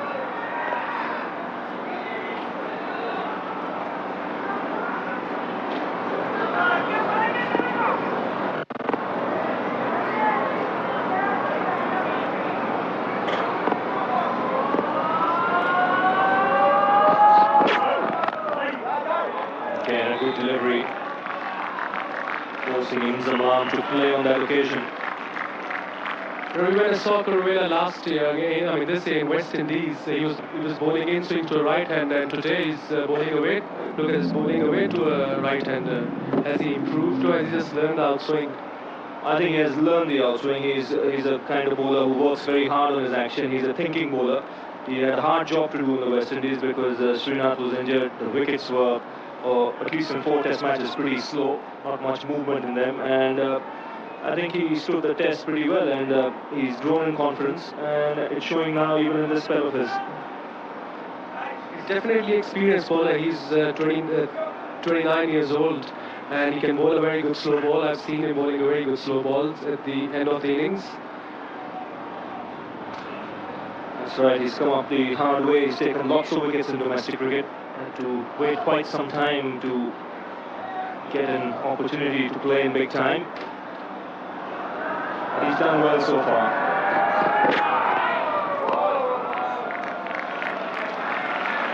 It's 22 for 2. The Sahara Cup. 5 one-day internationals. India versus Pakistan. Coming soon on ESPN.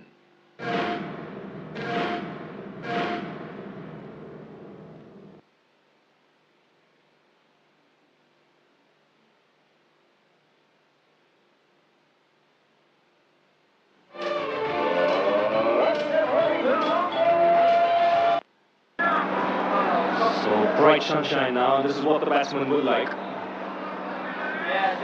Because it could make a difference in the way the ball will behave after pitching. Edge and wide of gully. Getting some bounce there for young Mohanty. Mohanty is definitely bowling at a good line. He knows his fielding is at off stump. He's got 2 slips and a gully, and he's got a good chance bowling at a good line. If anything goes past the edge, it goes to first or second slip, and that's what I think they're looking at. Yes, he's a young fast bowler, just 21 years of age. Just recently made his debut in Sri Lanka. And a good thing to see about him, even in that first test match of his, was he was quite prepared to run in, even though there was a partnership going for the Sri Lankans. And he has got a crucial wicket today off side Anwar. Dangerous player. He has been in games for Pakistan in the last 3-4 years consistently. One of the best players in the world I've seen. Yes, and the Indians would know that, especially after that 194 he got against them recently concluded Independence Cup.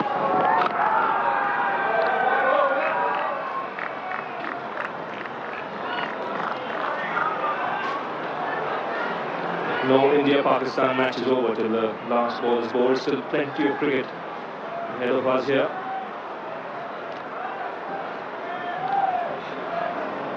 You're absolutely right. Anything can happen at any stage. I have been participating in quite a few games against India. So nice rhythm, easy action.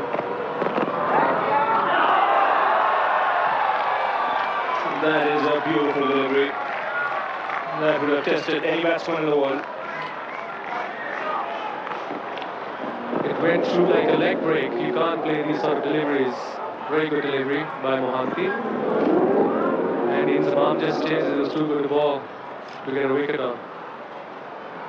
That's right, he just looks back at the pitch in amazement.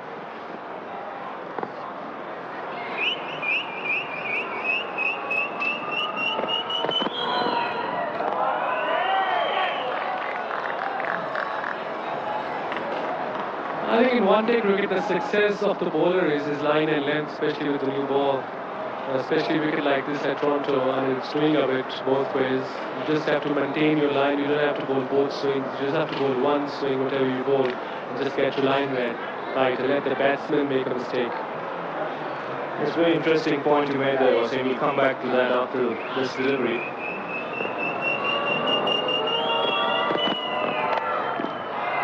Not quite got hold of it, but he still gets some runs here. Robin Singh in pursuit. And 2 runs to Inzamam.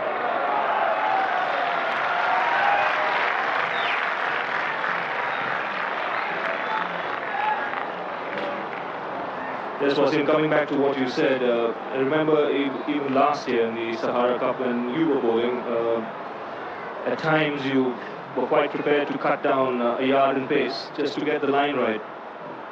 Absolutely, especially in a seaming wicket, you don't need to run in. You don't need to run in and bowl quick, especially in a one-day cricket. Let the ball do the work. Just come and bowl at the right line and let the ball do the work. And that's all that matters. And eventually, you learn by experience, of course.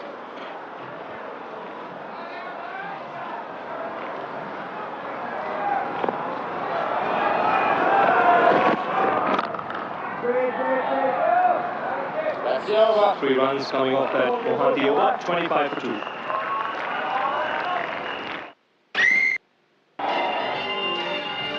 Top-ranked boxing. The strongest. The quickest. Don't miss the action as boxing's best battle toe-to-toe every week on ESPN. Watch Top-Ranked Boxing only on ESPN.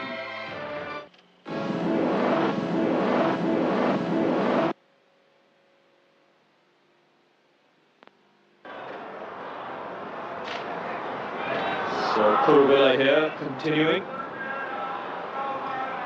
We said earlier, this is a colourful crowd here in Toronto.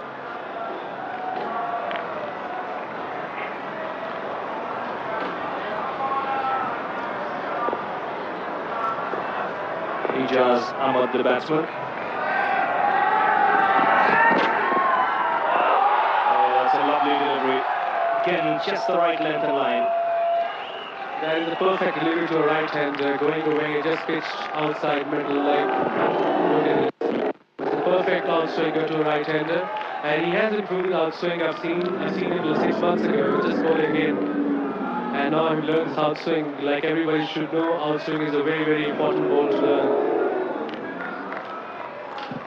Yes, that was his natural delivery, which he bowls with a little open-chested action. Aims to get it into the right-hander. But then he's dangerous when that ball just holds its line and straightens. The batsman has to play.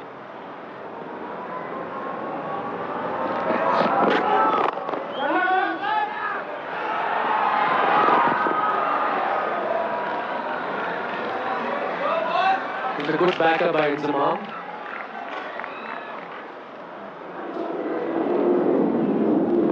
That was a good backer by Inzamam, and I think we need a lot of.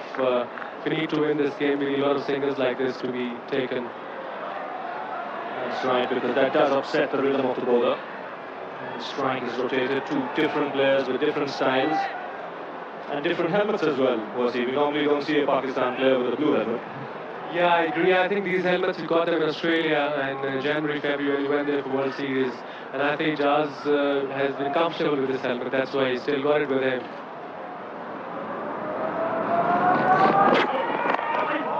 He did make a lot of runs on that trip.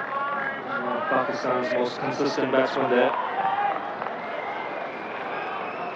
I think it was Ijaz and Mohammad Wasim. There were 2 batsmen that really scored consistently in that trip, and Moeen Akhtar chipped in right in the end. And that was definitely one of the main reasons we won this World Series. That was a great achievement of the Pakistan team to winning that trophy in Australia, beating Australia and West Indies with such a young side.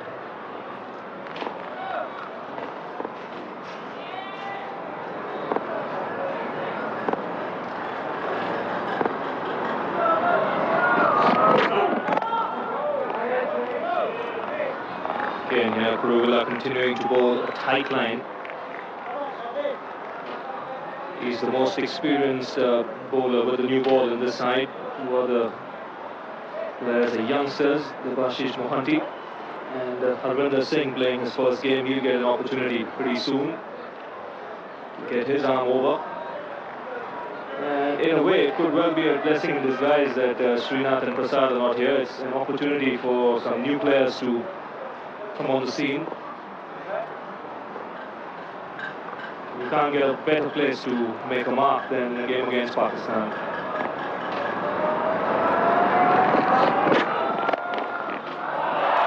Good piece of fielding on the follow-through.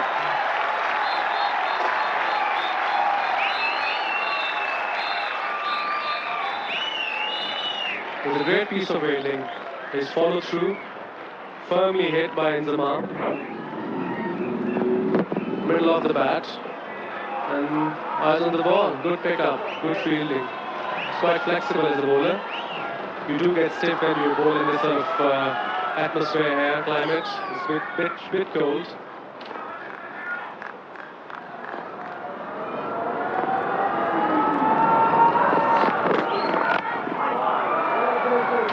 Looking for that room outside the off stump. He loves to play that shot, but another good tight over for the Indians. 26 for 2.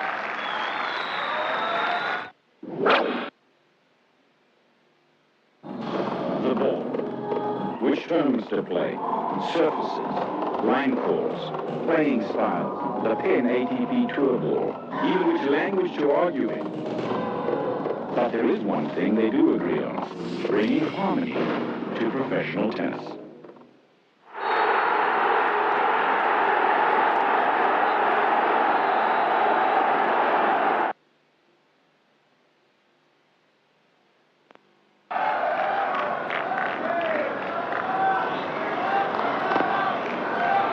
So the Indian bowler still holding the Pakistan batsman on a tight leash here.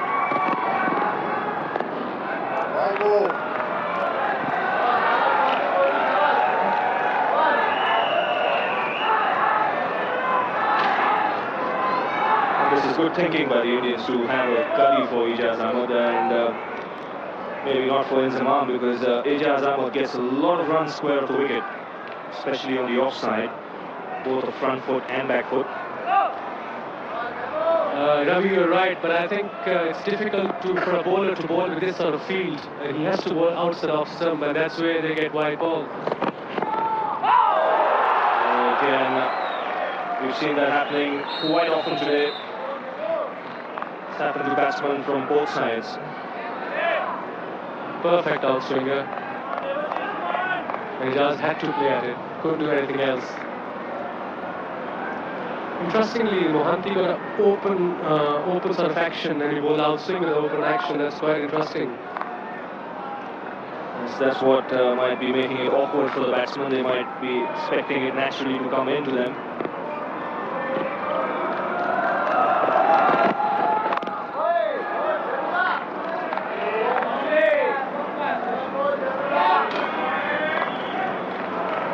And the field that Tendulkar has set for Mohanty here clearly suggests that the young man has very little margin for error. He cannot afford to drift onto leg stump.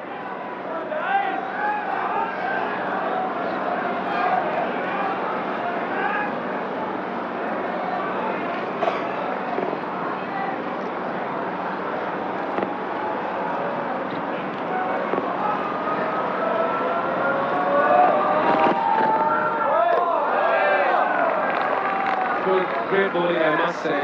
This young boy is quite impressive. The way he's bowling his line and length, he's got the patience to be a fast bowler, and he's got a very easy action to run in. Doesn't have to run it really quick. Very easy. Just here, you see he's open-chested instead of bowling. Ball coming in, he's going away, so that's difficult for a batsman to read.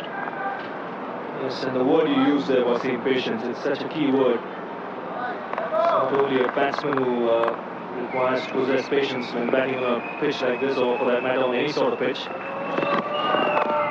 bowler requires it too, because like we said, the kind of field that has been set for him, if he tries to experiment a little too much, he might bowl 3 good deliveries and then be smacked for a couple of boundaries, and then all the good work gets undone. You can't get quicker on every ball, so that's why you have to have patience to wait for the batsman to make a mistake, and just bowl at your line and length, let batsman make a mistake, And I think that's what exactly Indian bowlers are doing. They're bowling in the right line.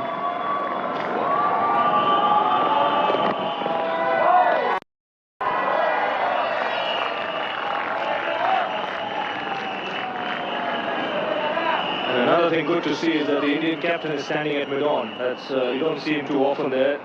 That means that he's constantly going to have a chat with the young bowler. He's the experienced player. It's very important that if you're captain of any side and you're a young player bowling for you, especially a fast bowler or a spinner, you just have to stand mid-on and mid-off. Just talk to him. Just talk to him normal. Just try your best and we are behind you and he'll bowl well for you. You just have to give him confidence.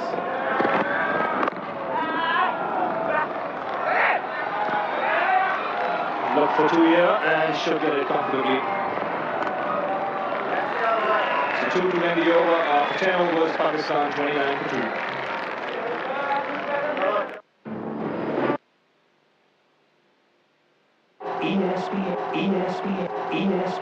ESPN brings you the 1997 IndyCar World Series. Hold on tight as we cover the energy and velocity of international racing on ESPN.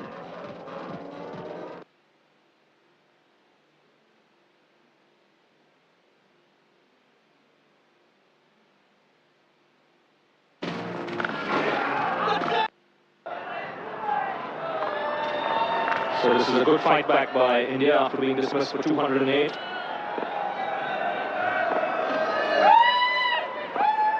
And Zamam now the man on strike. So Kuruvilla continuing here. 5 overs before this for just 10 runs. Picked up a wicket as well.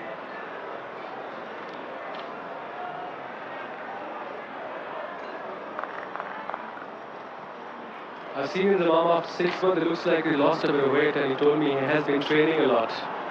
So I'm glad he's training. That's right, he's a big man. It'll only help him if he sheds a bit of weight. He'll be a lot lighter on his feet.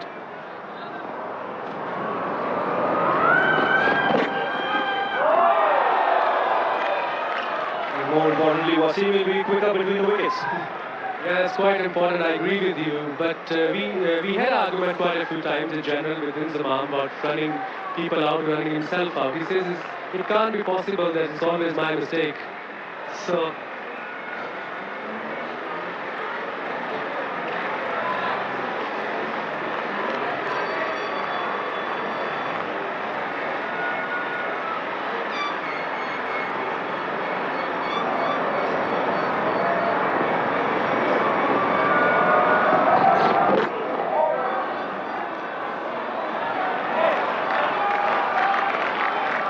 was a no ball signal by the umpire. That would have definitely been signaled a wide as well. Kuruvilla had overstepped. well stopped by Sabah Kareem because ball kept low and it was quite wide. It's difficult wicket for wicket keepers to kept on because ball is keeping low and going. Look at this. It was a great stop by Sabah Kareem. Yes, very late movement there.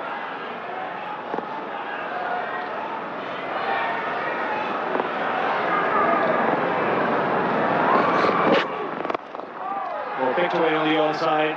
Chase here for the 2 men there, Tendulkar and Dravid. And another couple of runs here for Pakistan.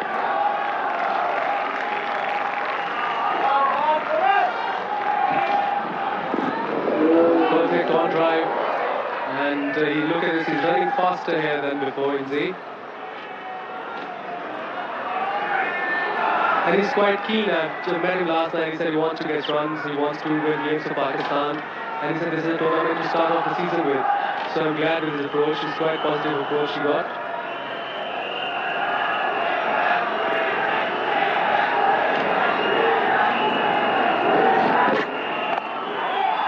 In the air and taken. Again the extra bounce. Troubling the batsman, hitting him high on the back. Straight to the man at point, and Pakistan lose their 3rd wicket, that of Inzamam.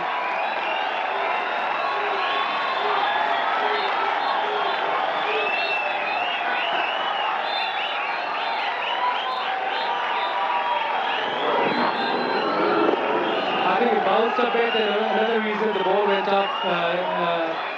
Inzamam stopped in the middle of the shot. He should have gone through with the shot. And I think he stopped because the ball.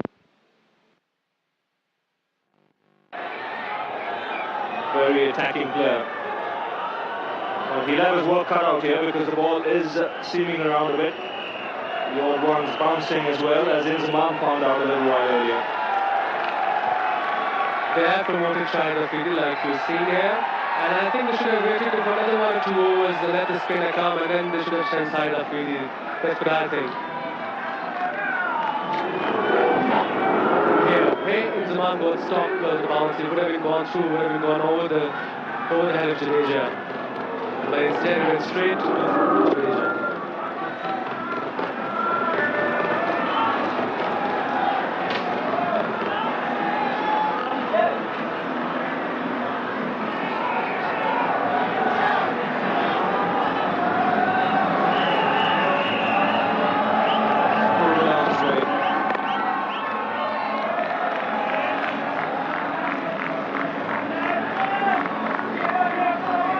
Young man, but already he's got the fastest 100 in one-day international cricket.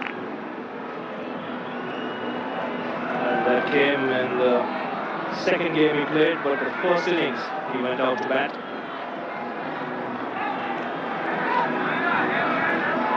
People have asked me last couple of months or last 6 months that why don't you open with Shahid Afridi in every game. But I think Shahid Afridi should be floating all the time because he's not consistent enough to send him in every game.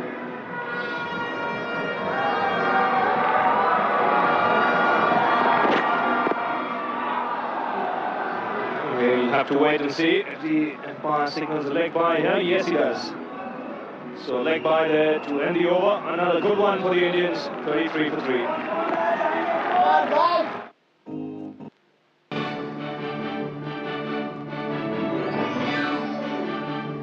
The ABN AMRO difference. Your checkbook request fulfilled in 1 day. ABN AMRO Bank. Experience the difference.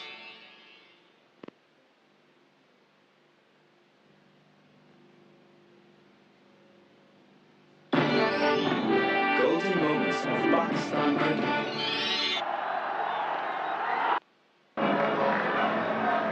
So 2 wickets for Kuruvilla, 1 for Mohanty. Mohanty here continuing. And he'll be bowling to the new man, Shahid Afridi.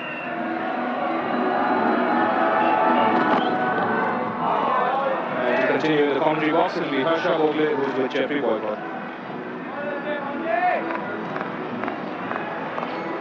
Must confess, Jeffrey, it's the first time I'm seeing Devashish Mohanty bowl too. I've seen him bowl the odd spell in domestic cricket. It's very different, of course, in this high-pressure environment. I think he's to the test pretty well. Yes, he makes the ball cut around and he makes it move away from the right-hander. That's the most dangerous delivery.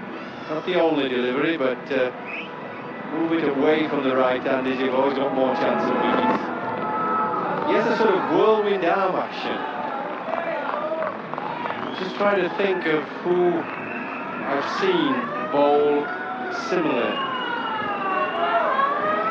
I think I know, Jeffrey. I think it's your mum. No, my mum was a better bowler. Far better bowler. She was class act, my mum. You should have seen her bowl in our backyard. But listen, I think he bowls like Norbert Phillips. Played for Essex. And he didn't quite get in the West Indies team. He was a kind of windmill arm action. Moved the ball around. He's a very successful player for Essex in county championship cricket. Yes, he came from one of the smaller West Indian islands, Dominica. Very good cricketer. Very, very good. He was unlucky. He would have played for West Indies maybe, but at that time they had a lot of very talented fast bowlers.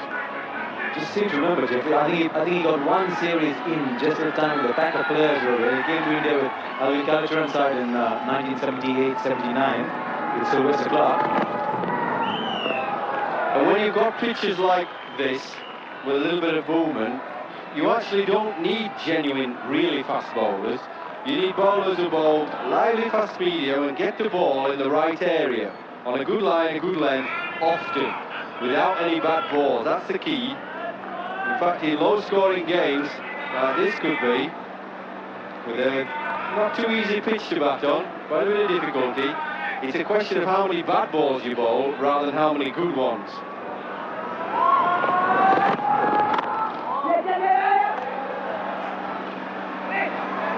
Shastri is making the point a short while back. You would bowl 4 great balls in Nova. Then maybe you can see 2 boundaries in the last 2. Well, this is the young man in delivery stride. It's okay to me. And he looks to be enjoying it. He looks as if he's really keen, as he should be, keen as mustard. Opportunity for him, as I was talking about earlier with you, Archie. Opportunity here to shine. Be a big star in your own country. Oh, that's a good ball. 24 for 3. The Sahara.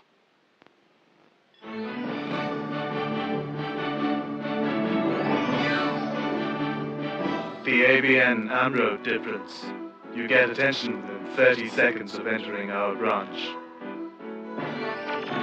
ABN AMRO Bank. Experience the difference. Golden moments of Pakistan cricket.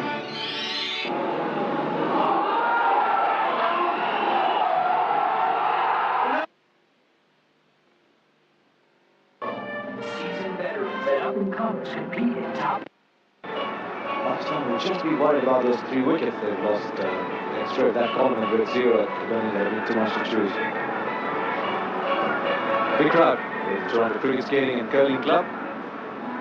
Kuruela's going for a 7th. Switched off. Robin Singh's at cover. Well, you got lots of applause from the excited Indians, okay, but it wasn't difficult that. Now look, 3. We've got 3 slips.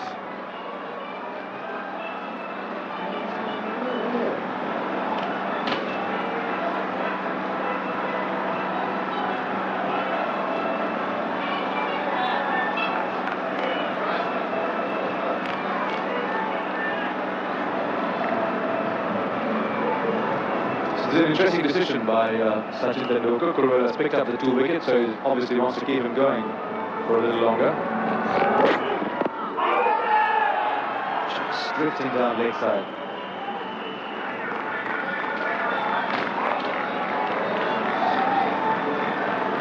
Into those 3 slips.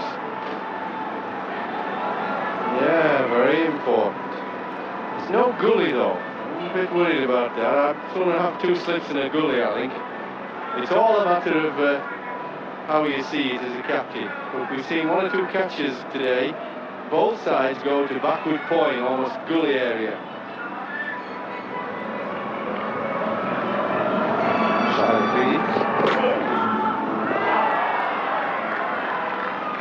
Interesting, Jeffrey, there was a gully all along for Ejaz. They take him out for Inzamam.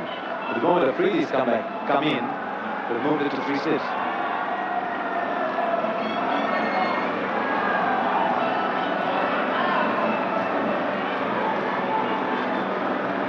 Just wonder if this is a bit of a gamble, sending Afridi in. He came in the 11th over. You would have thought with Malik, maybe with Moeen. But he's probably not batted at every number for Pakistan. He's also such a short career still.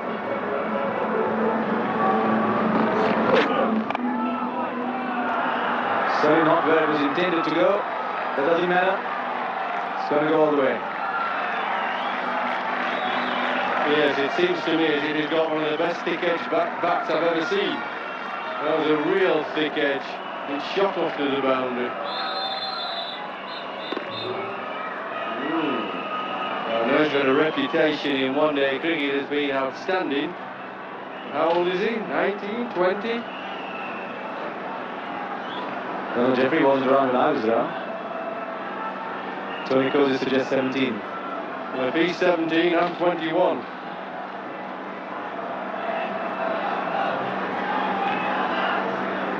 Any chance of badminton to Jeffrey? Well, if he's 17, I could get in the under 21s. There's a man out there. He wants a second. He just isn't keen at all, and that's one reason why. Also called no ball. Now Kuruela had that problem right through the spell. Harvinder Singh, the fielder there. Actually, it says in the brochure that he's 17. I think he needs more of a shave than me. Oh, he's going to try and take the attack about, isn't he? He's going to try and play a few shots, is what they're sending him to do. Try and scoreboard, ticking along, take a few chances. Try and knock the bowlers off the length, and he's already got Tendulkar to take third slip out to go backward point. Ijaz. Let off very early on by Azharuddin. The bowling of Kurula was, apart from that little problem with no bowling, has bowled a very, very steady line. Well, I think for the rest of his career we'll always remember his performance in Barbados on that helpful pitch a few months ago. He bowled beautifully, and he's that sort of bowler. He's made for bowling on pitches where there's just a little bit of help, because he bowls it in the right spot often enough. Keeps the batsman under pressure.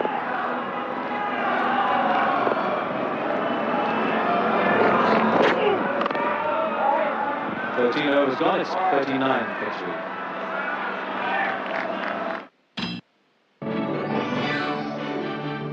The ABN AMRO difference. Your calls answered within 3 rings. For World Cricket, Toronto.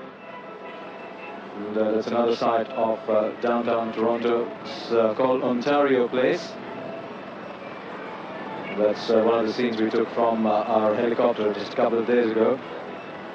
It really is quite beautiful. Downtown Toronto, nestling beside the water. It's got just about everything you would need to have. It's a lovely, lovely theatre there. Maybe the teams would want to go there on an off day. If it doesn't rain, they can go there on Monday and Tuesday. Inzamam, last man out for 13. Ijaz has been around for a while. He's already been let off once.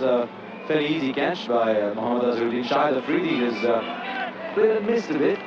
He's got in Jeffrey Boccott's words a very thick inside edge a couple of times. He's not out on 6. And it's 39 for 3 from 13 overs. Now we're about to see the first bowling change.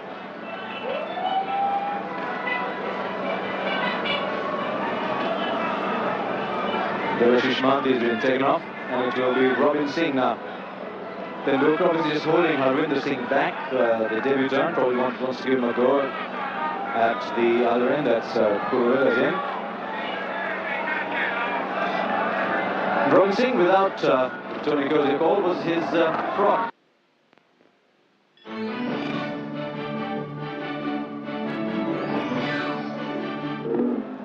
If he got himself out of that, he would have got a few words from the captain in the dressing room. If he's only 17, his mother might have something to say. There's a man down there. I think this is a vital period now for India. They've done great with the 2 seamers. They'll be ruined the fact that Ijaz wasn't caught out by Azhar. But Sashi knows he can't keep the 2 best bowlers going forever. At some stage he's got to put his weaker bowler on, Robin Singh, and this is where the game can change if Pakistan are good enough to grasp the nettle and change in their favour. Oh, Let's go wide again. Barakudin. Well, here is the catch that Azhar didn't make. Never got it in his hands. Lovely delivery, pushing at it. Didn't go quickly, just had to get down a bit. And he'll be sweating till Ijaz is out. Ijaz is only on 1 then, the score is 17 for 2. Actually, he hasn't scored too many runs since then, but he's been around while the others have been making runs.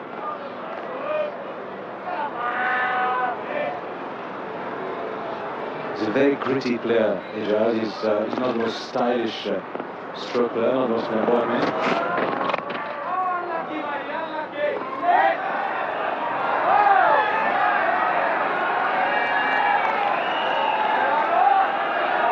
Vinod Kamble, substitute on the field, looking a lot wider than he did when he first played Test cricket. Well, I was saying earlier, he's played so little cricket over a few years. He's let his career go downhill. So his fitness would suffer as well. Put on a little bit of weight. And now he's got to get back to the real thing. Very talented young man, but it's about getting your head right. Got to think about cricket, want to play cricket. It's got to be the most important thing in your life. All those years he messed about and wasted his time, can't get back again. That's well placed by Ijaz, and that'll go all the way. Just keeps chipping in with these shots from time to time, Ijaz. Just when you think he's struggling, he'll come up with a boundary to cover or a little glide to mid-wicket. That was an excellent shot. Foot to the pitch, played straight, very effective player, very orthodox. And you do need a couple of orthodox players amongst all the stroke players. You don't want everybody playing the same way.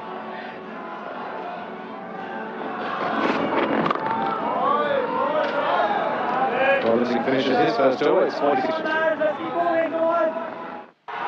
Ijaz's reaction, that hand quickly pulled off. Just jarred a bit.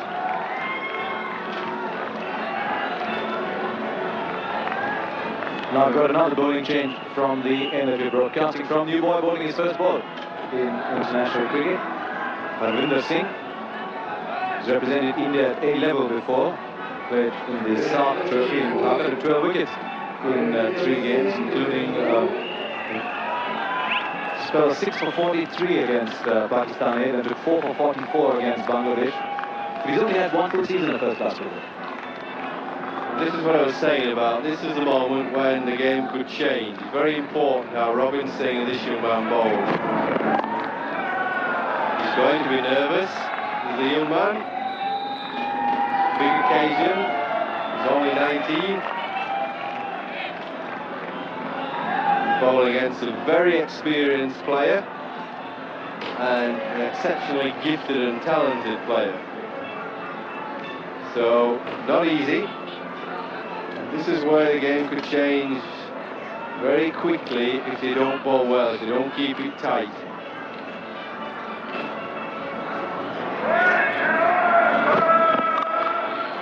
Too short.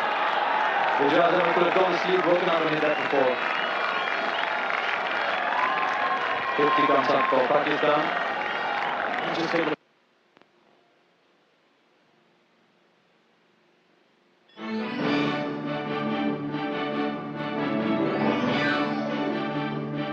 The ABN AMRO difference.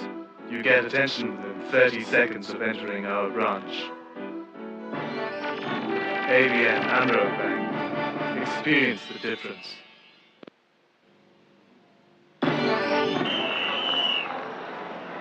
We've been talking about that this morning. It's for the first time that you'll see 2 stump cams in use, the stump cameras that you see inside the off stump, sometimes the middle stump. But it's the first time you see both of them being used together. It's really quite a fantastic sight. The replays going from both ends. Yeah, that was bowled at a pretty lively pace. Ijaz saw another boundary from mid-wicket coming up. No, I think Sachin's going to walk over to him and have a little word here. He's looking to get away with that. Sachin's just walked over and I think he should have said, I'd sooner you pitch it up and over pitch than I would you bowling it halfway down the pitch, because I can't set any fielders for that.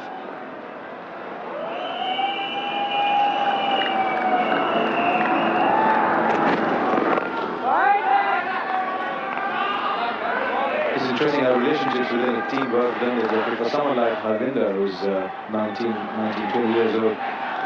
Sachin Tendulkar has probably been a big hero till about 2 months ago when they first made it to camp. And all of a sudden he's got his captain standing beside him at mid-on, telling him what he should be doing. This must be such a huge moment for him. I think what is important as well, he doesn't need too many players telling him what to do. The captain's quite sufficient and very experienced enough to say what he needs. Too many cooks will confuse the young bowler. Still short, but he's got away with it. 51 for 3.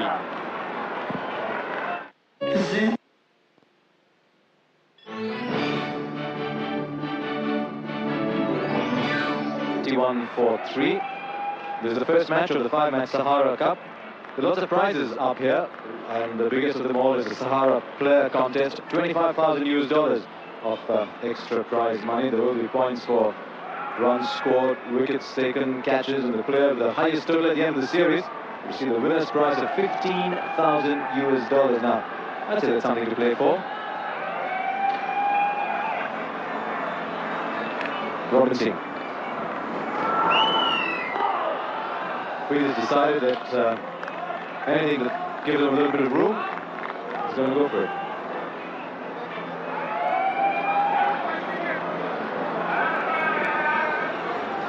Well, I'm not sure who's going to win this contest if Robin Singh keeps bowling wider and wider. Afridi keeps going after it. Anything could happen. He's gone for it. Wide of the man there at point. He hit so hard, it's crashed into the boundary. If you bowl wide, you do open up the hole.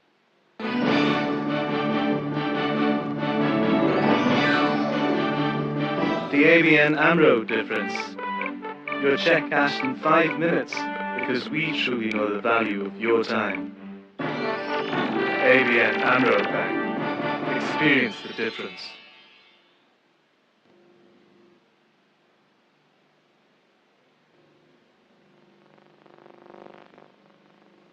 Golden moments of Pakistan cricket.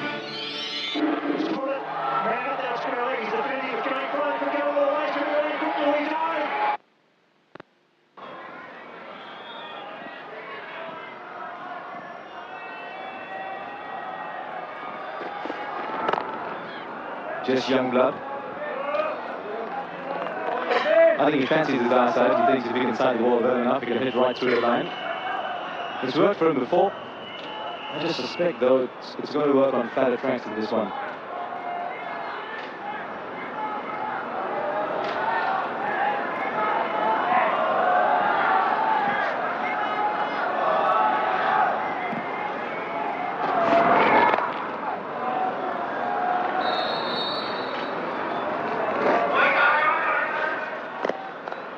There's been a boundary in each of the last 3 overs. In a low-scoring game where you only have to score about 4.2 runs and over, all these things matter.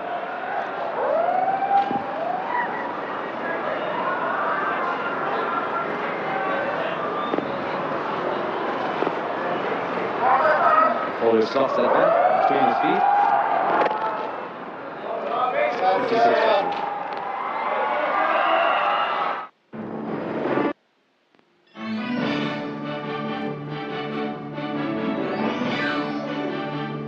The ABN AMRO difference. Cricket.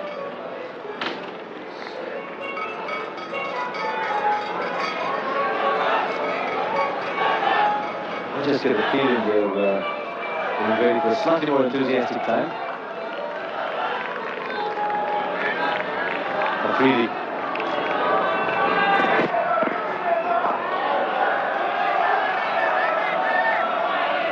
Well, I think this is going to be a very testing time for captain of India, Sachin Tendulkar. The youngsters all obviously having a bit of a problem, not just with his run-up, no ball there, but he's bowling too short for me. And this is where, as a captain, it is difficult. You want to say something to the youngster to encourage and help him. You don't want to say too much and get onto him that he bowls worse.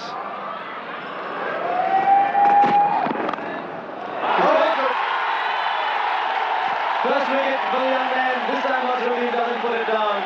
Shahid Afridi is the man out. What a moment for Harvinder Singh.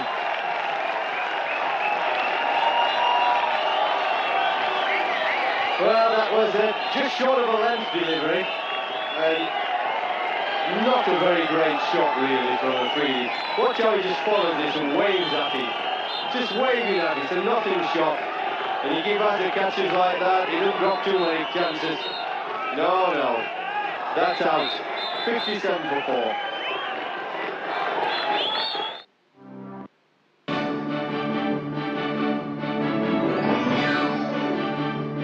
The The ABN AMRO difference. Your demand draft and pay order needs met within 15 minutes. ABN AMRO Bank. Experience the difference.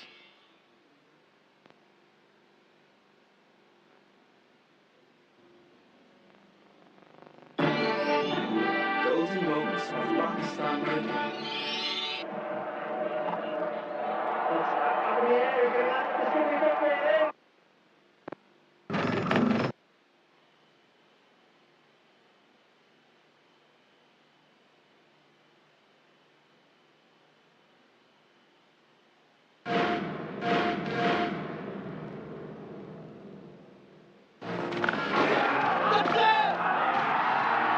The Sahara Cup.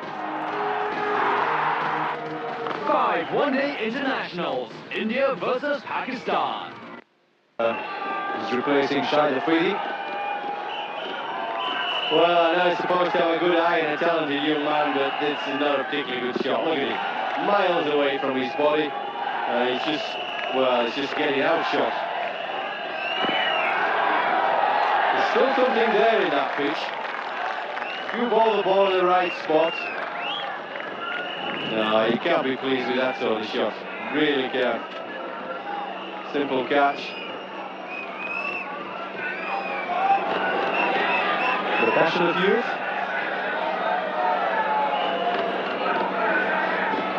Now it's really up to the family firm of Salim Malik and Ijaz Ahmed to win the match for Pakistan from here. Brothers-in-law, but also enormously experienced batsmen.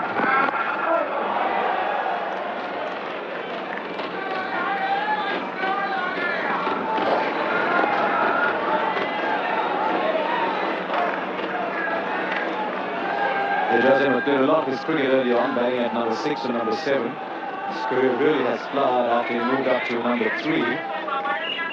He scored runs all around the world on all kinds of pitches. Very different player from Salim Malik is. He seems a lot more hard-working batsman than Salim Malik is.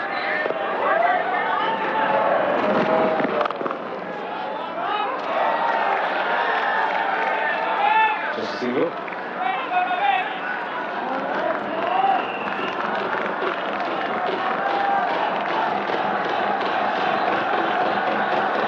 One of the problems Pakistan have is that they've been losing wickets at regular intervals. It was first to fail, while just 6 runs were made, and then a partnership of 26 followed by another of 25. What they needed was for those two partnerships to carry on and maybe put together 50, 60 each.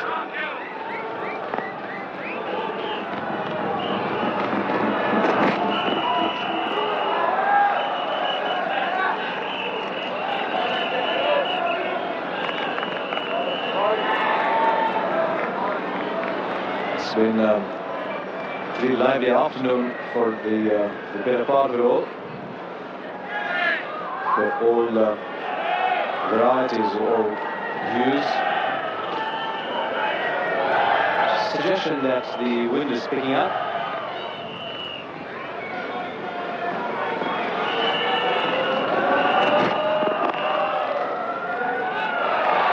Teresa. 59 for 4.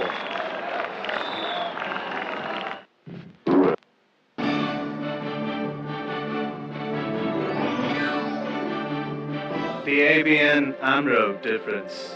Your checkbook request fulfilled in 1 day. ABN AMRO Bank. Experience the difference. Pakistan cricket. And Pakistan have won!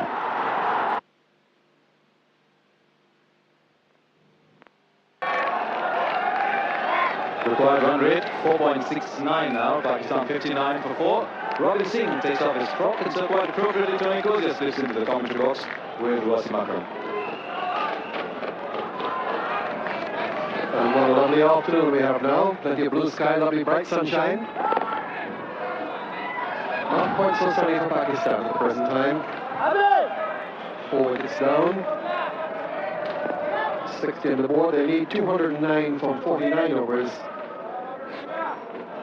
They've got Moin Khan, Azhar Mahmood, Saqib Mushtaq, Aqib Javid, Mohammad Akram. So they're really running out of specialist batsmen here. Mr. Akram looking a little bit nervous as he comes in next to me. Definitely I am nervous a bit. I think this wicket is very, very important for Pakistan. They should just play normal cricket. Just look 2 and 3 and over. And wait for the last 15 overs because they have 4 wickets down and they've got another batsman, Moin Khan, left, and then we have Saqib Mushtaq coming in after Moin, and then we have other.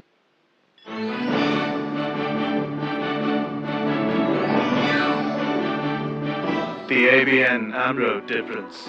You get attention within 30 seconds of entering our branch. ABN AMRO Bank. Experience the difference.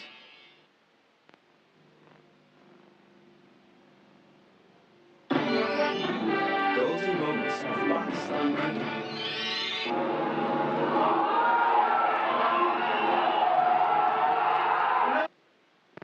Only Alan Borders played more in the history of one-day internationals. And Salim Malik, of course, is still playing. Alan Borders retired. Wide ball from Robin Singh.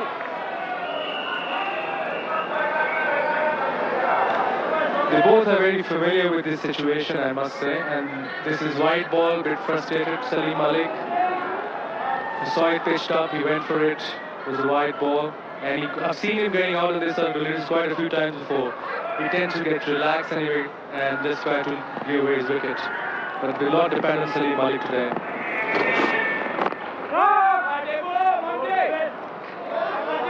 One thing I must say, I think Indian bowlers are definitely bowling better line than Pakistani fast bowlers because they're very disciplined. They're just bowling according to their fields and just bowling one swing, out swing, and they're making, they're waiting that batsman makes a mistake.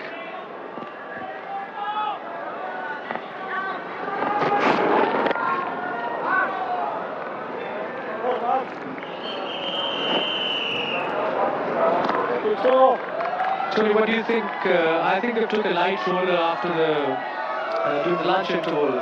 In my opinion, if they would have taken a heavy roller, the wicket would have been a little different than now. Yeah, I've always heard that the heavy roller is the best one to use. Perhaps with the exception of a pitch on the 5th day when it started to break up, but certainly a first day pitch settles it down a lot more.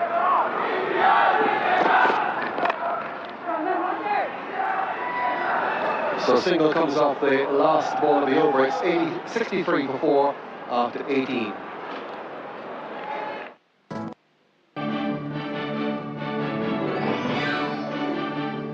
The ABN AMRO difference. Your calls answered within 3 rings because we value your time. ABN AMRO Bank. Experience the difference. Golden moments of Pakistan cricket. Can he get it? And he struck it away. This should be the world record.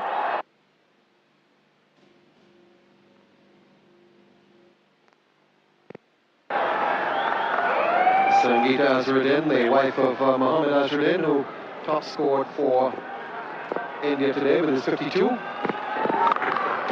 That's well struck. That was a long hop. But it's not always that you hit a long hop as hard as that one. Ijaz really gave it everything. You don't bowl to Ijaz this sort of thing. Very short, perfect going with a back foot player, and he always plays that sort of perfectly. And I think he's a very dangerous customer, Ijaz. I always, as a captain, I always had faith in him. He always gets run for me and for the team.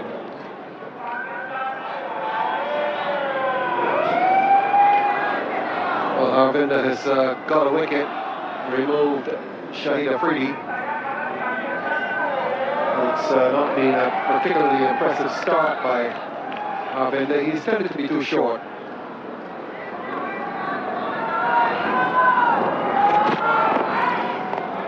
And too wide.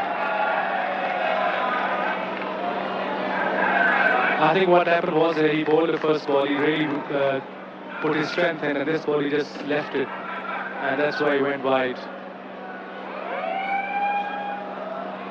There.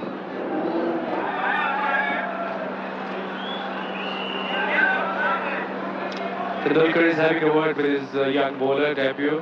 It's just gave him some confidence. That's a very good idea. Just to have a chat with him.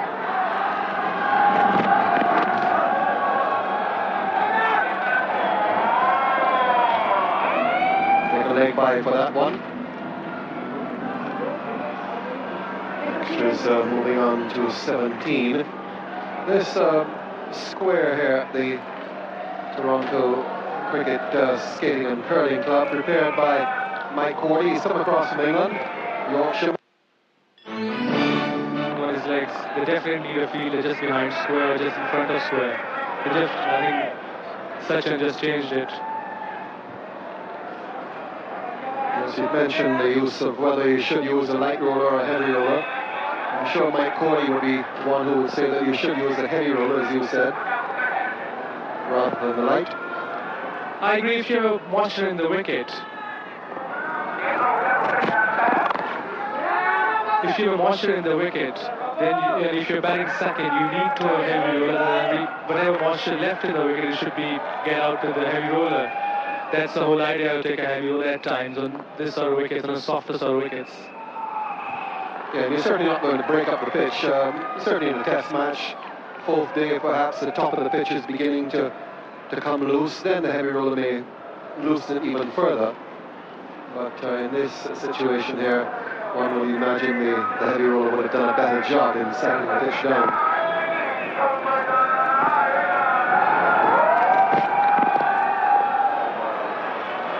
Yes, it's been a rather upsetting debut for Harvinder Singh. He's playing his first match for India, international level. He has played in the India A team, but he's struggling here.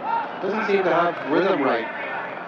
Absolutely right, Tony. He's not looking comfortable to me. I think he's running, he's stretching to the bowling crease rather than just easing it in. He just needs to ease it in and just bowl his normal outswing. He looks like he's stretching right at the end, just there. Another wide. Well, this could well be the end of him. This is his third over, and I would think that his captain will just take him off and say, "Well, have a rest." Of course, he does have himself Tendulkar. He also has Jadeja, who can bowl medium pace. Ganguly, another medium pacer, all of whom have bowled and were experienced campaigners now and have bowled at the international level. So maybe just an opportunity just to let Harvinder have a rest. 35 wides we've had, Wazim. Hit! Straight to the wickets. Good throw. He's a very good fielder, Robin Singh. He's 34 tomorrow, but he's still quick and flexible. Look at the throw. Good pick up, good throw, right in there. And I think, Tony, you're right. I think bowlers like Ganguly and Jadeja will be much more difficult to play here because the batsmen will be more tempted to play shots at them rather than a proper fast bowler.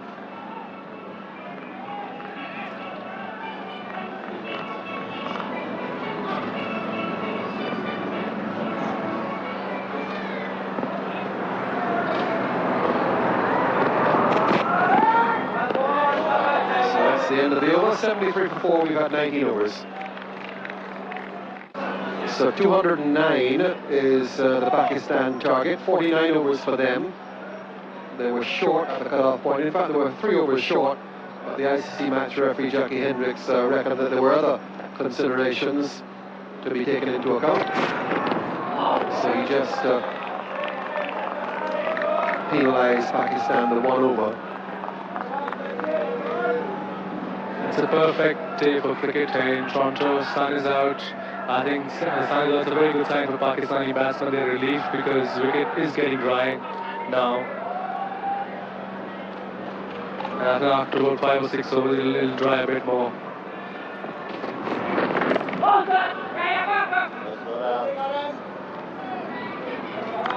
And I can assure you one thing, they both are definitely will be waiting for the off spinner to come and they can have a go at him. They both are very good spin players, definitely.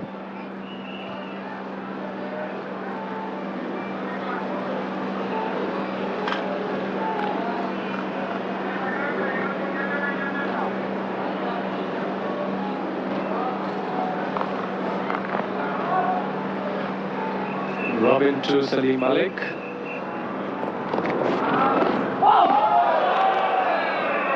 Ball has moved around all day. Not always extravagantly, but just enough to pass the outside edge quite often.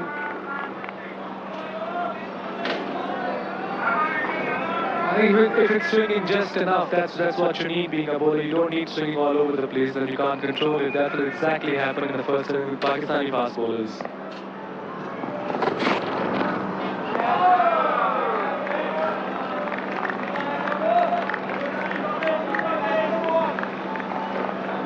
Pressure is building on Pakistani batsmen because this is the only recognized batsman they have, and maybe Moin Khan is after them. They just need wickets in hand, like I said early on.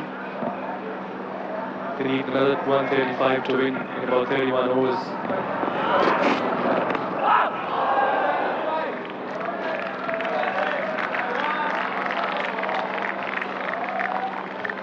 It's a little nudge. Just stare it down the third man. He was on top of it, so it wasn't going to be a catch.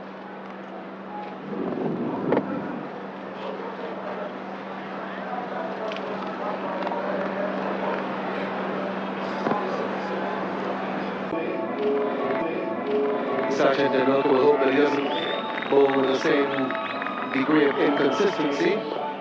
So Ganguly comes on. It's definitely much more accurate than the young bowler we had early on.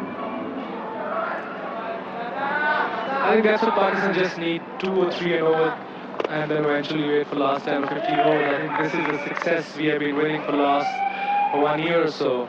That we had wicket in our hands and played positive and sensibly, and they both are great players for Pakistan, and they've done it in the past, and I'm sure they were able to do it this year today.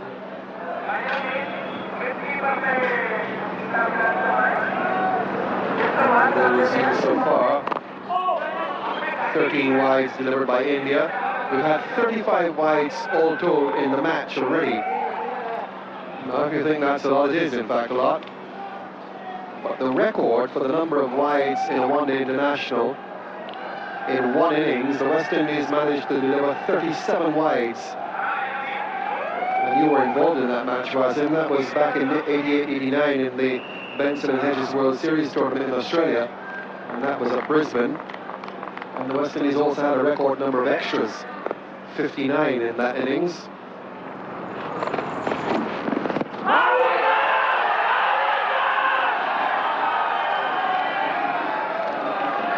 That looked quite close from here because he just shuffles across the wicket. He is shuffling. Just going down, I think. Just going down.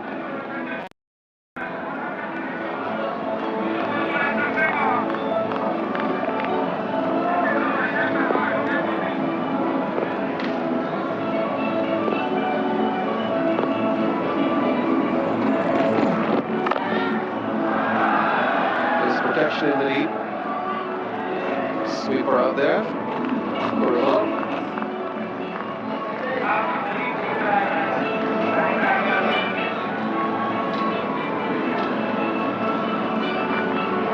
It's really a lovely afternoon now. The type of weather we were promised by the weather forecast. They said we were going to have a lovely sunny Saturday and Sunday as well. It looks it's going to be a nice Sunday. Plenty of blue sky and a very bright sun.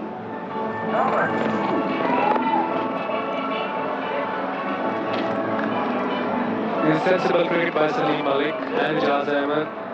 I'm sure they know they don't need 4 and 6, they just need 3 and over and try not to lose the wicket, and they can able to win the game for Pakistan.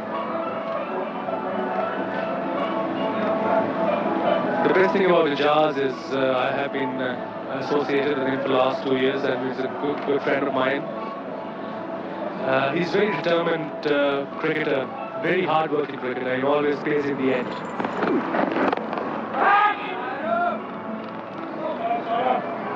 End of the 21st over of the innings, Pakistan 78 for 4. Stump camera on the middle stump. Gives you a pretty good idea of the guard which the batsmen are taking. Both of them take leg stump guard. In fact, Ijaz, what he does, take a leg stump guard, perhaps shifts even further outside the leg stump. He lets the bowler have a full view of the stumps. But both batsmen, as you'll see when Salim Malik takes his guard here, camera is down on the centre stump. Those three marks there on the pitch, leg at the middle and off. And of course the off stump guard. I've seen a couple of batsmen take off stump guard over the years. What looks like an off stump guard there is, of course, the leg stump guard for the left-handed batsman. There they are. Those three marks there. So for the right-handed batsman, that's the leg stump. That's the middle, and that's the off. And there are batsmen who will ask for middle and leg, and make a mark somewhere between the leg stump and the middle stump.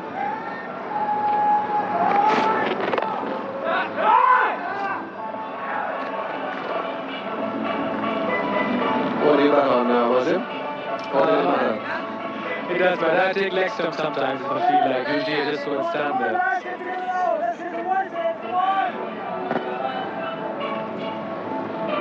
And of course those marks are there, a batsman comes in and those marks are quite visible. And yet you'll find a batsman come out, he knows that those marks are leg stump, middle stump, but he won't go by those, he'll make his own. I think it's more psychological. You're right, absolutely right. Whenever I go for a batting, I'll see the mark is still there, but I still take a mark. It's just psychological. You should know where you are. It's almost like giving you a start to your innings. When you get out there, you figure, well, you look at the umpire, you take a guard, you know you're going to start the innings then.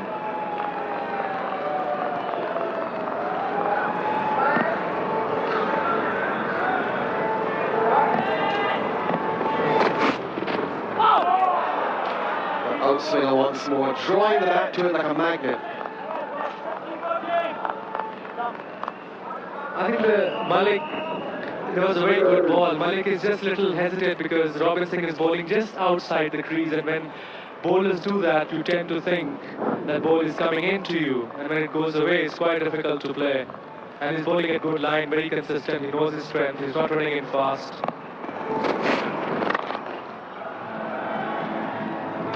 So 3 runs with that single off the last ball. 3 runs from the over, 81 for 4. 209 is the Pakistan score. India were sent in.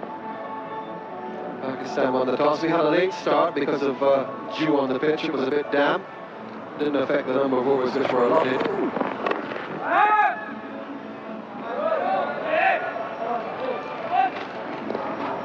Pakistan struggling from the very start. They lost Saeed Anwar and Ramiz Raja, their opening batsmen. They were 6 for 2 at one stage. So it's really been an uphill task for them. And they haven't yet got a partnership going to fully rebuild the innings. I'm quite impressed by the fielding. They're attacking and plus defensing, and it's very difficult for a batsman.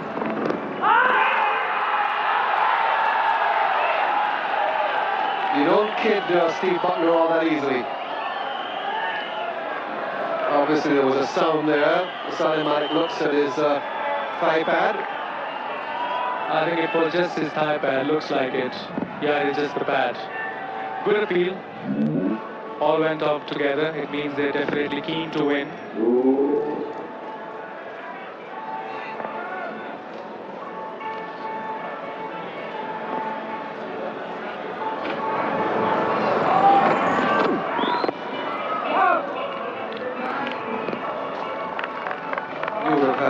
Steve Buckner a lot. How do you rate international umpires, was it? I think I do rate umpires. I think Steve Buckner is definitely one of the best umpires I've played under. Him, David Shepherd, and now I think Peter very, very impressive because they're very consistent.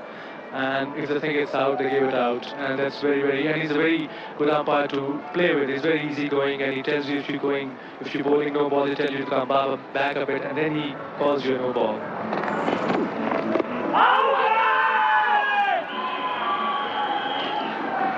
He's certainly under a little bit of pressure here in this over. Steve Bucknell from Montego Bay, Jamaica.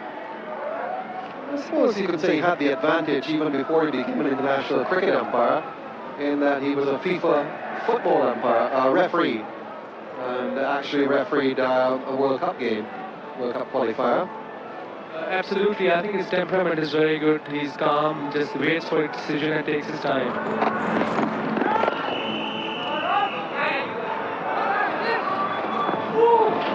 Good running, but throws all over the place, no backup.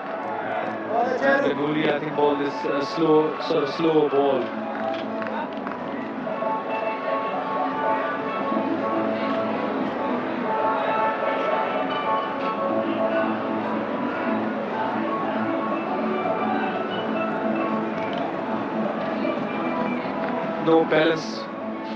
No balance at all and no backup.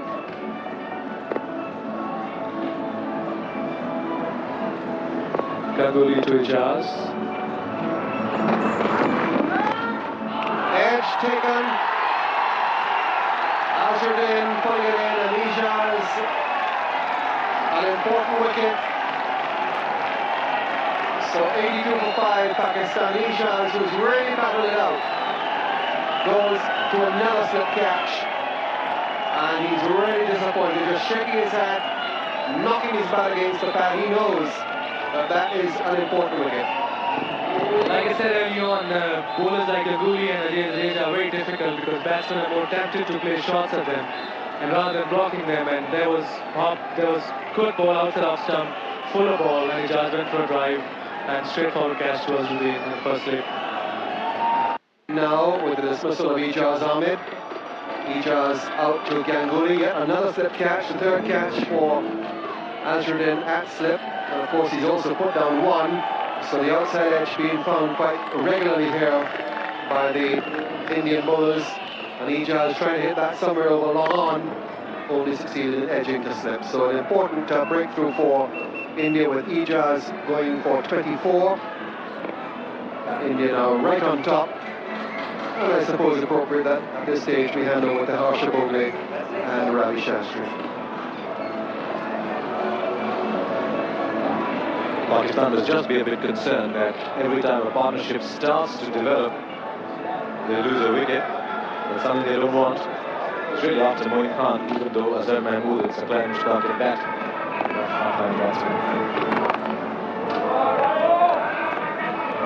A partnership of 25, 26 and 25. Ijaz Ahmed was a big wicket because he seemed to be in very good nick. He'd done all the hard work of battling it out there, seeing everything through. And as we've often seen, when you get a bowler like Saurav Ganguly, someone of his pace, and then a batsman suddenly sees the ball pitched up, his eyes open wide, he just tries to hit it a little too hard, and more often than not, it brings about his downfall.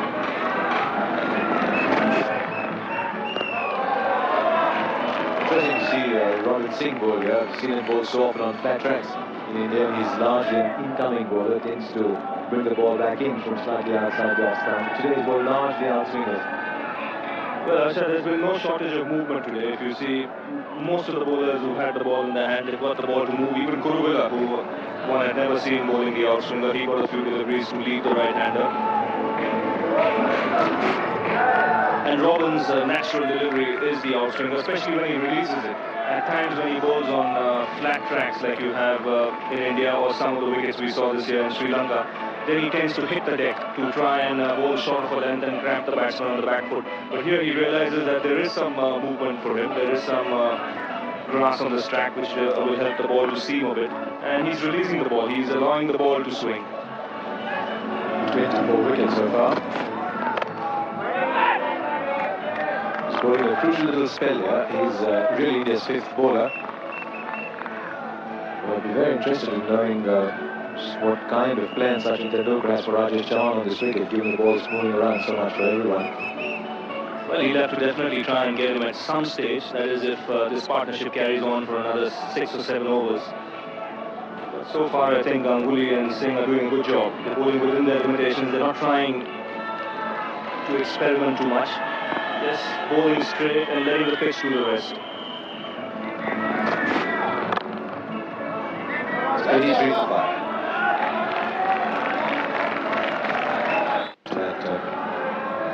Didn't quite bowl the rows on time. It's a lovely little line. such a cool customer, Salim Malik. He's played so many one-day internationals. There's probably no situation at all that he hasn't seen before. That's right, and he's often bailed out Pakistan when they've been in a crisis. He's just a very similar kind of player to Mohammad Azharuddin, and he'll need to play an innings like the way Azhar did earlier for India. In a similar situation, walk the ball around, stay there till the end. Interesting you should mention that, Robbie, because they've got pretty similar records too. They both played an awful amount of one-day internationals. Azhar's got a batting average around 37, Salim Malik slightly under because he's tended to bat 5 or 6 a lot often. Yes, and similar strengths too. Both very risky. Both can work the ball even from off stump, outside the off stump, on the onside, as well as square of the wicket on the offside. That's why they are the kind of batsmen who are difficult to contain when in full flow. In the air, he's caught. Robin Singh at cover. Ganguly, who's got this great habit of picking up wickets, picks up a second, and Pakistan lose. Moin Khan is 84 for 6, and once again Ganguly is struck. Another big wicket for the Indians because he's a good player in a crisis, Moin Khan. Again, this ball was pitched up, just held back a little bit on Moin Khan, who went through with a shot, and Robin Singh is not the kind of fielder who will drop catches like that. So Ganguly is elated, he's picked up another wicket, 6 gone for Pakistan, 84 runs on the board. This is how their last man fell. And there again, Ganguly allowing the ball to swing, keeping it up to the bat. And Moin Khan playing a little too early on that occasion.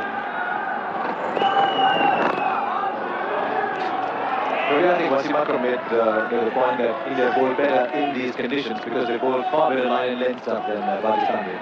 No doubt about that, especially with the new ball. You saw the Pakistan bowlers, although bowling a couple of good deliveries every over, they most of the time were bowled a lot of wides and found it difficult to control the swing. And that's where I think the Indians were on top of them, especially when they got the ball in their hand.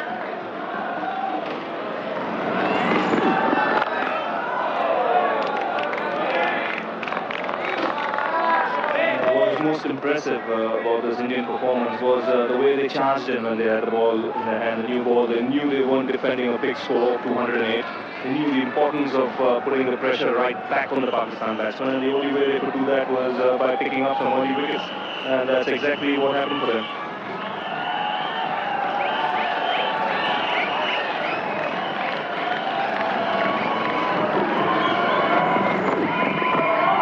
That's a good ball. Good over from Saurav Ganguly. It's 84 for 6. An outstanding innings. Azharuddin showed a great value of experience. Pakistan have simply lost too many wickets. Typical Malik shot, just play away into the open spaces, run and pick up 2. Yes, you cannot afford to think that you've got the match in the kitty as long as Salim Malik is there. He's often pulled Pakistan out of trouble, especially in games against India. I remember a match in Calcutta quite some years ago when everybody, the players, the people watching the game, the crowd in the stadium, I thought that India had won the game, and Salim Malik had other ideas. Played a lovely innings here in Game 4 of the Sahara Cup last year when India put up a big score and just kept going. Now that's what we were talking about, 26, 25 and 25. That's the core middle order, and that's where Pakistan will be expected a lot more runs to come.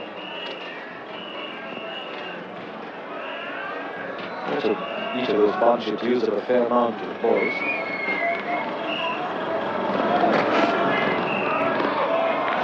Right. Now, Ravi Shastri has been talking about how much the ball's moved around today. One indicator is the number of catches that have gone to Azharuddin and Sid. Another indicator is the number of wide balls we've had.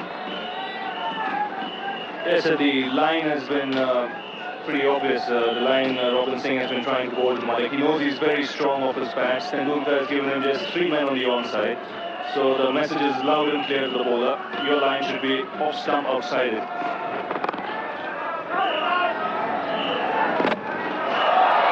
He's hitting the stump very often today, Robin.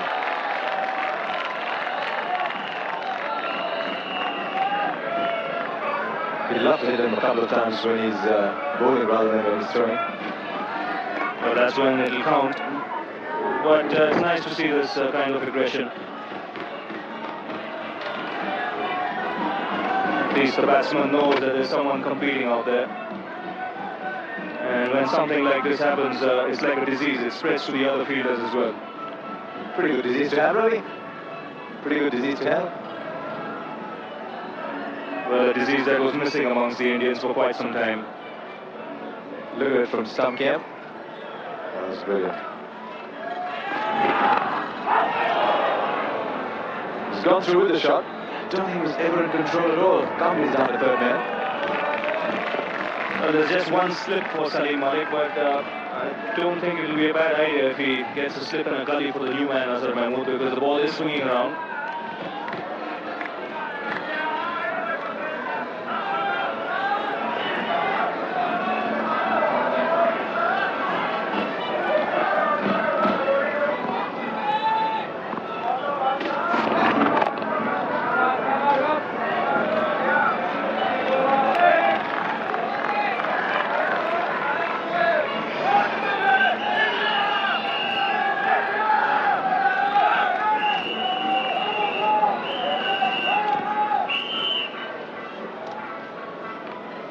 Azhar Mahmood had a very good tour of Pakistan recently. The Pakistan A team. You scored a lot of runs. Probably got slightly higher batting number than this with the A team. Back as he can bat. It was single to end the over. Pakistan 89 for 6. And Mohanty, and then a pretty good one from Robin Singh, though he hasn't got a wicket. Yes, we know Kurula is a steady bowler. He's done well for India over the last 6-8 months, but it was refreshing to see the way Mohanty charged in. Young man just made his debut recently in Sri Lanka, but he showed he has a good attitude. Ravinder Singh got a wicket, but just really erratic, trying to go short. Sahara has done a very, very good job so far. There's fourth over. Azhar Mahmood got his left foot planted down the wicket. Interesting to see because the ball's really moving around here. Well, it's a kind of pitch and the conditions are such where the bowler won't mind the batsman sticking that front foot down the track and looking to drive because he knows that he has an opportunity of picking up a wicket if the ball swings.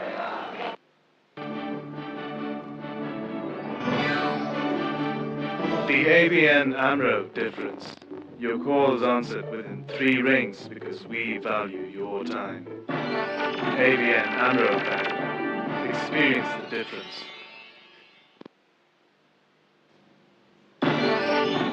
Golden moments of Pakistan cricket. Can he get it? And he's took it away. This should be the world record. So not too much support there for Salim Malik. He'd like first Azhar and then Saklan to stay with him for as long as possible. He slowly has to start getting that scoreboard moving. The shot that goes. Looking for the tree. Don't get it. Could have followed a tree there. Yes, he didn't quite time it, and that's the reason why it didn't go all the way to the fence.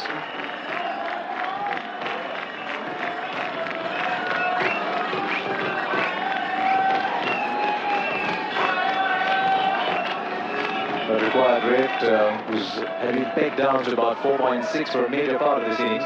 Now it's just starting to get into dangerous territory. Yes, and you can see Salim Malik wanting the strike, trying to get things moving along. Good stop. He let one go, Azharuddin, but otherwise he's been wonderful in that area. He's such a safe slip fielder. You can't get too many better slip fielders in world cricket than Mohammad Azharuddin. Lovely pair of hands. And he's got all the qualities that are required by a top-class slip fielder. Nice soft hands, good anticipation, stays low most of the time.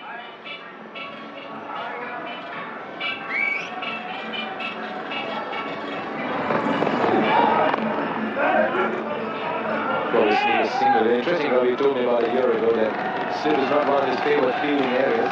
He hates fielding at mid-on. But he doesn't particularly like fielding at slip out. He prefers the square areas, point cover, really, where he made his reputation as a fielder for the first time. Yes, but I think in this Indian side, he's the best catcher, and it's important from the Indian captain's point of view that he keeps his best fielders in the best position for them. Luckily for India, they've got Jadeja and Robin Singh in this team. Jadeja, again, a very good fielder at backward point. 3 catches today for him.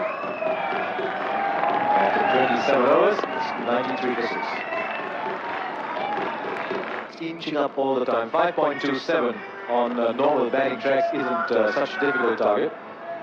But on this track, the ball's moving around. They've lost 6 wickets. It's a pretty heavy burden to carry. Yes, every time the ball's pitched up, Malik really launches his drives. The Indians shouldn't mind that because we've seen quite a few balls going up in the air. Moin Khan was the last man dismissed. He hit cover drive.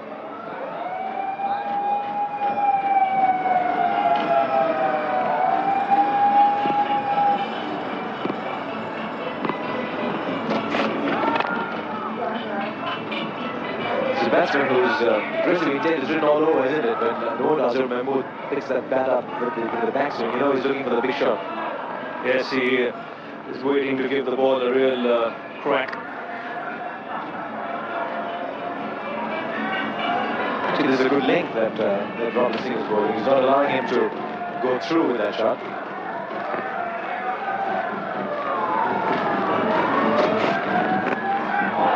That is quicker. Well, that's a very good delivery too. That surprised Salim Malik. Robin Singh was pitching the ball up to Salim Malik all the time and suddenly surprised him with a short delivery. I know in one-day cricket that if it's over the shoulder, it can be called a no ball, but there's nothing wrong with a delivery like this. Even if it's one-day cricket, it just lets the batsman know, stop inching too much forward towards the bowler.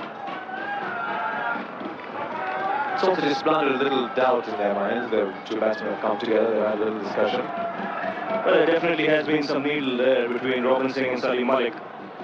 We saw him picking up the ball and his follow-through, throwing down the stumps when Malik was batting. Even when Azhar Mahmood hit a ball wide of Robin Singh picked up the ball and was looking to break down the wickets at the non-strikers end where Malik was. It's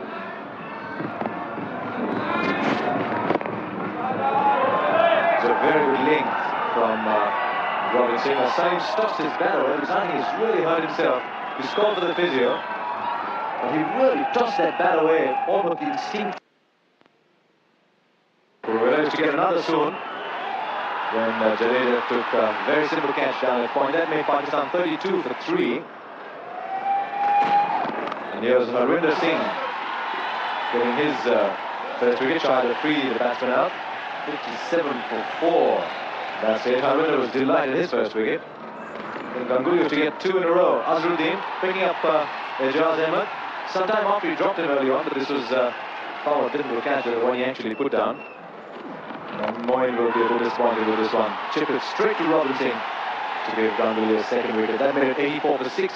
They're now 95 for 6. Salim Malik is still around. The danger man is on 18. Azhar Mahmood is on 3. Play about to begin. Malik is obviously much better now, but just before we went off for drinks, he suffered a rather painful blow. Yes, the bounce has been indifferent right through this game, and again this one just bouncing on Malik, wrapping him on the fingers there. And he was hit off the previous delivery as well, so must have been pretty painful. It's interesting that Robin Singh, we've been talking about the fact that he's been rolling out swingers all day. First time he really got to rip back in. Like that. 28 overs gone, it's 95 for 6. 88 for 3, Pakistan marginally ahead. They've lost too many wickets. The substitute on the field, Rishikesh Kanitkar. Just beats the infield. There's not much support down behind there for him. And that might just go all the way. It's one of the slow ones. It's picked up just inside, they'll probably take 3.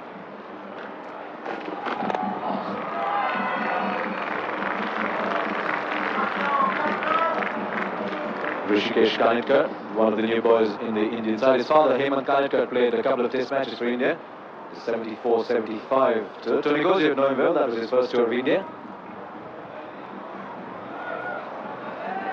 Very, very impressive left-hand batsman. Scored 970 runs in the Ranji Trophy last year. Also took 21 wickets with his off-spin.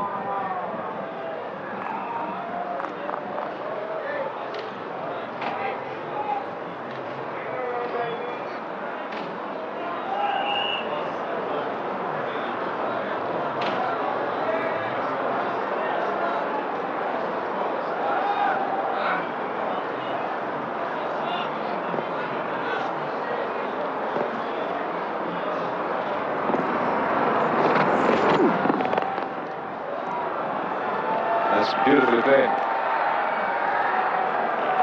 And there, Abhinder Singh. Again, Salim Malik looking to chip it over square leg. Ganguly does not have too much cover on the onside, just 3 men there. So the moment he drifts even onto the middle stump, Malik is going to take the opportunity of maybe even chipping him over the onside field. He has to take his chances now selectively because this required run rate is creeping up all the time. Still some satisfaction, 100 on the board.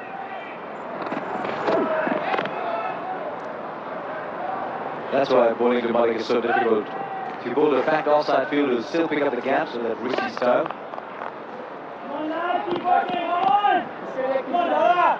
108 runs away.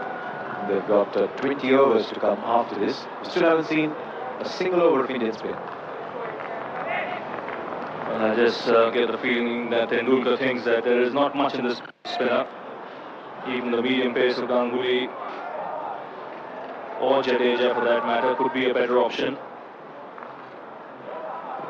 But like I said a little earlier, if this partnership now carries on for another couple of overs, maybe 3 overs, you might just see a couple of overs of spin.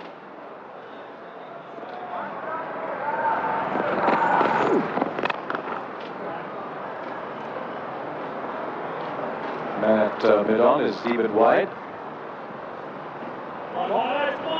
You reckon he might try Harvinder for a second spell? Well, he needs to pick up a wicket. He cannot afford to relax Tendulkar, and it would be better to give him a bowl now, maybe for even 2 overs, and to see how he goes rather than bring him on later when the pressure is on. Let's see if Pakistan get close to the Indian score.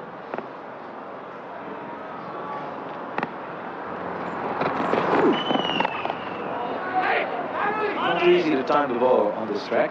102 for 6. 107 runs to get. Azhar Mahmood giving company to Salim Malik as Robin Singh starts his 9th over. The commentary box, Tony Kozia, and with him Jeffrey Boycott.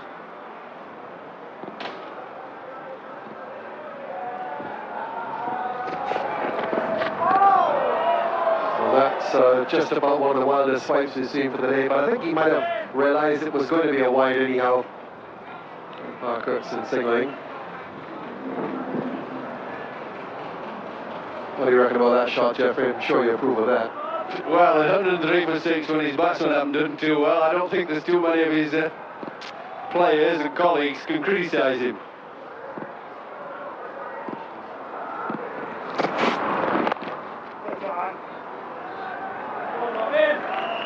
Well, there's been something in it for the seam bowlers all the way through.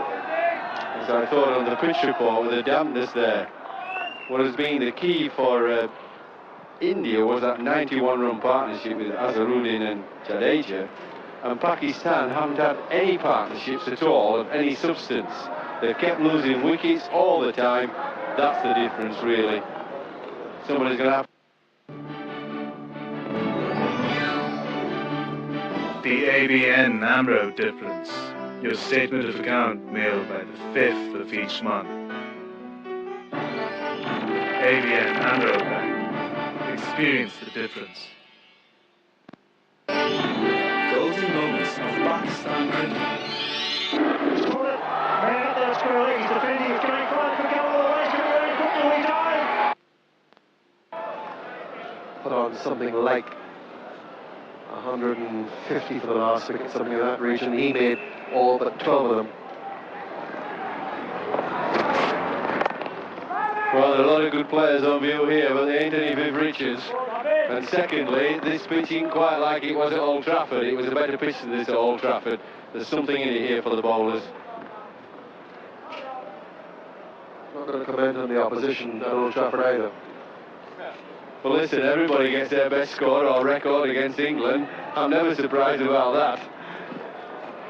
It's a surprise when we Englishmen see our team win.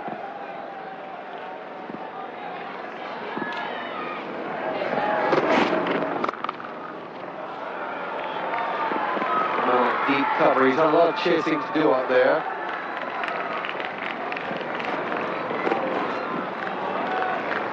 Again, Rory in the deep. Still, I just go back to the second match last year when India made 264 for 6 off their 50 overs. Pakistan were in trouble. They were 169 for 5.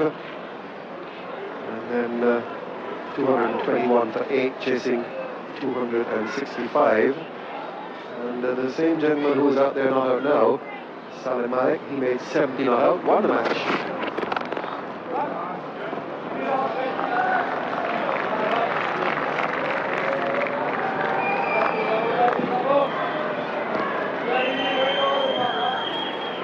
Tremendous fight back by Pakistan in that match last year.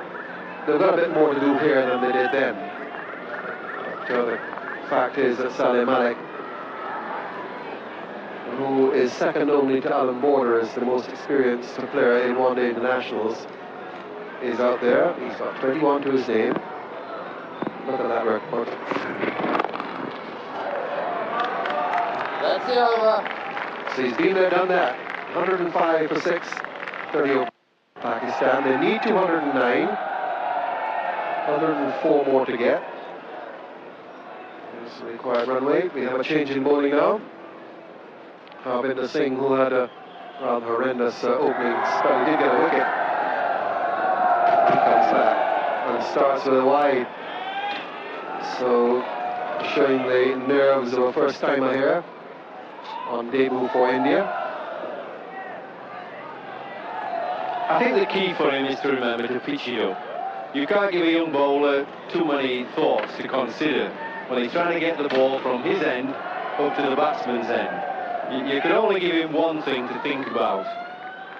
Tashi might be blowing a bit and crossing his fingers as to how he bowls.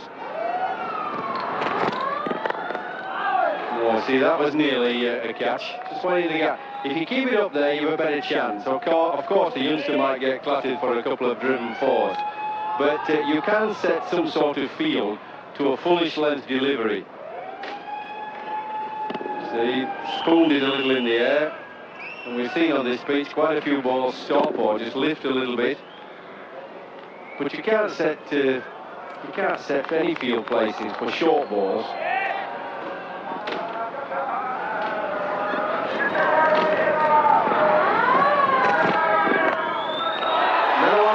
That's the fourth for Mohammad Azharuddin. A catch at slip, and Harvinder picks up another wicket.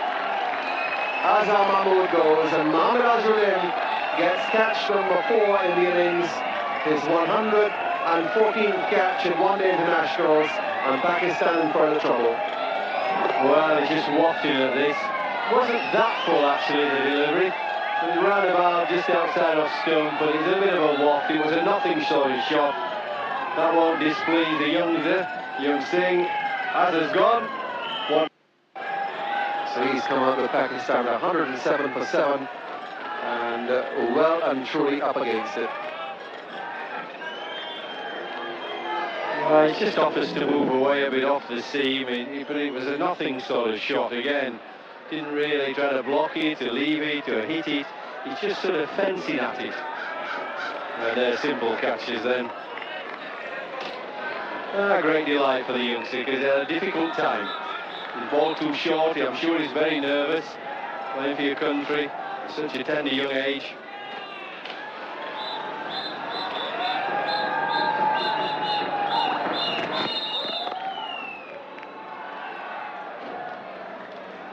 Exactly, off the mark with the first delivery he faces.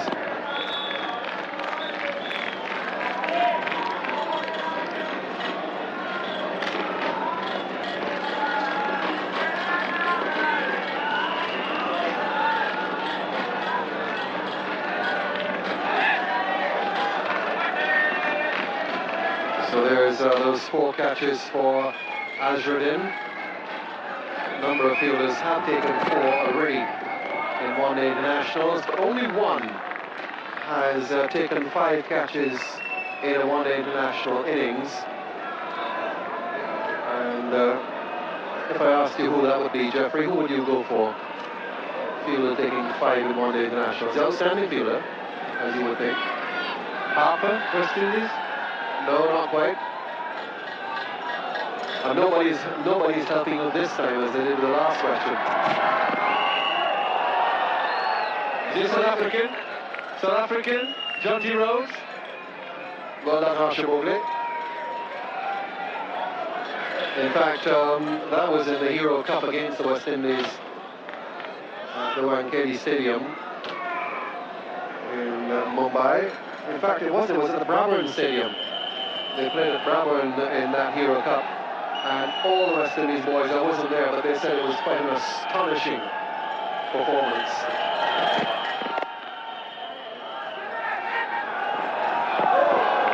It's a very good try by Tendulkar. Might have dropped the wicket, but it really was a desperate stuff. 109 for 7, 31 overs gone. So that equation really represents trouble for Pakistan. They've never really got out of trouble after losing their 2 opening batsmen very cheaply.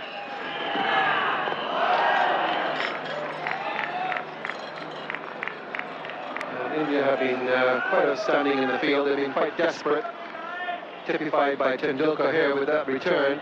And he would have had him, and he hit the stumps. Salim Malik would have gone, and that would have been just about curtains for Pakistan.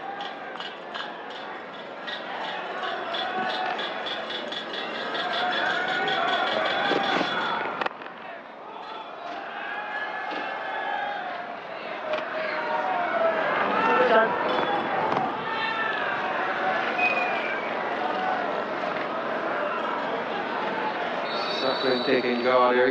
He's a fair player, Saqlain, Mushtaq. No rabbit. He can stay there with Salim Malik. A little bit of a chance. To his credit, Saqlain, he's worked very hard at his batting. He's just had a season with Surrey in the county cricket in England, and he's made a few runs there. He does work at it, he doesn't let it just happen. And I think he's a good lesson for all youngsters, is Saqlain, that you start off as being a specialist bowler, but everybody has to bat. You've always got to remember that. Not every batsman has to bowl. And he's not got a great average yet, but he's starting to make some very useful runs. One day cricket's a bit different. Sometimes you get in, there's only half a dozen balls left, or a couple of overs. Got to play shots straight away, but in Test match cricket, he's coming on good. Certainly no ball signal there by Pearson, just to add to the high number of extras we've had for the day. And there's that overstepping. That was one of the reasons, one of the many reasons why the West Indies were so strong in that period in the 1980s. Clive Lloyd and those who were at the top insisted that the fast bowlers also didn't just come in and not take their batting seriously. Andy Roberts, who started off and really was a rabbit in the beginning, developed into a very obdurate batsman, very difficult to dislodge. Even someone like Colin Croft would hang around.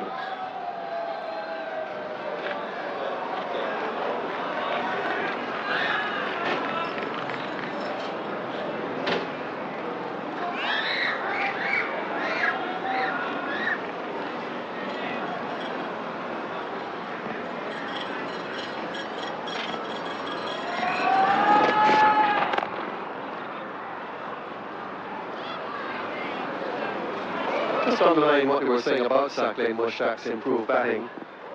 Of course, he, along with our fellow commentator today, Wasim Akram, now share the world record in Test cricket for the 8th wicket, 313. That was against Zimbabwe when Wasim Akram made 257 not out. 79 to Saqlain in that innings. So the oohs and the ahs as they get home for a scramble single. Pakistan 114 for 7. And it would have been close.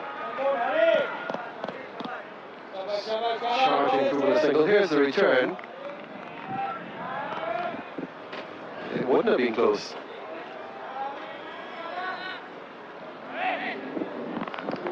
So twice now, the return from Sachin has missed the stumps. Twice he's had the chance of running a batsman out. And sorry, it's Jadeja there. Sachin Tendulkar with the previous one. But very, very close that one. And if they had hit, Pakistan would have had another wicket gone.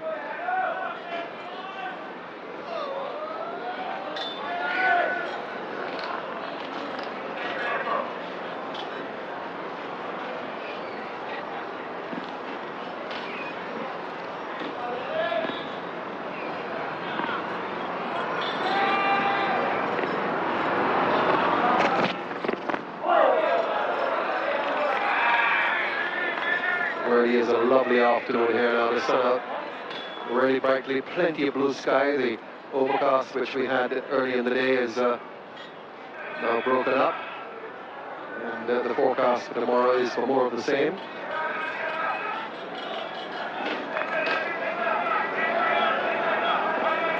Reminds you of Barnsley. No, it's a lovely autumn day.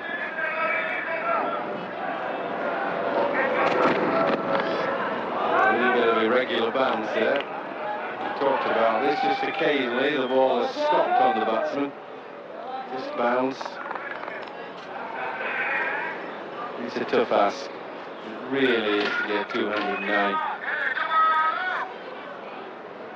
Saflane can bat a bit, but somehow he's got to find the singles to give the bowling back to Salim Malik.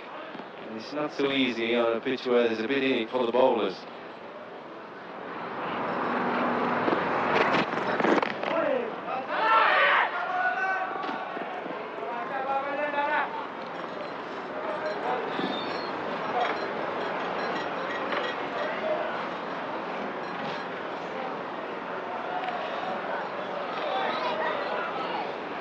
The difference between the teams there has been the start that they got. India were sent in and Pakistan utterly wasted the opportunity of bowling in conditions which did suit the bowlers. They were all over the shop. Mohammad Akram was the most culpable with a number of wides. On the other hand, Tendulkar and Ganguly gave them a good start. Pakistan have not had that start. 116 for 7 they are. So Pakistan with, well, one wouldn't say an impossible task, because as we've seen, nothing is impossible in this game of cricket, and especially in the limited overs form. Sahara with that wide gives them another run and another ball.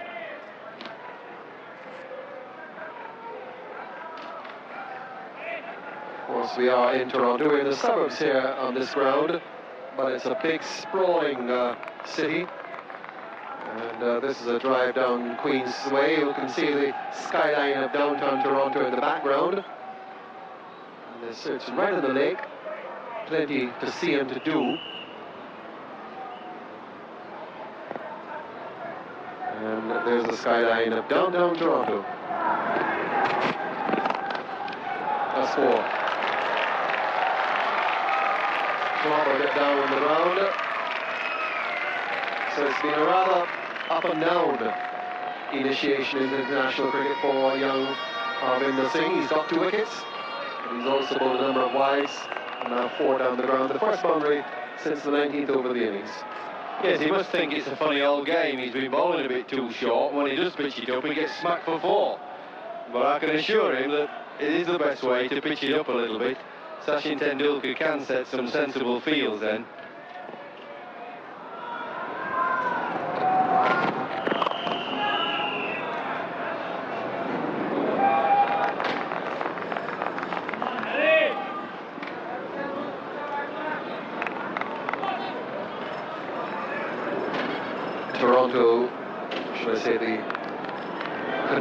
Cricket Association, bidding to have the ICC trophy staged here, the next ICC trophy for the associate members of the ICC in 2001. It's a sprawling country, but with so many associate members, they do have a lot of matches to get in. And there's plenty of options for the organisers if they should get it. Toronto, as Jeff was saying, Vancouver. In fact, Vancouver was the strongest back in the 40s and the 50s. Very strong English influence over there. They were considered the strongest and the best organised cricket in Canada back then.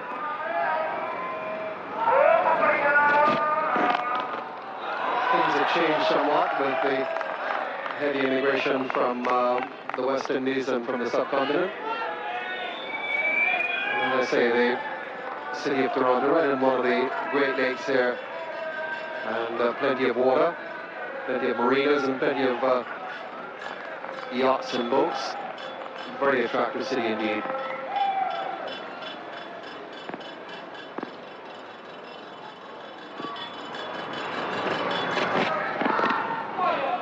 Another wide.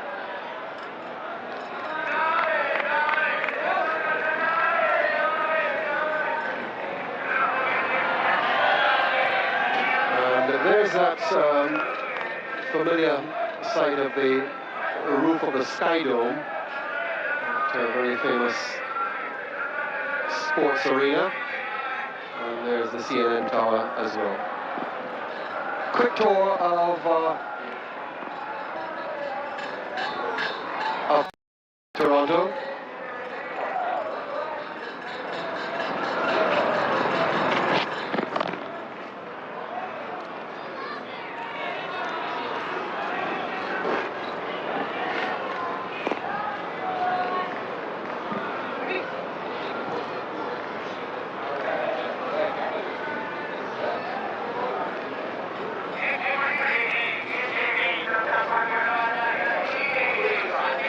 So Salim Malik is out there. He's not doing anything reckless at the present time. He realizes he has another 14 overs after this one.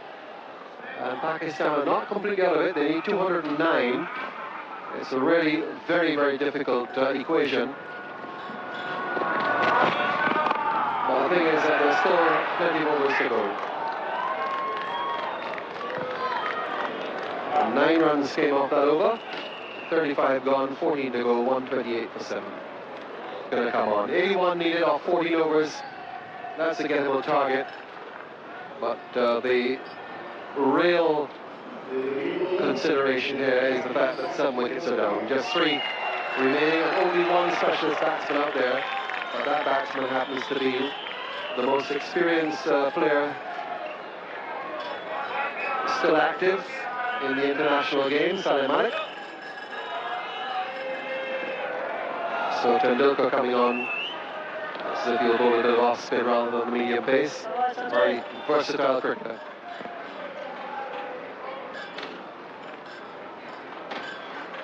You never know what Sachin's going to bowl. He bowls little swingers, little seamers, mixes them up, almost licorice all sorts. See, real big outswinger. It's a big, big wide, he's that. But he does move the ball, very gentle pace. They bowl a little off spinner as well. But they are a real big mixture what he bowls. Oh, one ball, That came the in swinger. So even with the ball 35 overs old, you bowl a big outswinger, nice little in swinger this. Whoops.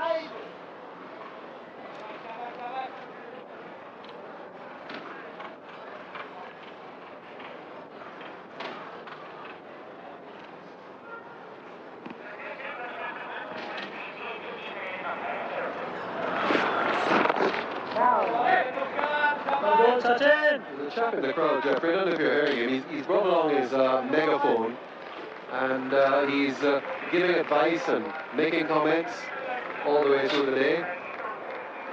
He's just been giving advice to Sachin. And of course, calls in plenty of amusement. Good shot down the ground by Sakane. Back over the bowler's head for 4. Yeah, that was a good strike. Men up, mid off and mid on up. So he went over the top. Hit it against the swing. And hit it very sweetly. I say he's an improved player. Foot to the pitch.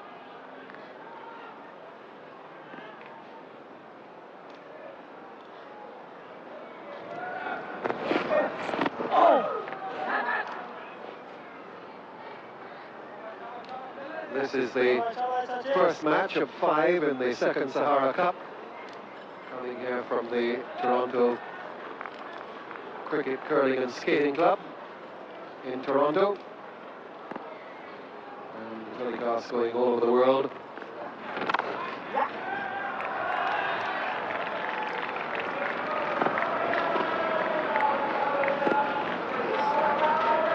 Just now crept up to be the highest partnership in the innings. Jeffrey, what do you make of this? Do you think that Pakistan's still into the shout? Well, they're always in with a shout while you've got one talented player at one end and a useful player at the other. And also, India's bowling is a bit weak. Ravinder Singh has looked. Whoa.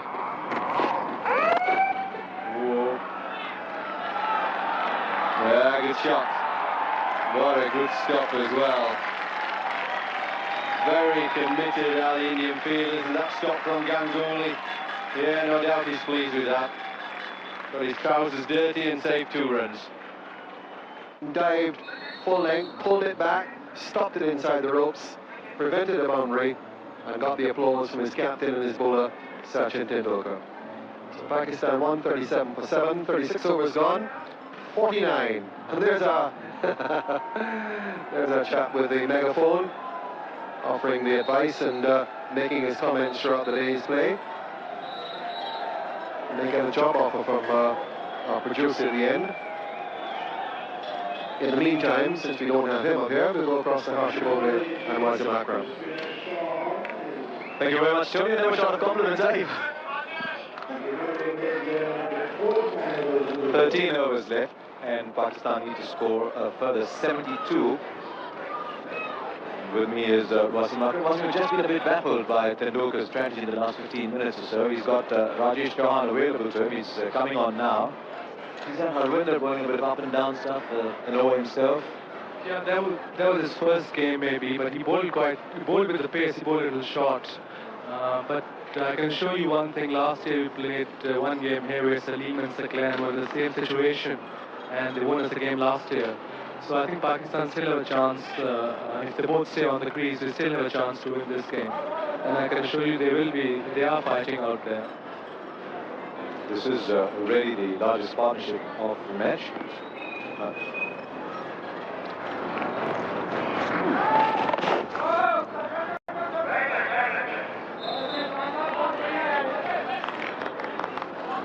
This can be a crucial move for India because spinner bowling in the last 13 overs, he hasn't bowled in the whole game. And if he gets...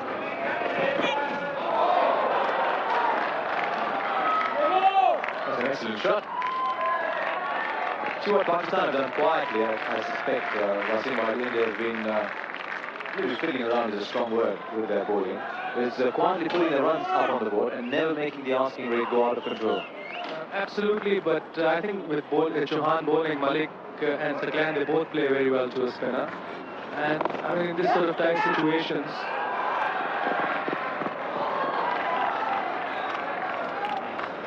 there was a good single, good back up by Salim Malik. And if you get 2 good overs, the game could go anywhere. Tendulkar's got to find bowlers to bowl 12 overs after this. He's got 3 from Kurwala and 3 from Mohanty left. Presumably he will use. He's got 4 left from Harvinder and 5 from Ganguly as options. And he can bowl himself, and of course he's got as many as he wants from Chauhan. Interesting. Chauhan should have bowled a little while ago, just 3-4 overs, just to get into the gear, and it's a difficult situation to bowl that straight away, and it could happen. Game could go anyway now.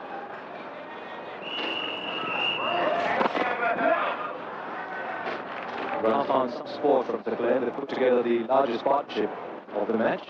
The required rate is 5.58, which in a tense situation isn't bad.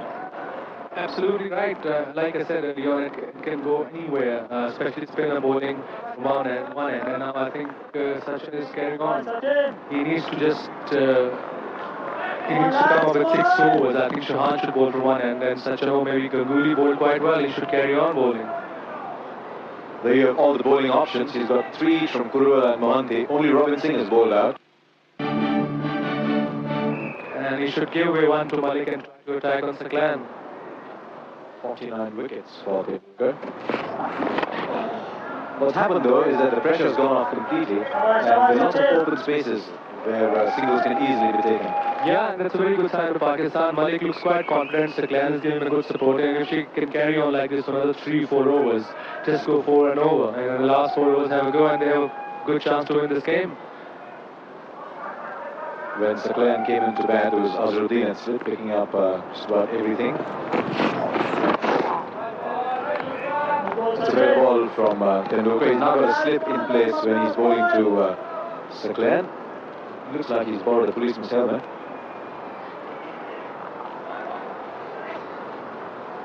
Good outswing. I usually bowl in swing to a right-hander. He's bowling outswings with it because he's got a slip there. And if he's bowling that sort of pace, he should bowl just outside off stump. Just occasionally gives the batsman too much room. Allows Saklan to go off the strike. That's not something he would have liked. I mean, in this situation, game could have gone anywhere. If I would have been captain, it would have been very difficult for me to make a decision who to bowl at this stage.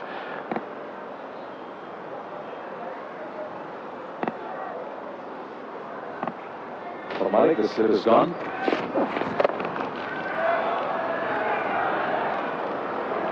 The singles continue to come quite easily. I think he's trying to bowl a bit too quick, that's why he's bowling a bit short. And with his pace, he just concentrates to bowl pitched up.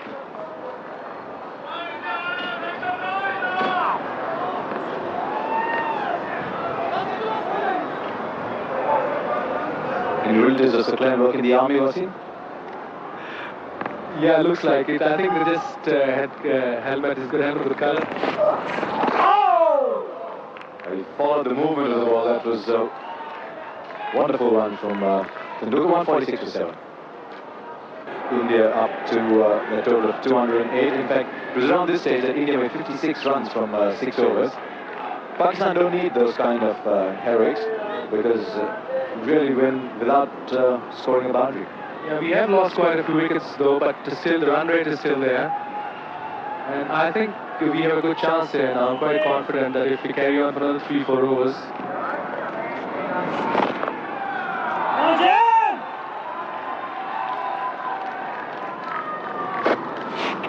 Rahul Dravid. Come on, Rajesh, come on now. I just feel a touch of sympathy for Rajesh Chauhan. He always seems to get the most difficult overs to bowl. He bowled with a new ball against Jayasuriya in Sri Lanka. Now he's come on to bowl when all the easy overs are gone. I'm sure he'd like one of those days when he can put together 10-0 or 28-1 or something like that. I don't understand why Sachin is not giving a ball to Ganguly, because he had bowled very well today. He's got 2 crucial wickets. And he's only given away about 17 runs in 5 overs.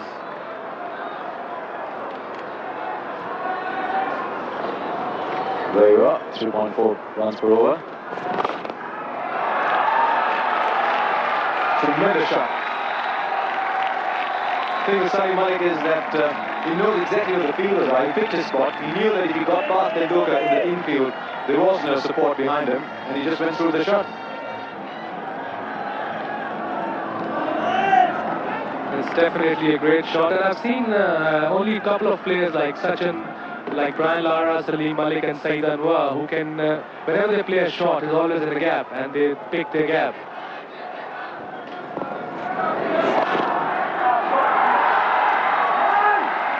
Probably pick up a second here. They're going to go for Dravid's throw, and they'll make it very easily. So runs coming quite easily, 150 up on the board with that previous boundary. And all of a sudden, body language on the field is looking just a bit different. totally different now. Now Indians, the body language looks like they're just heads down and they thought, oh, we need a wicket instead of attacking or instead of running in every ball. And now they're trying to save a game here.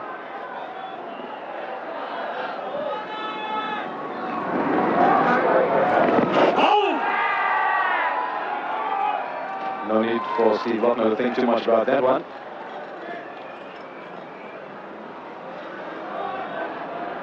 Pitched outside off stump and he was far forward. Salim Malik is a very good player of spin.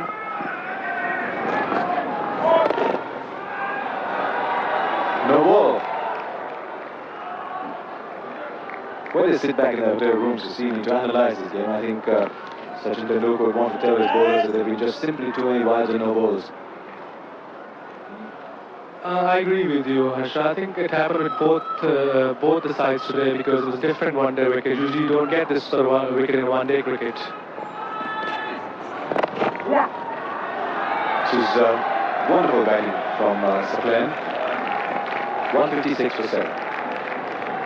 Has improved his batting. I've just seen it today after this county circuit this year. Strike now to Ganguly. So that's all he needs to do at the moment because Pakistan are 7 balls ahead of going at run ball. 50 partnership comes up too. This is a success of one-day cricket. Yeah, I mean, in these sort of situations, you don't need boundaries. You just need ones and twos, and maybe one mating over it doesn't matter. Just play normal cricket, and just take 1 or 2 singles, and if you get a boundary out of it, fair enough.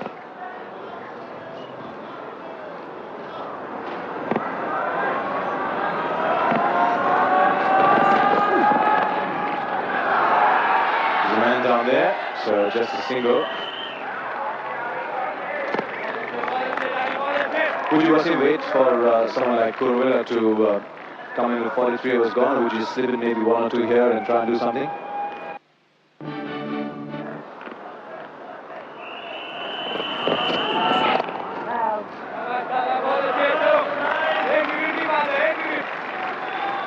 And like I said, Ganguly is trying to get his line right. He's going to take 1 or 2 overs to get his line right because he's not a regular bowler. And Saklan is playing perfectly well with the front foot, and he looks very compact to me.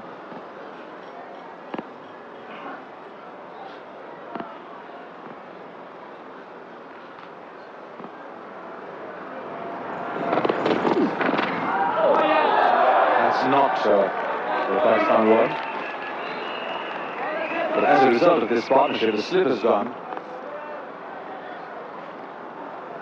Now instead of attacking, they're trying to save the game, so that's where Pakistan have the edge. 1 or 2 good overs. Good over means 1 or 2 overs. 6 and over would be perfect for them right now. And that's one thing Sachin would wanted before 43 overs.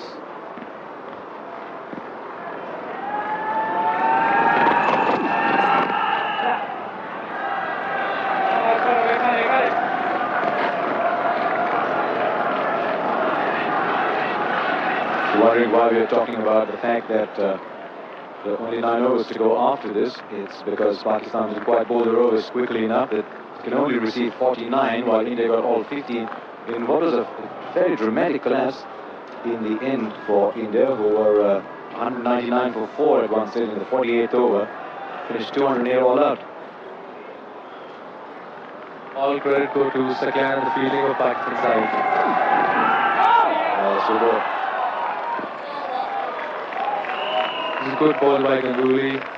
40 overs gone. Pakistan 159 for 7. Oh, that's beautifully driven.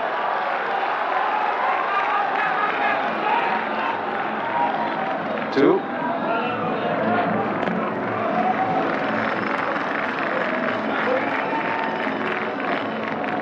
You must wonder where he's straight into Arvinder. His ball is 7 overs now. This is the 7th over. 2 or 3 spells. There was a very compact shot by Saklan Mushtaq. He's playing like a proper batsman. Look at this. Front foot.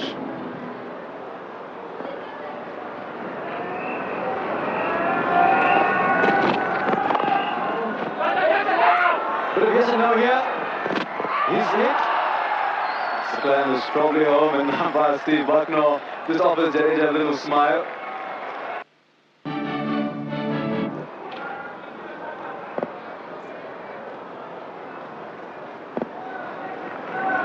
Samkam's taking a bit of a beating today. 50 to Salim Ali. Tremendous innings. He just kept going. Never allowed the situation to get to him. Very, very high quality innings. Definitely, once again, Malik have proved he's the anchor of Pakistan team, and he got 50 under very crucial circumstances. The Pakistani lost 4 wickets when he walked in, and I believe he played very tremendous innings today here.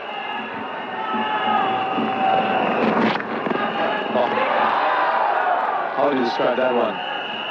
Leg cutter, fast leg break. Looks like fast leg break, but it was just an outswing. Perfect ball to bowl at. And there was a very good ball at the later stages of the over. It means the ball is still swinging. It's a normal swing so far. Sabah Kareem has been standing behind those stumps all day, hasn't picked up a catch. Standing alongside him, Azhar has picked up 4 and let 1 down. So the catches are all going elsewhere. 5.52 now.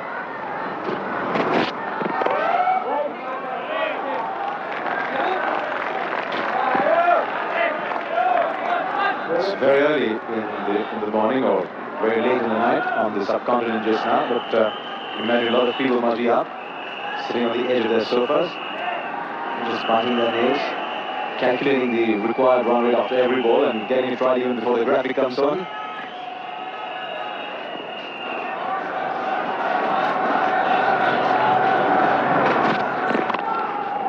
It's a tremendous beginning to Sahara Cup 1997. It's 163 for 7. Have 8 overs to go.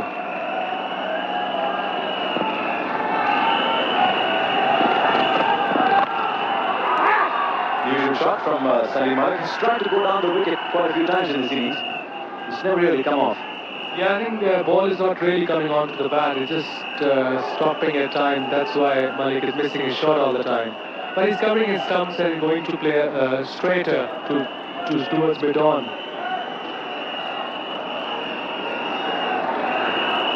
How close can we get? 45 from 47 balls now. We've been talking about the second game of the Sahara Cup last year when these two batsmen came together. Came together 221 for 8. And Pakistan won with a ball left at 266 for 8. And this is not the first time Saklan and Malik are playing together and try to win a game for Pakistan. It happened in past quite a few occasions. In England it happened and Saklan got runs with Rashid Latif and won us the game. And I think he's improving as a cricketer and is a great prospect for Pakistan team. You know a bit about his batting skills, don't you? I think you were together with him about 300 odd runs from him. Absolutely, and he loves his batting. He wants to improve every day, and he's very hungry for success. That's a very good sign.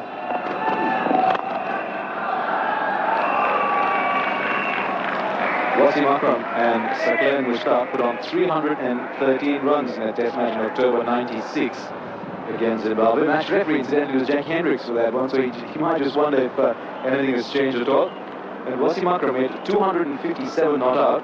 My last count had said something like 250 records in that one innings. That was one of the, I think that was my day. I just played every shot and it went just over the fence.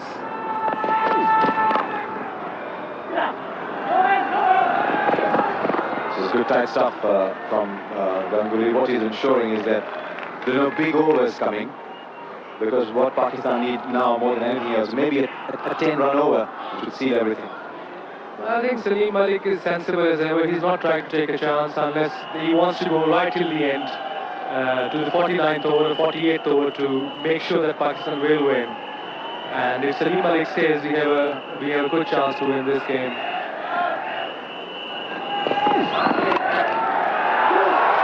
Gone through the infield, and that's headed only one way, and that's into the advertising boards. It's amazing how one shot can take the pressure off, but that shot from Saklan probably worked on the minds of those Indian fielders more than any other shot in the last half an hour. Perfect shot, charged. He knew that mid-off was up. And in the end, we finished 4 runs. And now we 39 of 8, still 8 overs, 7.1 overs. But see, my eye is intriguing me. Are you sitting further to the corner of your chair than you were before? Let's relax now.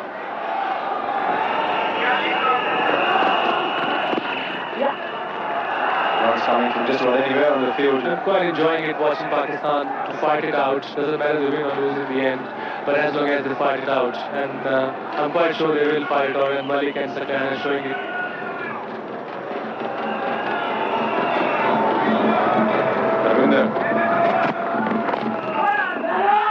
Jesus, this could be very trouble. Jadeja's going, he's nice and easy, and he's run out. Kept his nerve, did Jadeja. That's one of his great strengths. And this is absolute tragedy for Pakistan. They were rolling smoothly, they were cruising, and all of a sudden, Salim Malik and Saklan Mushtaq have been involved in the most horrendous mix-up, and a very good presence of mind from Ajay Jadeja.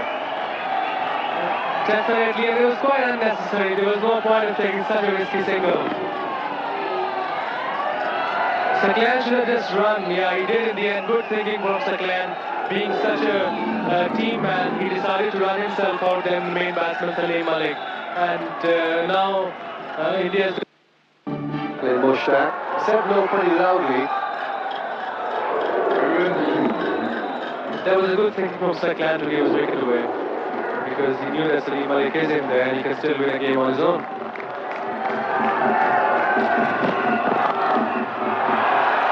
Well, that's covered over extra cover. That reduces the deficit by 4. He's got Akif Javid and Mohammad Akram, the 2 fast bowlers, available as partners. Typical Malik shot. He was looking for it there before, and he exactly found the right place. 4 runs.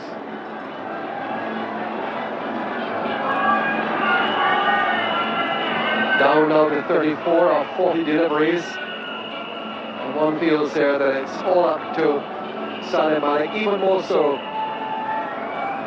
now with Saklan Mushtaq, who played such a responsible innings. Akif Javid, of course, is a very experienced batsman, experienced cricketer, not such a great batsman.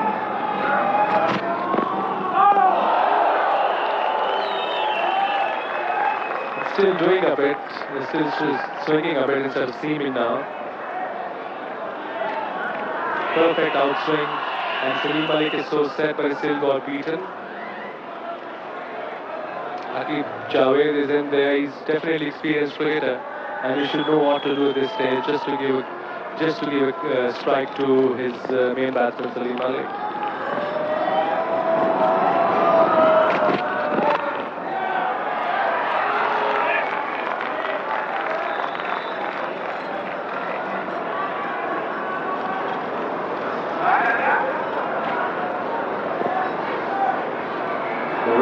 Close enough here now that Salim Malik could well do it virtually by himself. He certainly didn't do it by himself when Saklan was in. Saklan gave him extremely good support. The partnership was for 64. That's another 4. So 2 boundaries in the over. They've reduced the deficit now to 30. Great shot by Salim Malik, but I think Harvinder Singh is bowling bit too short. The captain should have gone to him and told him just to bowl full. Perfect shot from Salim Malik.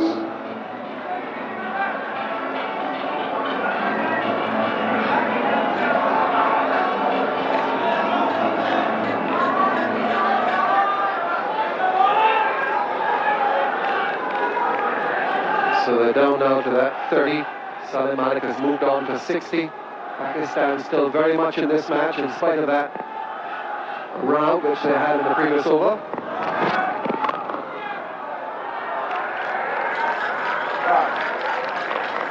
And now Binder will be very happy the over is complete. And at the end of it, it's 179 for 8. Heading through their overs to India. And Abby Kuravilla has 3 more overs, as does Mohanty. They both bowled really well at the beginning of the innings. So each has 3 overs, and one would imagine here that Tendulkar would use them all the way through. Akif Javed will be in strike. Kuravilla the bowler. Pakistan need another 30 to win the match, but they only have 2 wickets and 6 overs remaining.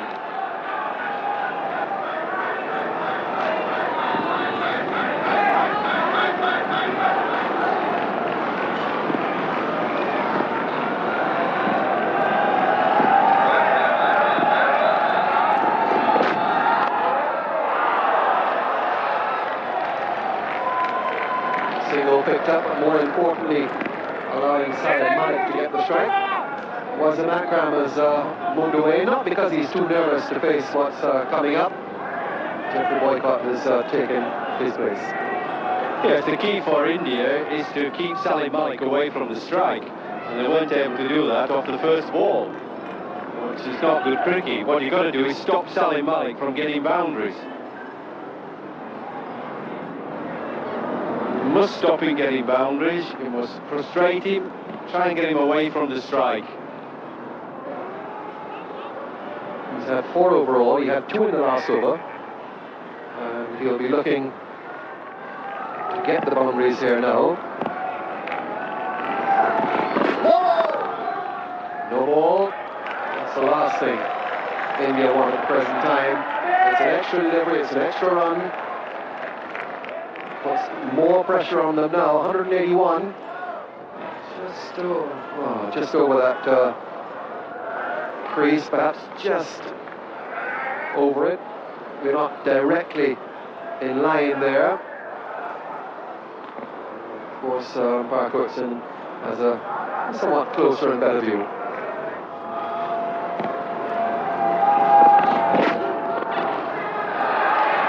Offside, long chase around for the extra cover fielder, but they'll pick up 2 and Salim Malik will keep the strike.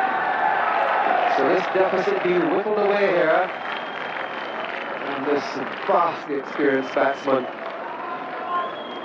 showing all of his know-how accumulated over so many years in the international game.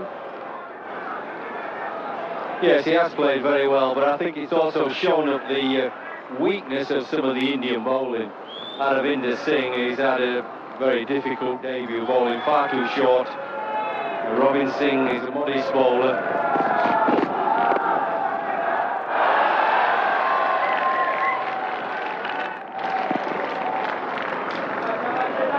I would have brought Kuravilla back earlier. I really wouldn't have left him too late. Because what happens at Sack Lane and Salim have scored runs off the poor bowlers, you might say, with Tendulkar bowling a few and steady bowling, and they've got a bit of momentum going for them. I think what they've got to try and do now is bowl out the tail ender. Whenever they get an opportunity, they've got to try and actually bowl him out rather than just deny him runs. He's got a well wide. No ball wide. The balance just seems here now to be tilting towards Pakistan a bit. Well, this is what I was saying, is that when you lose the initiative, which India had for so long, with all those wickets going down quickly, they were in the box seat, but the bowling is so weak in the middle order